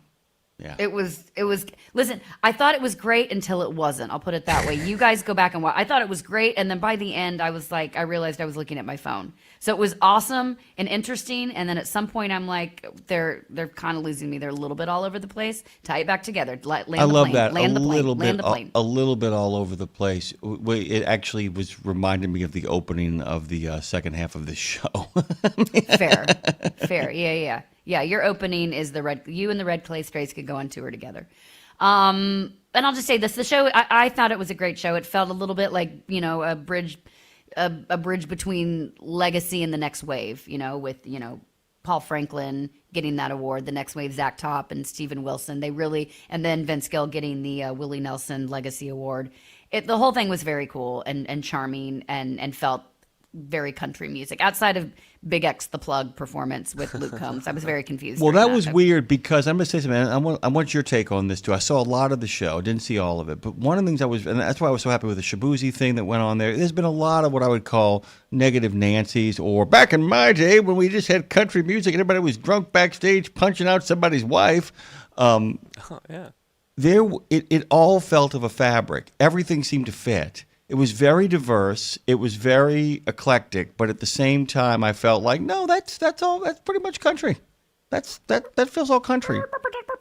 There was a couple of things, okay, but other than the couple of things, it didn't feel like what's happened to this industry. No, it wasn't that vibe at all. No, it wasn't at all. It was cool. It was like, oh, country's becoming country or its own genre. Yeah, it was great. Go back and watch it if you guys get a chance. I want to mention, Jim, the passing of, I try to talk about the actual songwriters on this show as much as possible because a lot of people don't know that the songs they listen to aren't written by the artists that they're listening to. And Nashville lost another great one this week, Walt Aldridge. He passed away. He's a Muscle Shoals legend. He died yesterday. He was 70 years old. And he comes out of Florence, Alabama. He spent 17 years at the Fame recording studios down there, writing and producing, making a lot of hits happen. His song credits include "There's No Getting Over Me" by Ronnie. Oh, so good. There's just no getting Ronnie Millsap. "Holding Her and Loving You," which is Earl Thomas Conley. "Modern Day," Bonnie and Clyde. That's Travis Tritt. "I Loved Her First" by Heartland. He had a lot of hits and just a really good dude. So tipping our hats to Walt Aldridge today. Another little fun side note, Jim. Luke Combs, if you like country music and you like football, and if you don't like both those things, why are you even here? Go away. But if you like both of those things, stick around because Luke Combs is going to be joining Peyton and Eli Manning next week, or it will be Monday night, for the Manning cast. Have you ever watched the Manning cast? I've watched the Manning cast. I've watched the Manning cast. What are your thoughts on it? I don't like it. I don't like it. Remember, though, I grew up with them in the city and being told how wonderful both of them were. I mean, and they're fine. I mean, I'm just not Not entertained. I'm not entertained. And I'm also still angry about the fact that one of the things that people always, the knock on Drew Brees is, never won an MVP. Yeah, he especially didn't win it the year that he beat the MVP in the Super Bowl. Sorry about that. Don't like the Manning cast. Well, what I will tell, maybe I don't love the Manning cast, but I do like. So I years ago was singing at TCA's annual convention, and I was going to be doing the anthem the year that Peyton Manning was the keynote speaker.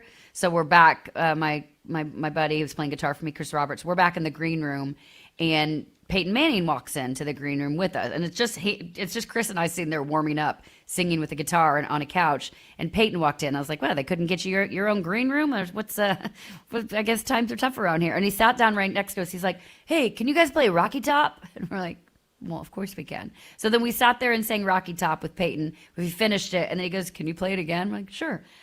He was just a cool dude. So he didn't have a lot of people. He had, one handler from Pilot Flying J because they were funding him being there with him. By the way, that's also the time that I walked on stage to sing, and I came back and realized I'd been robbed.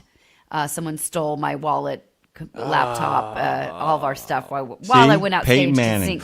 Peyton Manning. It was Peyton Manning, probably. He was the only one in there when I left. I'm just saying. Can I say, though, that he did one of the funniest Saturday Night Live sketches of all time when he goes out into that field to help those little kids play football, except he has high standards and expectations of them. If you ever get a chance, look up Peyton Manning helping little kids play football, SNL. Change your perspective on him. It's fun. It's pretty great. It's a good time. It's pretty great. It's a good well, time. if you love the boys, the Manning boys and Luke Combs, you can watch them on the Manning cast. It airs on ESPN I will watch that. too. Yeah, it'd be fun to watch. Luke probably, by the way, no doubt will be cheering on his hometown team, the Carolina Panthers. They are set to face the 49ers. Both teams, by the way, they're fighting for a playoff spot. The Panthers looking particularly optimistic. Yeah, and as a matter of fact, after a lot of losing seasons. If the Panthers had only managed to beat the Saints a couple of weeks ago, they'd be in really good shape. Poop. I'm just going to say poop now instead of making the noise. That's good. That works too. Poop. That works. Poop. Okay, let's do two of them then. Poop. There we go. It'd be cuter if that was actual noise. Poop. Go on. Is that what pretty girls sound like when they toot? Oh, yeah, they fluff. They fluff. Yeah. Oh, no, they don't. That's not true. No, they Here's a fun little story, guys. A 12-year-old girl. Like her already. We got to be it's creepy. Yeah. Well, if you just kept going, but you stopped and lingered and lathered in the moment, I'm going to sit here and let that kind of sit there, you know. Save that. Rooting for her already. How about this? 12-year-old girl, Jimmy Mack. I like her already. I like where you're going. All right, go on. Rooting for her from the get-go. How about that? There we go. Okay, a 12-year-old girl. Jimmy. Go on. Rooting for her. Yeah. Named Harper McCall. She raised her hand. She stepped up. She walked up to the plate. She decided why not. Okay, so there was a club back in... Club. Down at the club. A club back in Texas. Hang on, my computer just died, so let me pull this back up here. I'm going to die before we get to the club. I'm dying. Okay, here's what happened. Her name's Harper McCall. She was stepped up at an open mic night after the featured performer, by the way, had lost his or her voice last minute, which is already annoying. Figure it out. How do you last minute lose your voice when you're about to go on stage? That sounds like something else is going on. It's telling somebody from the show The Road, I'm sick. Go ahead. I'm sick. Let me just tell you why I can't do this tonight. No one cares. Sing or don't. The owner didn't want to cancel the show. So he literally turns to the audience and says, does anybody want to sing a song? Which is bold, by the way, putting faith in a drunken audience. But Harper, not drunk, she's 12. Actually, I don't know that, but I'm gonna hope she wasn't. Let me tell you something, Lindsay. I've been doing this since I was 9. I'm fine. It was a long day at 4th grade today. Harper, she gets pushed forward by her mom, as one does, and the little thing, she's got these little girl tiny braids, and she gets up there and sings "Traveling Soldier" by the Dixie Chicks. I cried, never gonna hold the hand of another guy. That one. I love that song. It's so good. She nailed it. And it wasn't even like, that was good for a kid. Like, she nailed it. And, bartenders, everyone kind of stopped. And it makes you feel like one of those moments, oh, this was meant to be. And it wasn't set up, I don't think. But the part that gets me, the next morning, the bar owner posts the video with the caption, turns out the backup plan was the whole show. So not only did she sing one song, she ends up entertaining the crowd the whole night. And I feel like that's sort of country music in a nutshell. You know, artists that some of the greatest stories are like, I didn't intend to be here. I just did the thing that I did, and now I'm still doing that thing. Can I really quickly say, Traveling Soldier, can I just say, Please. Piccolo player in a marching band, I mean, is one of the most, it makes her seem so much smaller under those bleachers. It is a gorgeous line, because I always think about my wife, who's a flautist. You know, I think about Claire playing the flute and how adorable. Harder to sing flautist. Piccolo player in a marching band sings better. But yeah, but the idea, but the image of this, because anytime anybody plays the flute or the piccolo and you see them doing it, they always end up becoming like 14. They always end up being like, you see them as they were as a kid or a teenager when their whole life was ahead of her. And I'll tell you right now, that lyric is just piccolo player in a marching band. It just wrecks me. So good. That's just a note.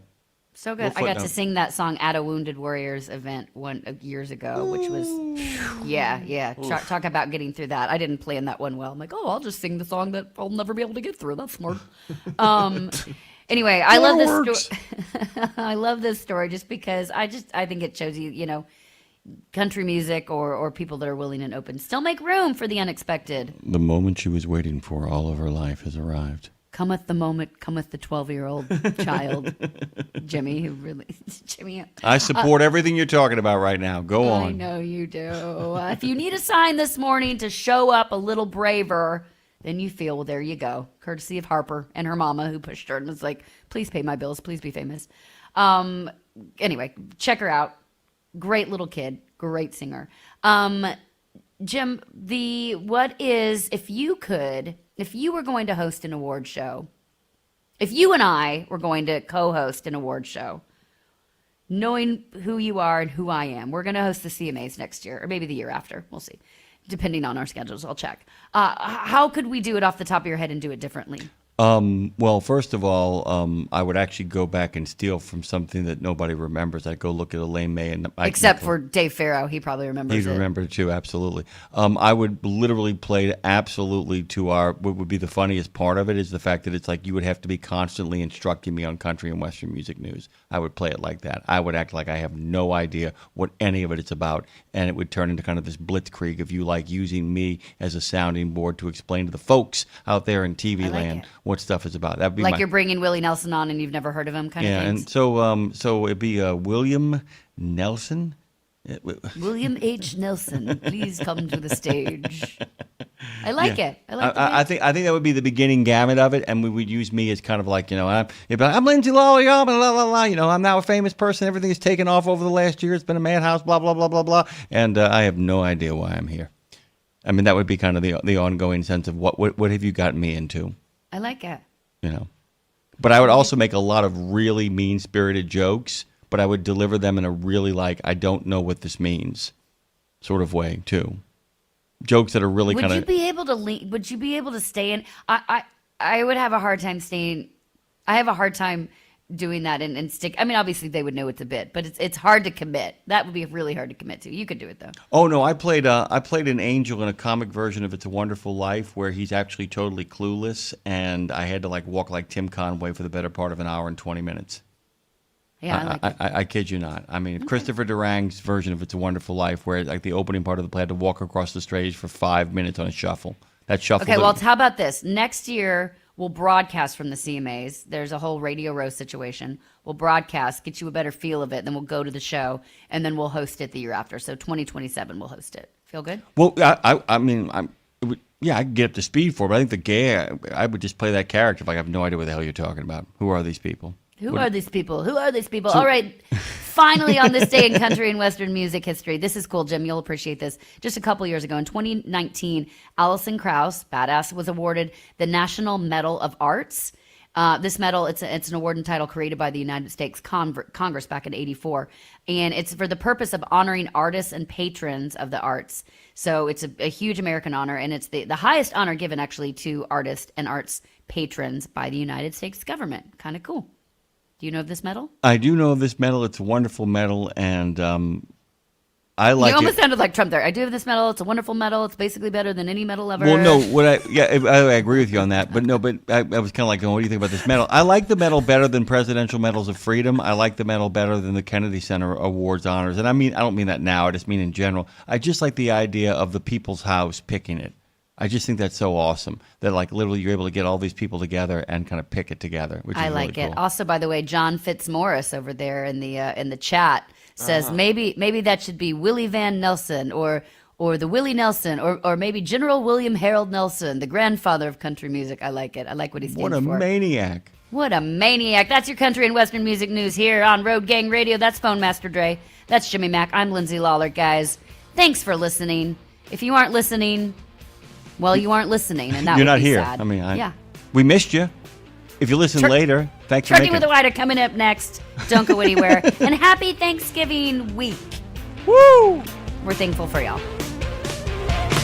In a video game, if you get enough experience, you level up. And when you level up, you gain more skill. And with enough skill, you beat the boss and win the game. Sounds a lot like trucking, doesn't it? Except in trucking, you don't beat the boss, you become the boss. And if you want to be the boss, you gotta meet the boss. And that boss? Carrier's Edge boss, Jane Jazrawi. Want your drivers to level up? Carrier's Edge has the training, comprehensive safety, compliance, and best practices on one website. It's a simple subscription with no contract and no commitment. Learn more. Try it out. Level up. CarriersEdge.com. Hey, come on! We're starting the game! All right, I'm coming. Wait for me. CarriersEdge.com. You know Castrol for passenger car oil and racing, but did you know that they're in the heavy-duty over-the-road market? Well, Castrol CRB Multi 15W40 and Vecton Long Drain 10W30 are now available at TA Truck Service Centers nationwide. This is the partnership in preventive maintenance. TA Truck Service and Castrol, offering you premium products and performance at great price points every day. Castrol, performance for the long haul, guaranteed. Here's to a mild autumn and clear roads across the U.S. from the Allen Lund Company.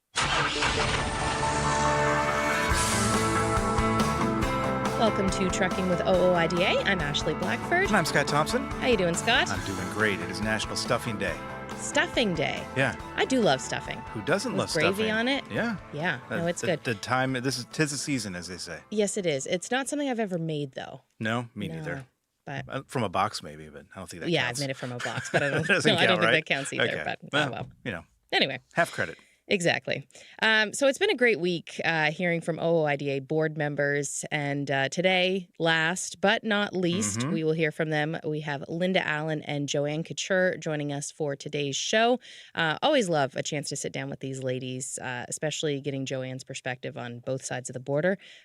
Always a good time. Indeed. And then after that, the 2025 Road Warrior Champion, announced by Pilot, is an OIDA senior member and owner-operator, Stacy Baptiste. Has a great story. He was surprised with the award, so we're going to get to talk to him about all of that, his surprise and the prize itself, which is a big one. Looking forward to that. But without further ado, Linda Allen and Joanne Couture. All week, Ashley, we have been blessed with the OID board members coming in and in and out of the building, holding meetings, having discussions. It's always great to talk and meet with all of them as they come through.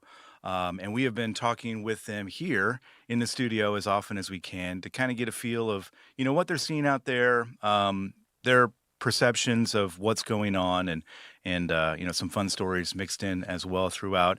So we'll continue that today. We are fortunate and thankful to have Linda Allen and Joanne Couture here in the studio. Thanks to both of you for joining us. If you wouldn't mind, we've been doing this with all the board members that come through, but if you wouldn't mind just introducing yourself, talk a little bit about, how long you've been in the industry, how long you've been a member of OIDA, a board member, anything else you want to tell us, and Linda will put you in the hot seat to start. Good morning. Yes. I've been in trucking since, I think, 2007.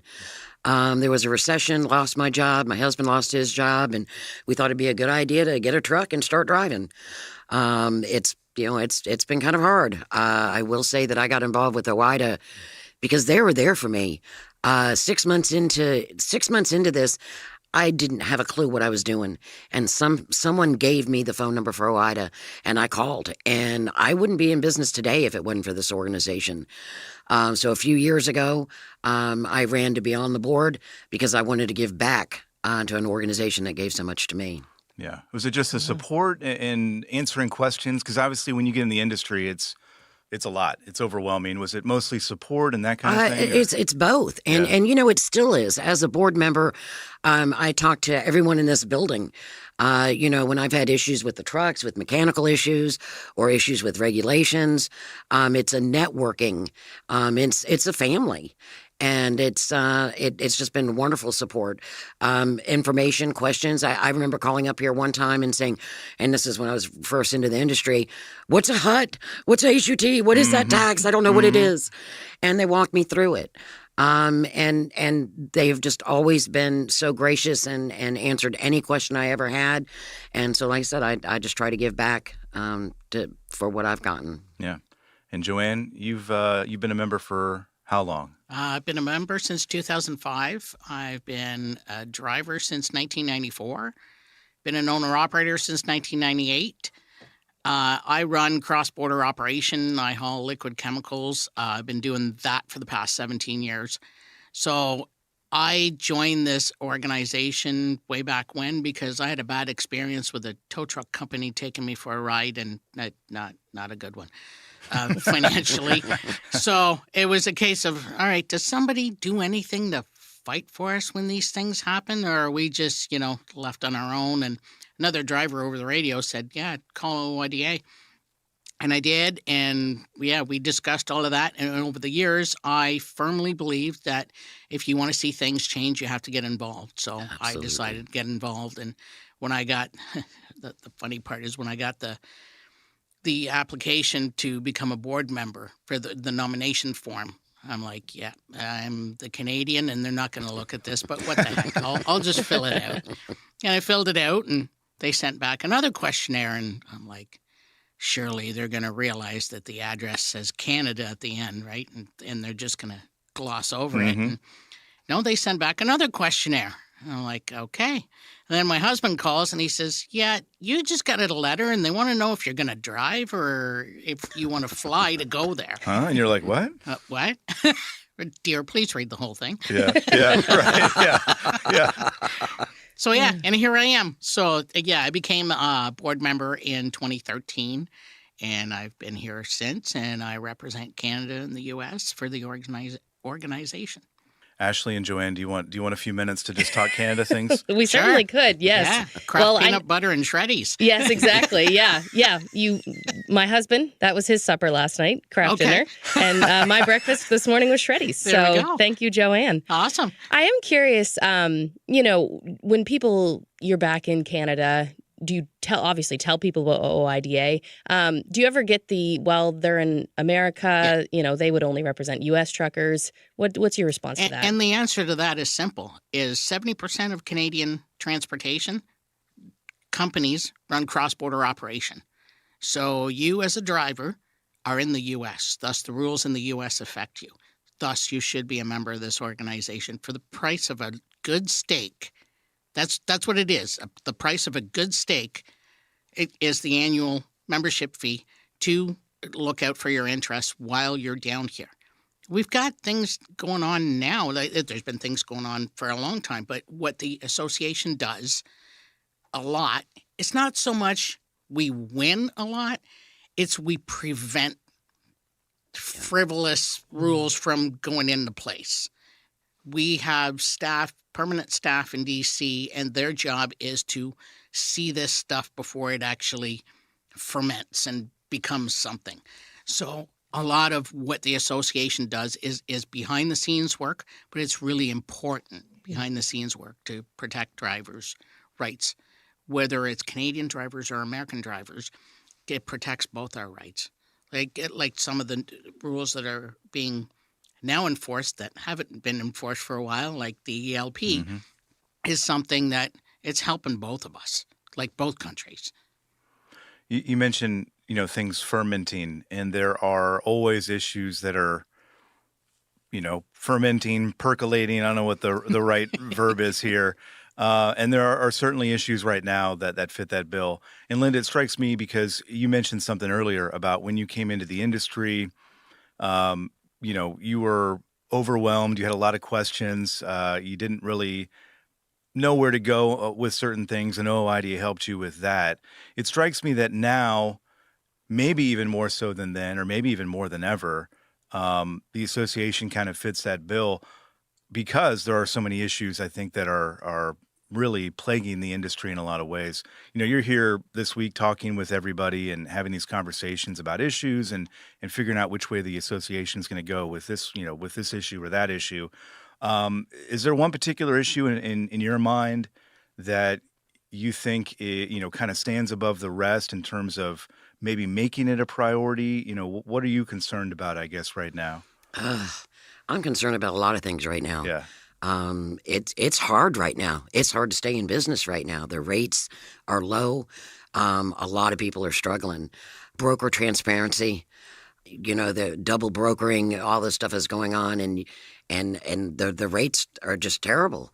Trying to make a living these days is a lot harder than it used to be. Parking is an issue. I'm in Florida. They're finally starting to You've had get your some own parking. battles.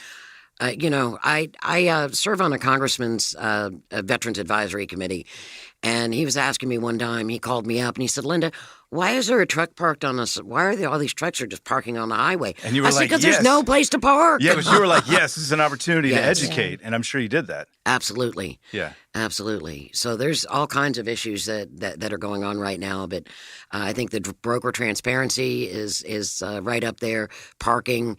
I still have issues with the ELD mandate. I still have issues with that. But we're working on things, and our DC crew is just excellent. I have a background in legislation, so I love working with the DC guys and trying to work with them on what we can do and writing language and looking at legislation to help us. I wanted to ask, you said you got into trucking in 2007. What did you do before that? I At one time, I was a registered lobbyist for a motorcycle organization and for disability issues and veterans issues. And I still volunteer as a for veterans issues for Department of Florida. So I do all the legislation for the American Legion Auxiliary in Florida. That's interesting. Do you see, we have been talking throughout the Truckers for Troops Week about the issues affecting veterans and the support that they need. They're not getting. The Veterans Community Project obviously has stepped up to help with that. Do you see parallels though with some of the problems that we have in the veterans, the VA system, and the problems that we're having in trucking? Are there any parallels there? Is it just bureaucracy and red tape and that It's kind a of thing? bureaucracy and red tape. I have one guy I've been working with, and actually he serves on the congressman's staff, and he was in the military and drove truck. And when he got out, he wanted to drive a truck, and he went with a big company and didn't get paid. He said he got his first paycheck, and he was looking at it, and he said there was nothing there. They were taking all these fees out of it, so he ended up getting out of trucking. So when he met me, he started talking to me, and so actually he's gotten the congressman's ear once or twice, and so there's a bill out there right now of veterans transitioning to trucking, and their trucking experience will count in the military to be able to come on over. So we're working on that one. I don't have the bill number with me. I'm sorry, but I can give that to you later. Yeah. But so that's something that's out there right now. Yeah. Joanne, anything Linda's talking about there kind of resonate with you in terms of issues or problems out there? Overall, there's lack of training, lack of proper training. That is something that is a problem on both sides of the border. What we're dealing with in Canada is the Drivers Inc. issue, which has gotten really bad, and 30% of the industry is going on that model, so it's affecting rates, dropped our rates drastically, dropped our volumes drastically. So it's a problem. It's problems that need to be dealt with. We think... I'm being optimistic by I see a light at the end of the tunnel. I'm just not sure if it's the train or the flashlight. It might be the train. I don't know. So, but I'm going to say optimistically, I think we're seeing a light at the end of the tunnel. We just went and testified to a parliamentary committee in Ottawa for our federal government.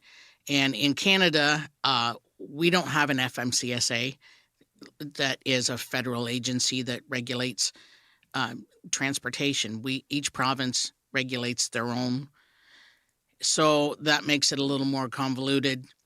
But the federal government does oversee, and they kind of like Big Brother and tell the provinces, okay, we want you to do this, so you go ahead and write the legislation and do this. It's kind of, in a short form, kind of how it works.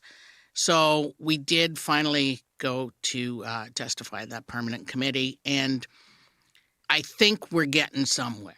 Now, we have a budget that was introduced, a federal budget that was introduced last week, and if it passes, there will be a reinstatement of what we call a T4A, which is, from the discussion I had yesterday, similar to a 1099 down here.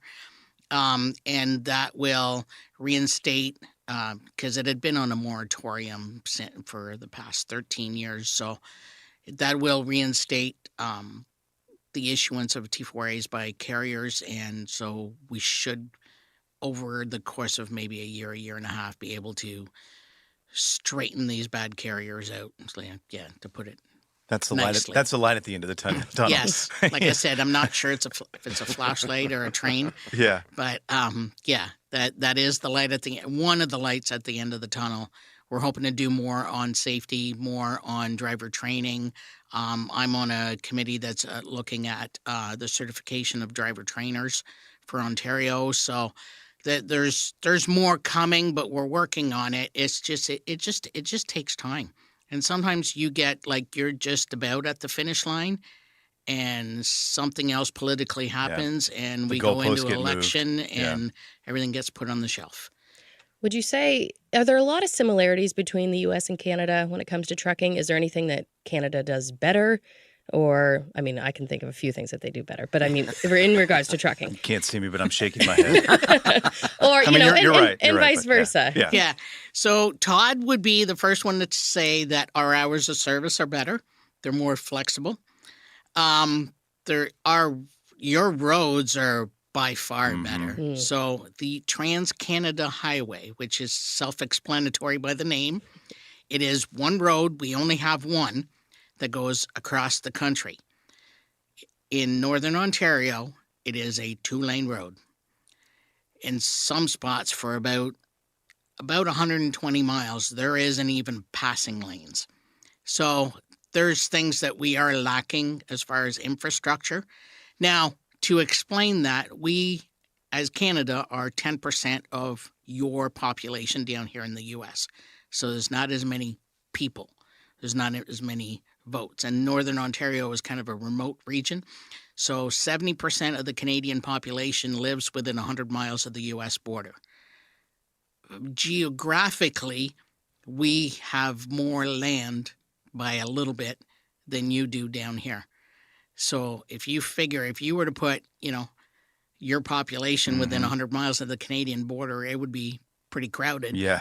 So, yeah, it's just we have a lot of land. It's just not a lot of it has people living, like next door neighbors, high neighbor, across the fence kind of thing. So, but as far as transportation's things that we do better, like I said, our hours of service, I think are better. We can drive 13 hours a day. You don't have to drive 13 hours a day, but you can. You got that freedom, yeah. Yeah, and we can split sleep the old-fashioned way. We only have to put 8 hours in the sleeper berth. The other 2 hours, we still have to take 10 off, but the other 2 hours can be split throughout the day. So, which is more realistic as to how a typical day goes.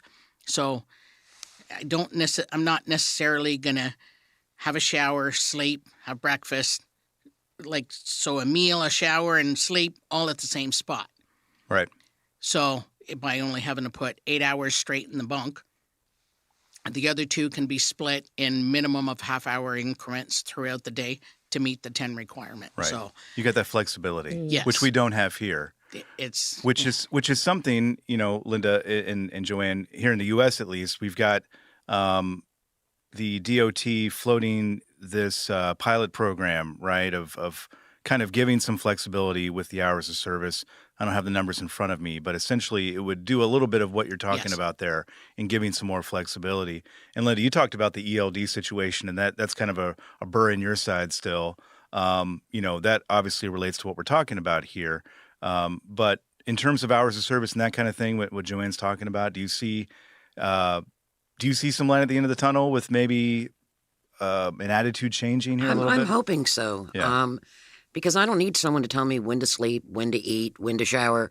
I know when I'm tired, I want to be able to pull over. And so I think having some flexibility in the hours of service would be wonderful. I know that when my husband and I first started, we were team driving. Then we ended up getting a second truck, so I was driving one and he was driving the other. But as a team driver, I was told when I had to be in the berth, when I could get out and drive. And, sometimes you wake up and you're tired, or sometimes you might be driving for 4 or 5 hours and say, I think I've had enough for right now. So I would love for some flexibility in that. I actually wanted to touch on what Joanne said about the training. I will tell you, I went through the Workers Investment Act to get my CDL. It was 2 weeks. 2 weeks. Yeah. I had never even been near a truck before. Yeah. That is crazy. 2 weeks, a week in the classroom and a week driving around the parking lot. And that was it. And then they taught us how to pass the test, took us up to DMV, passed the test. I was fortunate enough that then I ended up getting in the truck with my husband. But how many other people have gone through 2 weeks and then now they're driving? And no behind the wheel training in some cases. Yeah. Which is insane. We talked about this with one of the other groups of board members. I cannot fathom the idea that you're going to put somebody in a tractor trailer who has never had any behind the wheel training. And that's what we're doing. Crazy, We're setting people up for failure. Absolutely. Absolutely. And now some of them, I've talked to a few folks that said, well, we got through training and now I have a trainer in the truck with me, and their trainer only has 6 months experience. You can't train somebody to drive a truck if you've only been driving for 6 months. It's nuts. It doesn't make any sense. Again, it doesn't make any sense. I just don't understand how we got here or how we're okay with that. Because I think that's been an underlying theme of like all the conversations that we've had with other board members too. It's that we've lost our way in a way in terms of what you're talking about there, in terms of training and setting people up for failure. We're churning people into the industry. We're treating them poorly when they get in. It's no wonder that, the turnover rate is so high. And I just don't understand how we got to this point. So I want both of you to answer that for me. Now, I'm almost joking, but we're not going to solve the issue here, but it just, I can't understand it. It's been a reverse of where to invest. So if you invest in training at the beginning, you turn out a properly trained, educated, someone who knows this is what truck driving is going to look like when I get a job after I'm done the training. If you don't train them, you're scaring the living bejesus out of them once they get into a truck. Yeah. Because you put somebody, I don't know where everybody is here, but we just had a little burst of, hi, welcome to winter, earlier this week. Yep. So all of a sudden you put somebody that went from driving a car to 80,000 pounds going down the road, and it's slippery and it bends in the middle. Yeah. Or you're driving through the mountains. Exactly. Or, The weight difference. You go up, you go down, it goes down, it wants to go down faster than it went up. So by not preparing people for what reality is going to be, you scare them. The first issue they have, because there's going to be issues, and it doesn't matter what kind of new position, new career you choose, there's going to be issues at the beginning. It's in a learning process, but you don't need to be having the bejesus scared out of you right from the beginning. So you scare them, and then some of them will just go, yeah, no, that's not for me. And what little training you put in is now gone. You're not getting that person back. Yeah. So by not training them, you scare them. By scaring them, they leave. So you're no further ahead. Rather than investing in proper training and educating them and finish training, carrier training, and making sure they know that, okay, this could happen and this is how you deal with it. And this is somebody who's going to be way more comfortable, not going to panic, and be able to do the job, and go through the rest of the learning process of, dealing with the issues as they arise without panicking. Yeah. Linda? I think we got here, I don't know. I've seen the industry change so much just in the few years. I've only been in since 2007, and I see the change. And I don't know. I think a lot of the big carriers were just hiring and churning them out. Hiring him, like Joanne said, not put any attempt at training into them, and then they get in the truck and then they say, "Oh, this isn't for me," and get out. I love trucking. This is a beautiful country. I love driving. I love being out here, but it's people aren't prepared. They're not prepared when they get into the truck.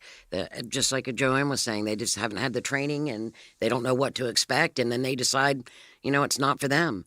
Unfortunately, I think a lot of the big carriers haven't been treating them well. I talked about the congressman's aide. When I talked to him, he said, he got his paycheck. He was promised so much money, and he gets his paycheck, and they were taking money out for this and taking money out for that.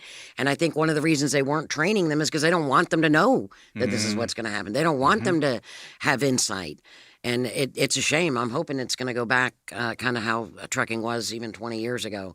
I think the English proficiency, I'm so glad that they're starting to enforce that. And it's simply, if you can't read the sign, if you can't read what the sign says, how are you going to obey it? Yeah, it's a safety issue. But there's just so many folks out there right now that don't know how to drive, and they're driving, and you see it every day. They're wrecking. Down in Florida, we had the guy that made the U-turn, made a U-turn on a toll road. Yep. Yep. They're just not making good decisions, and I think, again, just like Joanne was saying, it goes back to the training. And if you don't train, you can either invest in training or you can invest in claims. Which one looks better on your overall record? I don't know. Which one looks more like an attractive company to go work for? The one that's going to provide training versus the one that's investing equal amounts in the claims. Which tells you, though, that the incentive for them is to do what they're doing now. Because if they were going to get more out of it by investing in the training and keeping those people on for longer and longer, they would certainly be doing that. Or maybe they just don't have the right accountants and they're not counting beans. Well, that could be possible, too. Yeah, for sure. You know, it strikes me, though, too, you talk about the English proficiency and the non-domiciled CDL. These people are, again, this is the vicious cycle. These people are also being taken advantage of. A lot of these folks are coming into the industry, kind of like what you were talking about, Linda, thinking, all right, this is a career. I'm going to get trained. I'll be able to do this. I'll be able to see the country. It is a great career. Put all the other stuff aside. It's a great career if you're not dealing with that other stuff. Unfortunately, there's so much other stuff out there right now, and it's overwhelming. And you mentioned 18 years ago or whenever that was that you started trucking. Even over this time, you've seen some changes just in that short period of time. Yes, absolutely. And we were just talking about the English proficiency. So we saw a truck pull into the weigh station a couple of weeks ago, and 6 guys got out of the truck, and it was 6 guys that weren't in the country legally, but they got a CDL, and they were driving a truck, and they were fine with the rates being so low because they were living in the truck. They had no expenses, and they were actually sending the money home. And I feel bad for them, but at the same time, we need experienced drivers. This is a career. This isn't just something. This isn't flipping burgers. This is driving 80,000 pounds down the road, and you need to know what you're doing. And they were okay with the low rates because to them it was a lot of money. Yeah. And like I said, so it's driven the rates down. But I feel bad for them as well because they haven't been treated properly either. Yeah. And they're just trying to make a living. They're just trying to get ahead like we are.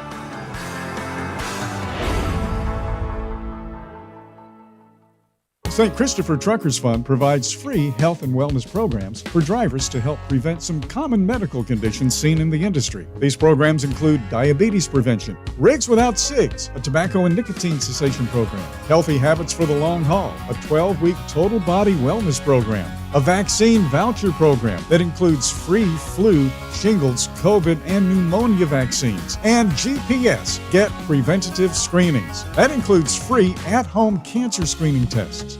These programs are available to Class A over-the-road semi-truck drivers. For more information or to register for a program, visit the St. Christopher Fund website at truckersfund.org.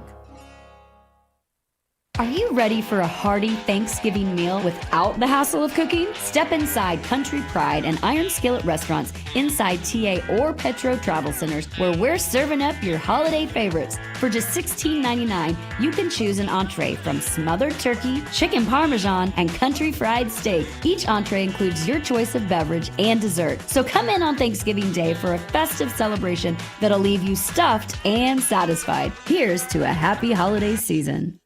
It's one simple act that helps Wreaths Across America fulfill its mission to remember, honor, and teach. Sponsoring a wreath, one more wreath, means one more adoring father, one more loving mother, one more heroic son, one more brave daughter, one more beloved family member, one more dearly missed friend, one more American, one more wreath upon the gravestone of someone who served the cause of freedom, honored for their sacrifice, never forgotten, always remembered, through one simple act. One simple act. Go to wreathsacrossamerica.org/RadioNemo and keep the mission moving forward. The Joshua Chamberlain Society is unlike any other veterans organization. It's truly a family, and I know that firsthand from working with them myself. Their mission is to make wounded veterans and families of deceased veterans feel the support and appreciation of their community for life. Our veterans' injuries are permanent, and so is the JCS support. From monetary assistance like paying utility bills or college funds to helping our heroes find purpose, JCS is a family that surrounds and supports the heroes who have sacrificed so much. Learn more and make your donation at chamberlainsociety.org. That's chamberlainsociety.org. we're looking for light at the end of the tunnel, or turning the corner, it does feel a little bit, and maybe I'm being Pollyannish here, but it does feel like we have turned a corner in some respects with some of the issues that we're talking about, because we have seen fast action over the past, what has it been, 4 or 5 months since the ELP issue kind of really came into the spotlight and the non-domiciled CDL issue came into the spotlight. We've seen with that attention, we've seen some action happen pretty quickly. Truck parking, I feel like we are clearly not where we want to be here in the U.S., but I do feel like there's more awareness now, and I think more people who need to be the ones to make the changes are now coming to the realization that truck parking is an issue. The Truck Parking Safety Improvement Act continues to gain support. It feels like we're getting some momentum on that as well. But it does feel like maybe there's some room for optimism here. Am I being too Pollyannish or? No, I don't think so. And OIDA has been working on that. Yeah. One thing that OIDA has done is partnered with different city officials. So board member Tilden Curl and I actually met with legislators in Atlanta. And it was like just through a Zoom call or whatever. And we were talking to them about the parking issue. Tilden has worked in Washington State talking about, talking with city officials of how to create parking or how to address this issue. So OIDA's been taking a lead, and not just with legislation, but working with elected officials, working with other folks on figuring out what are the answers. It's not just one answer to fix the parking. It's going to take a combination of approaches to fix the parking. Yeah, for sure. Joanne? Because it's taken years to get this bad. It's going to take time to get it back up to where it should be, and address the issue in a once and for all kind of way, in a legislative way, in a if you do this you must do that kind of way. So to give you an example, how long did it take those of us who are older remember when you pulled in anywhere and there was no such thing as a handicap parking spot? And now it's the opposite. You pull in anywhere, and if there isn't such thing as a handicap parking spot, somebody's done something wrong. Yeah. So it should be the same with truck parking. If you own a business where trucks pick up or deliver at, you should be providing truck parking. Period. It should be that should be the big pie in the sky dream in my head is kind of that. So and we need to get there, because every other issue in our industry revolves around the issue of truck parking. You can tie it all back to truck parking. Every issue. Got to go to the bathroom. Yeah. What do you got to do first? Park. Well, let's hope you're parking first before. Let's hope they let you use the bathroom. Yeah, that's the other thing. Yeah. So and it all ties together too. Again, this idea of treating people like human beings instead of forcing them to park on the side of a highway because they can't find truck parking, forcing them to use a tree because they aren't being allowed to use the restroom. Not holding them at a shipper or receiver for hours on end while you wait for them to unload, while you run out of hours. It's all these things that tie together. And again, like, we can see the problems, and we all know the problems because, we're obviously invested in the industry. But maybe that's the theme of this show, like of this episode, is the things that I just cannot fathom, like how we got here and the lack of just common sense and common decency. And maybe that's just me, the old man, shaking his fist at the wind or something. But it bothers me, and I'm not driving a truck. A lot of it is what you just said about the things that have happened quickly. So the ELP and non-domicile issues that are being dealt with quickly with the transportation secretary. That's not common. Yeah, that's not what has happened in the past. What's happened in the past is we advocate for an issue, and our DC staff is really good at advocating. I am not taking anything away from them. They are top notch. But it just takes so long, because the best, and this is something I heard Linda say years ago, and I never forgot it. The best politician is the one who does not make a decision. because by not making a decision, that politician is not aggravating anybody and not costing him or herself votes. And they can continue to campaign Exactly. on an issue as well. Exactly. So when we advocate and our politicians procrastinate, then no decisions get made. And then we go back to an election, and then we got to start all over with the advocating process again because there's somebody new in that position. So that's why it takes so long to get anything done, which there's other things that I'd like to fault this administration for, but I'm Canadian, so I don't have a vote. So I'm just going to keep quiet on that. Okay, but you can all read between the lines. Sure. I said I'm Canadian, right? So, Yep.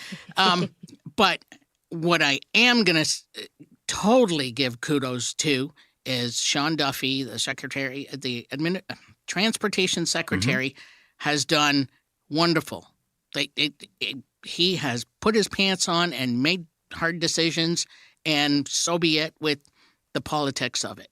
But we're dealing with safety issues, and I commend Mr. Duffy in making the decisions that have been made.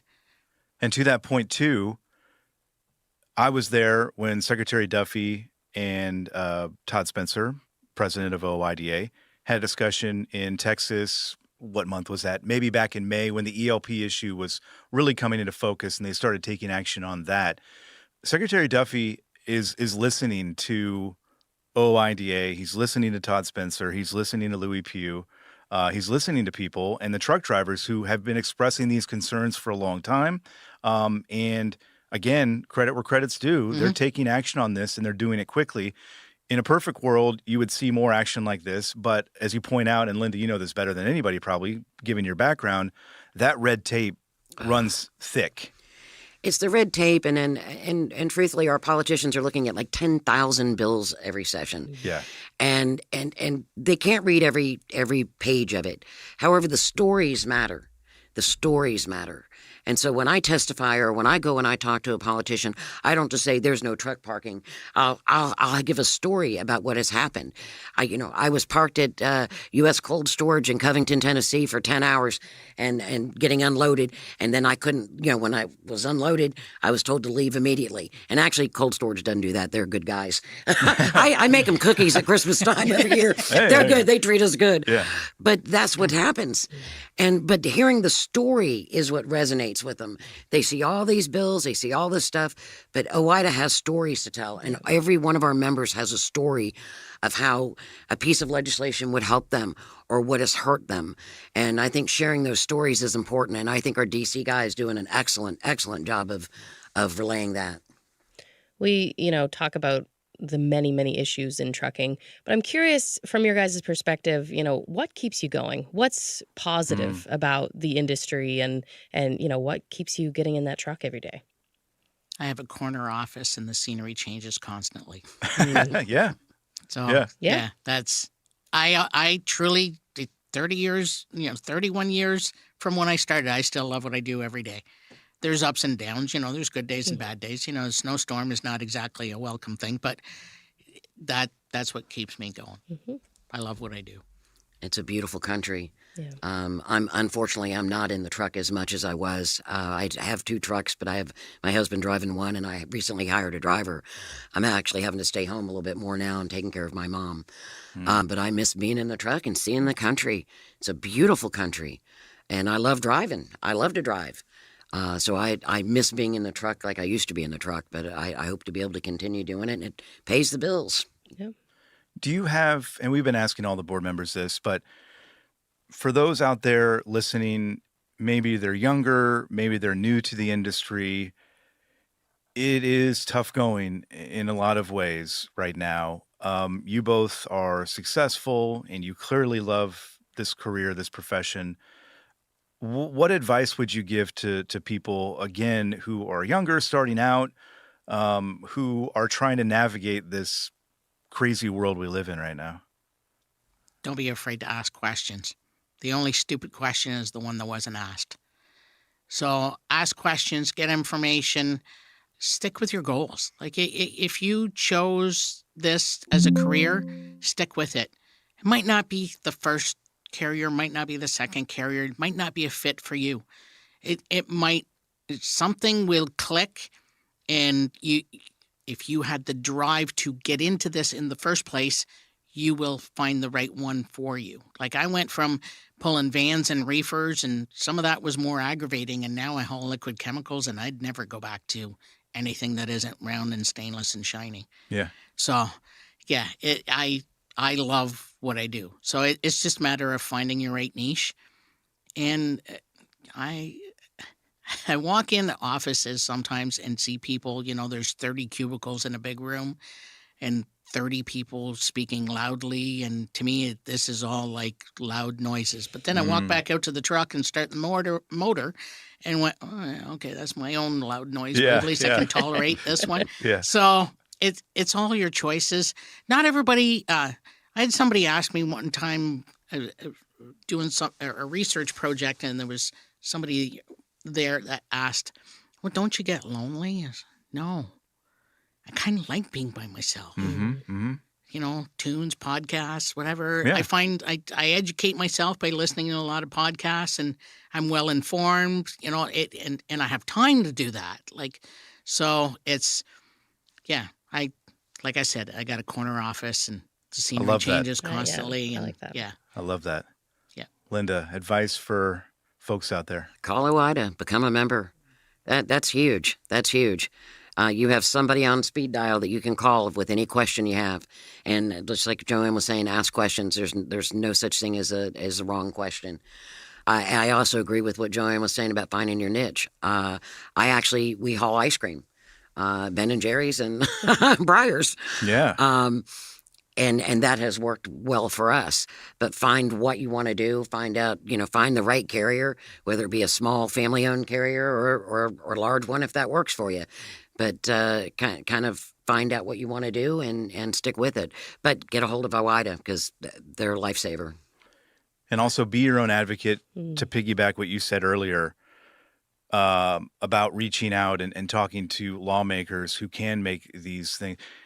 The folks in D.C. that OIDA has are great. They do a great job, and they make the case strongly to these folks when they meet with lawmakers and their staff.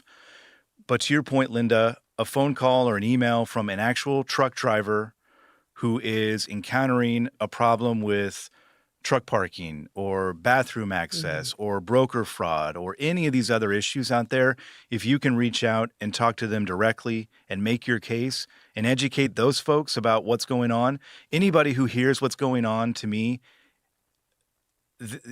any person with common sense will be almost shocked, with some of the things that truck drivers have to go through.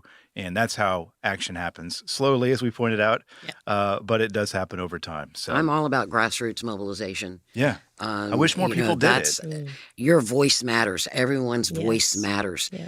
And like I said, the politicians hear from our DC folks, they're great. But hearing from a trucker, hearing from somebody that's being impacted by what's going on is huge. Absolutely. We know you guys have to get out of here. You've got meetings galore coming up, so we'll let you go. But both of you are great ambassadors for OIDA, for the trucking industry, and we appreciate you spending some time with us today. Thank you so much. Thank you. We're happy to thank you. Sorry. I did this without coffee this morning. I woke up late. You did great. Absolutely. Thanks to both of you, for sure. We're happy to be here. We're happy to do this and happy to provide you with content that you can spread to the nations. Yes. Absolutely. Thank you so much. Thanks. At Truck Stop, we built a better load board for carriers like you. Sign up today and access over 600,000 loads on the most trusted online load board. Learn why the best in the business rely on Truck Stop to make more money and start driving your profit today. Penske is the trusted source for quality used trucks. Whether you search our website, call our sales staff, or bid at our online auction, you are sure to find the right used truck for your business. Visit PenskeUsedTrucks.com to view our inventory and learn more. House Products provides your diesel with total performance and protection. Use Diesel Defender for a full system cleaning. Start treatment early with Diesel Treat to prevent gelling all season. And protect yourself from winter emergencies with Diesel Lifeline. Stay moving with House. Attention all truckers, Dean Michael, the tax doctor here. I want to talk to you about those dreaded tax problems. I know you want to keep on trucking and not even think about them, but let's face it, they're not going away all on their own. You need professional help. I've been helping truckers put their tax problems in the rearview mirror for years. I can help you too. Call me now for a free consultation at 888-557-4020 or go to mytaxhelpmd.com. It's like I always say, keep your eyes on the road, I'll keep mine on the IRS. 888-557-4020. Truckers, your engine works as hard as you do. Don't let torsional vibrations sideline your rig. Vibrotech TVD viscous dampers protect your crankshaft, cut downtime, and keep you earning mile after mile. Over 75 years of trusted protection made in the USA. Find a dealer at vibrotechtvd.com. Since you started, what you've loved about trucking is the freedom. Heading out on your favorite route, a good driving song, and thinking about truck insurance. Well, maybe not that last one. That's why we're here.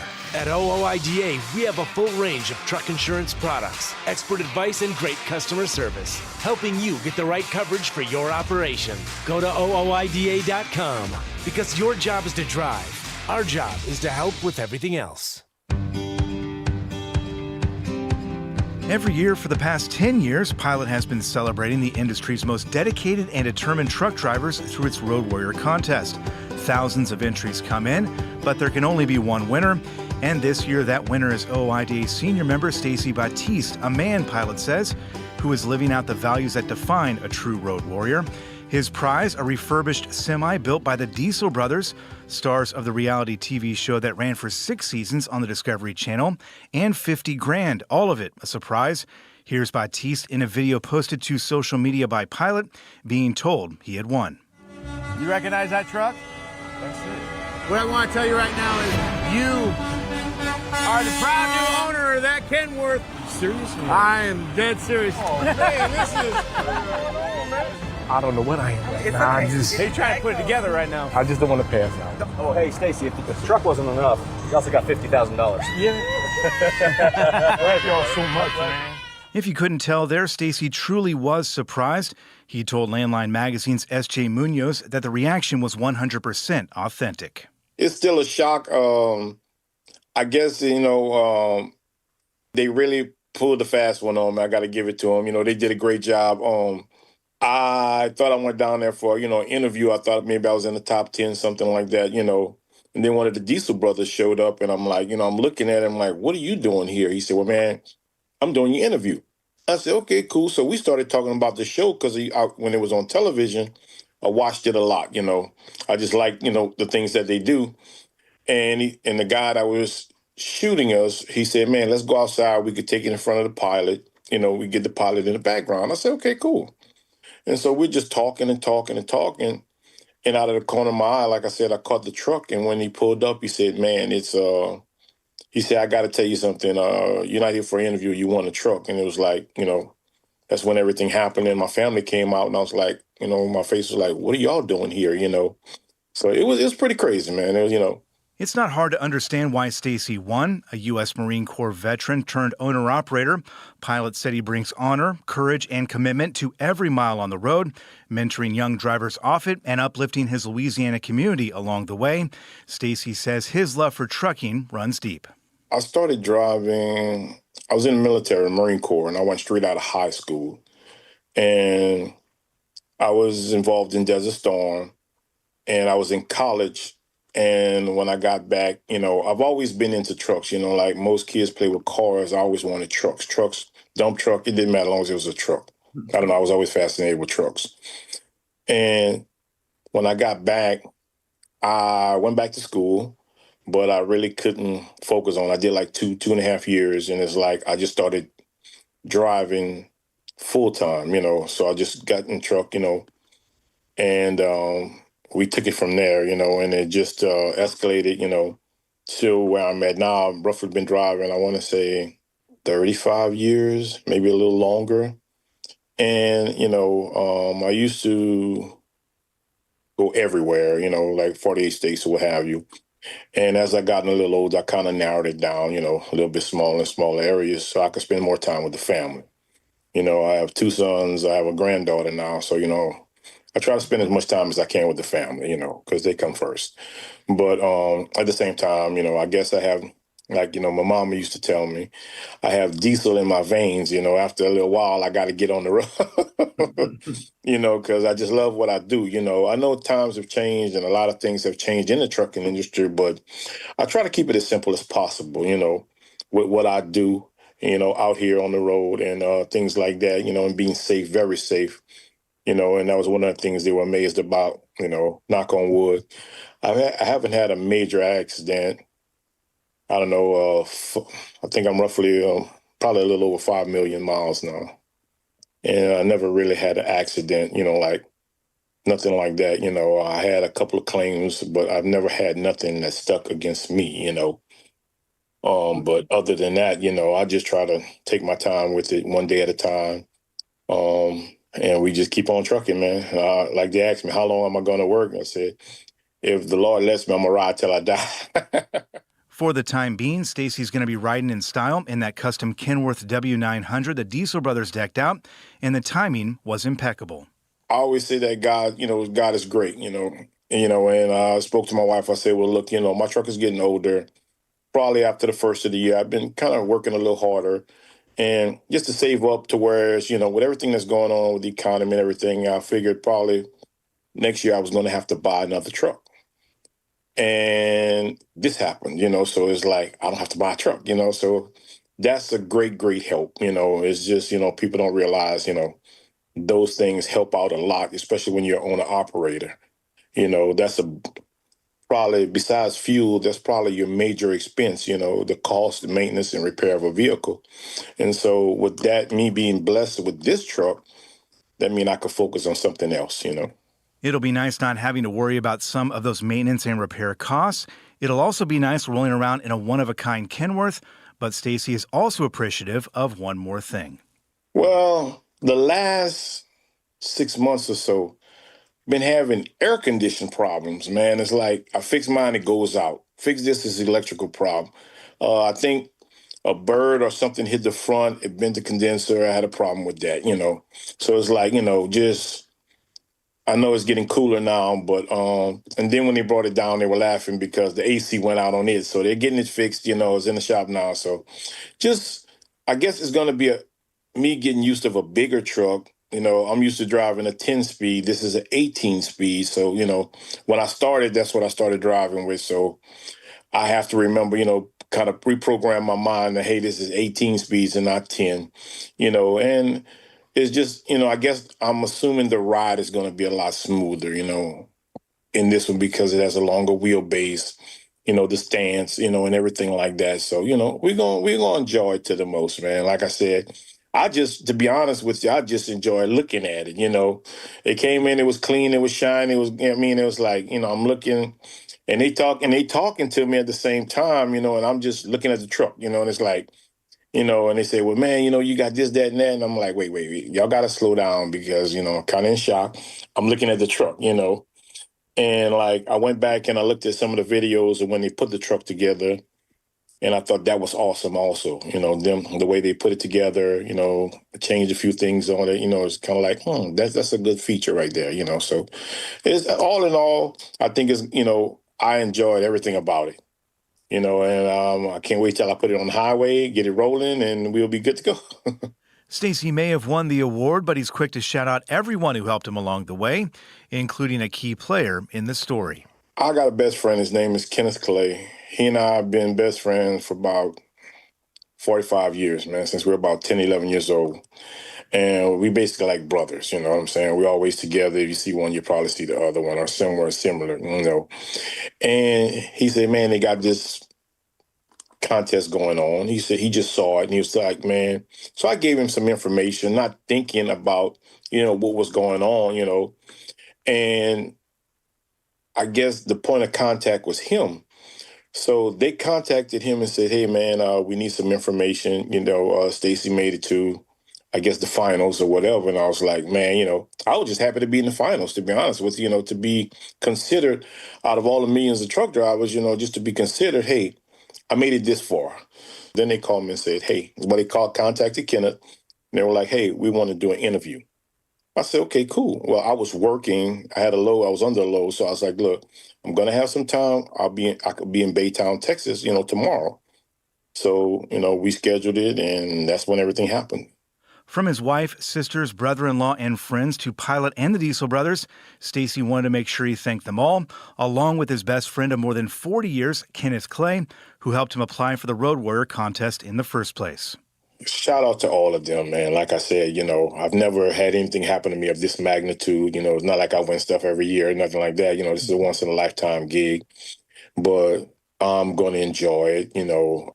I guess I'm learning to enjoy things now. So, I'm going to take my time with this one, make sure everything is right. And I'm going to try to represent, the Road Warrior program the best way I can. Something tells me that won't be a problem. So congratulations to Stacy Batiste, the well-deserved 2025 Pilot Road Warrior winner. I just hope other truck drivers, that, just give it a shot. You never know.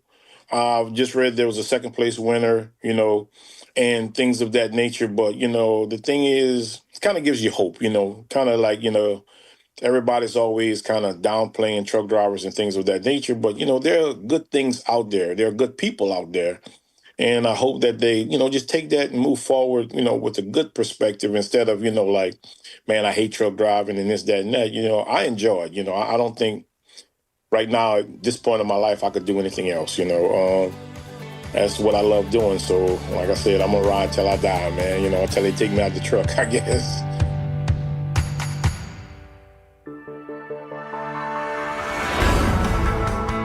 Thanks for listening. Today's episode of Trucking with OOIDA was brought to you by a dedicated team of people. That includes Jim Fetzer, Tennille Flick, and Kim Boren. You can listen to new episodes and extended interviews on your favorite podcast platform and on the OOIDA YouTube page. Please subscribe while you're there. If you've got thoughts, we'd love to hear them. Call us at 1-800-324-6856 and leave a message, or send us an email to podcast@ooida.com, and we might include it on the show.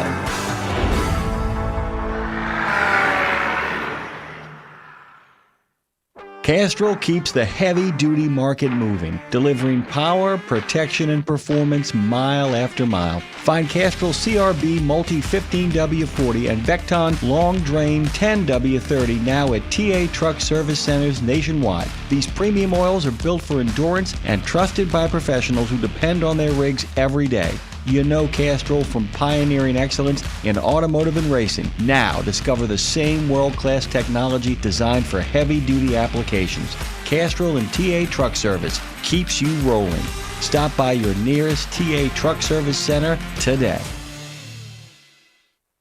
From the wee small hours of the morning to the crack of dawn, RadioNemo has been there with you. Whether you've got the overnight or you're the first wheels on the road, RadioNemo's been where you need us to be. Providing the laughs, giving the facts, playing the tunes, and keeping it rolling. We've been your light in the darkness, your first cup of coffee, and a voice of sanity. Semi-sanity, actually. We're all a little crazy here. Crazy for the men and women who keep this country going and moving and doing. Crazy for trucking, crazy for truckers of all shapes and sizes. Is that a fat joke? Not if we can help it. Because it isn't just about the rules and regs, it isn't just about the day-to-day, it's about your health, your homes, and your hearts. So we wanted to say thank you. Thank you. Thank you. Thank you from everyone at RadioNemo for sticking with us, standing by us, and keeping the traditions rolling into the future. It's one simple act that helps Wreaths Across America fulfill its mission to remember, honor, and teach. Sponsoring a wreath, one more wreath. Means one more adoring father, one more loving mother, one more heroic son, one more brave daughter, one more beloved family member, one more dearly missed friend, one more American, one more wreath upon the gravestone of someone who served the cause of freedom, honored for their sacrifice, never forgotten, always remembered, through one simple act. One simple act. Go to wreathsacrossamerica.org/RadioNemo and keep the mission moving forward.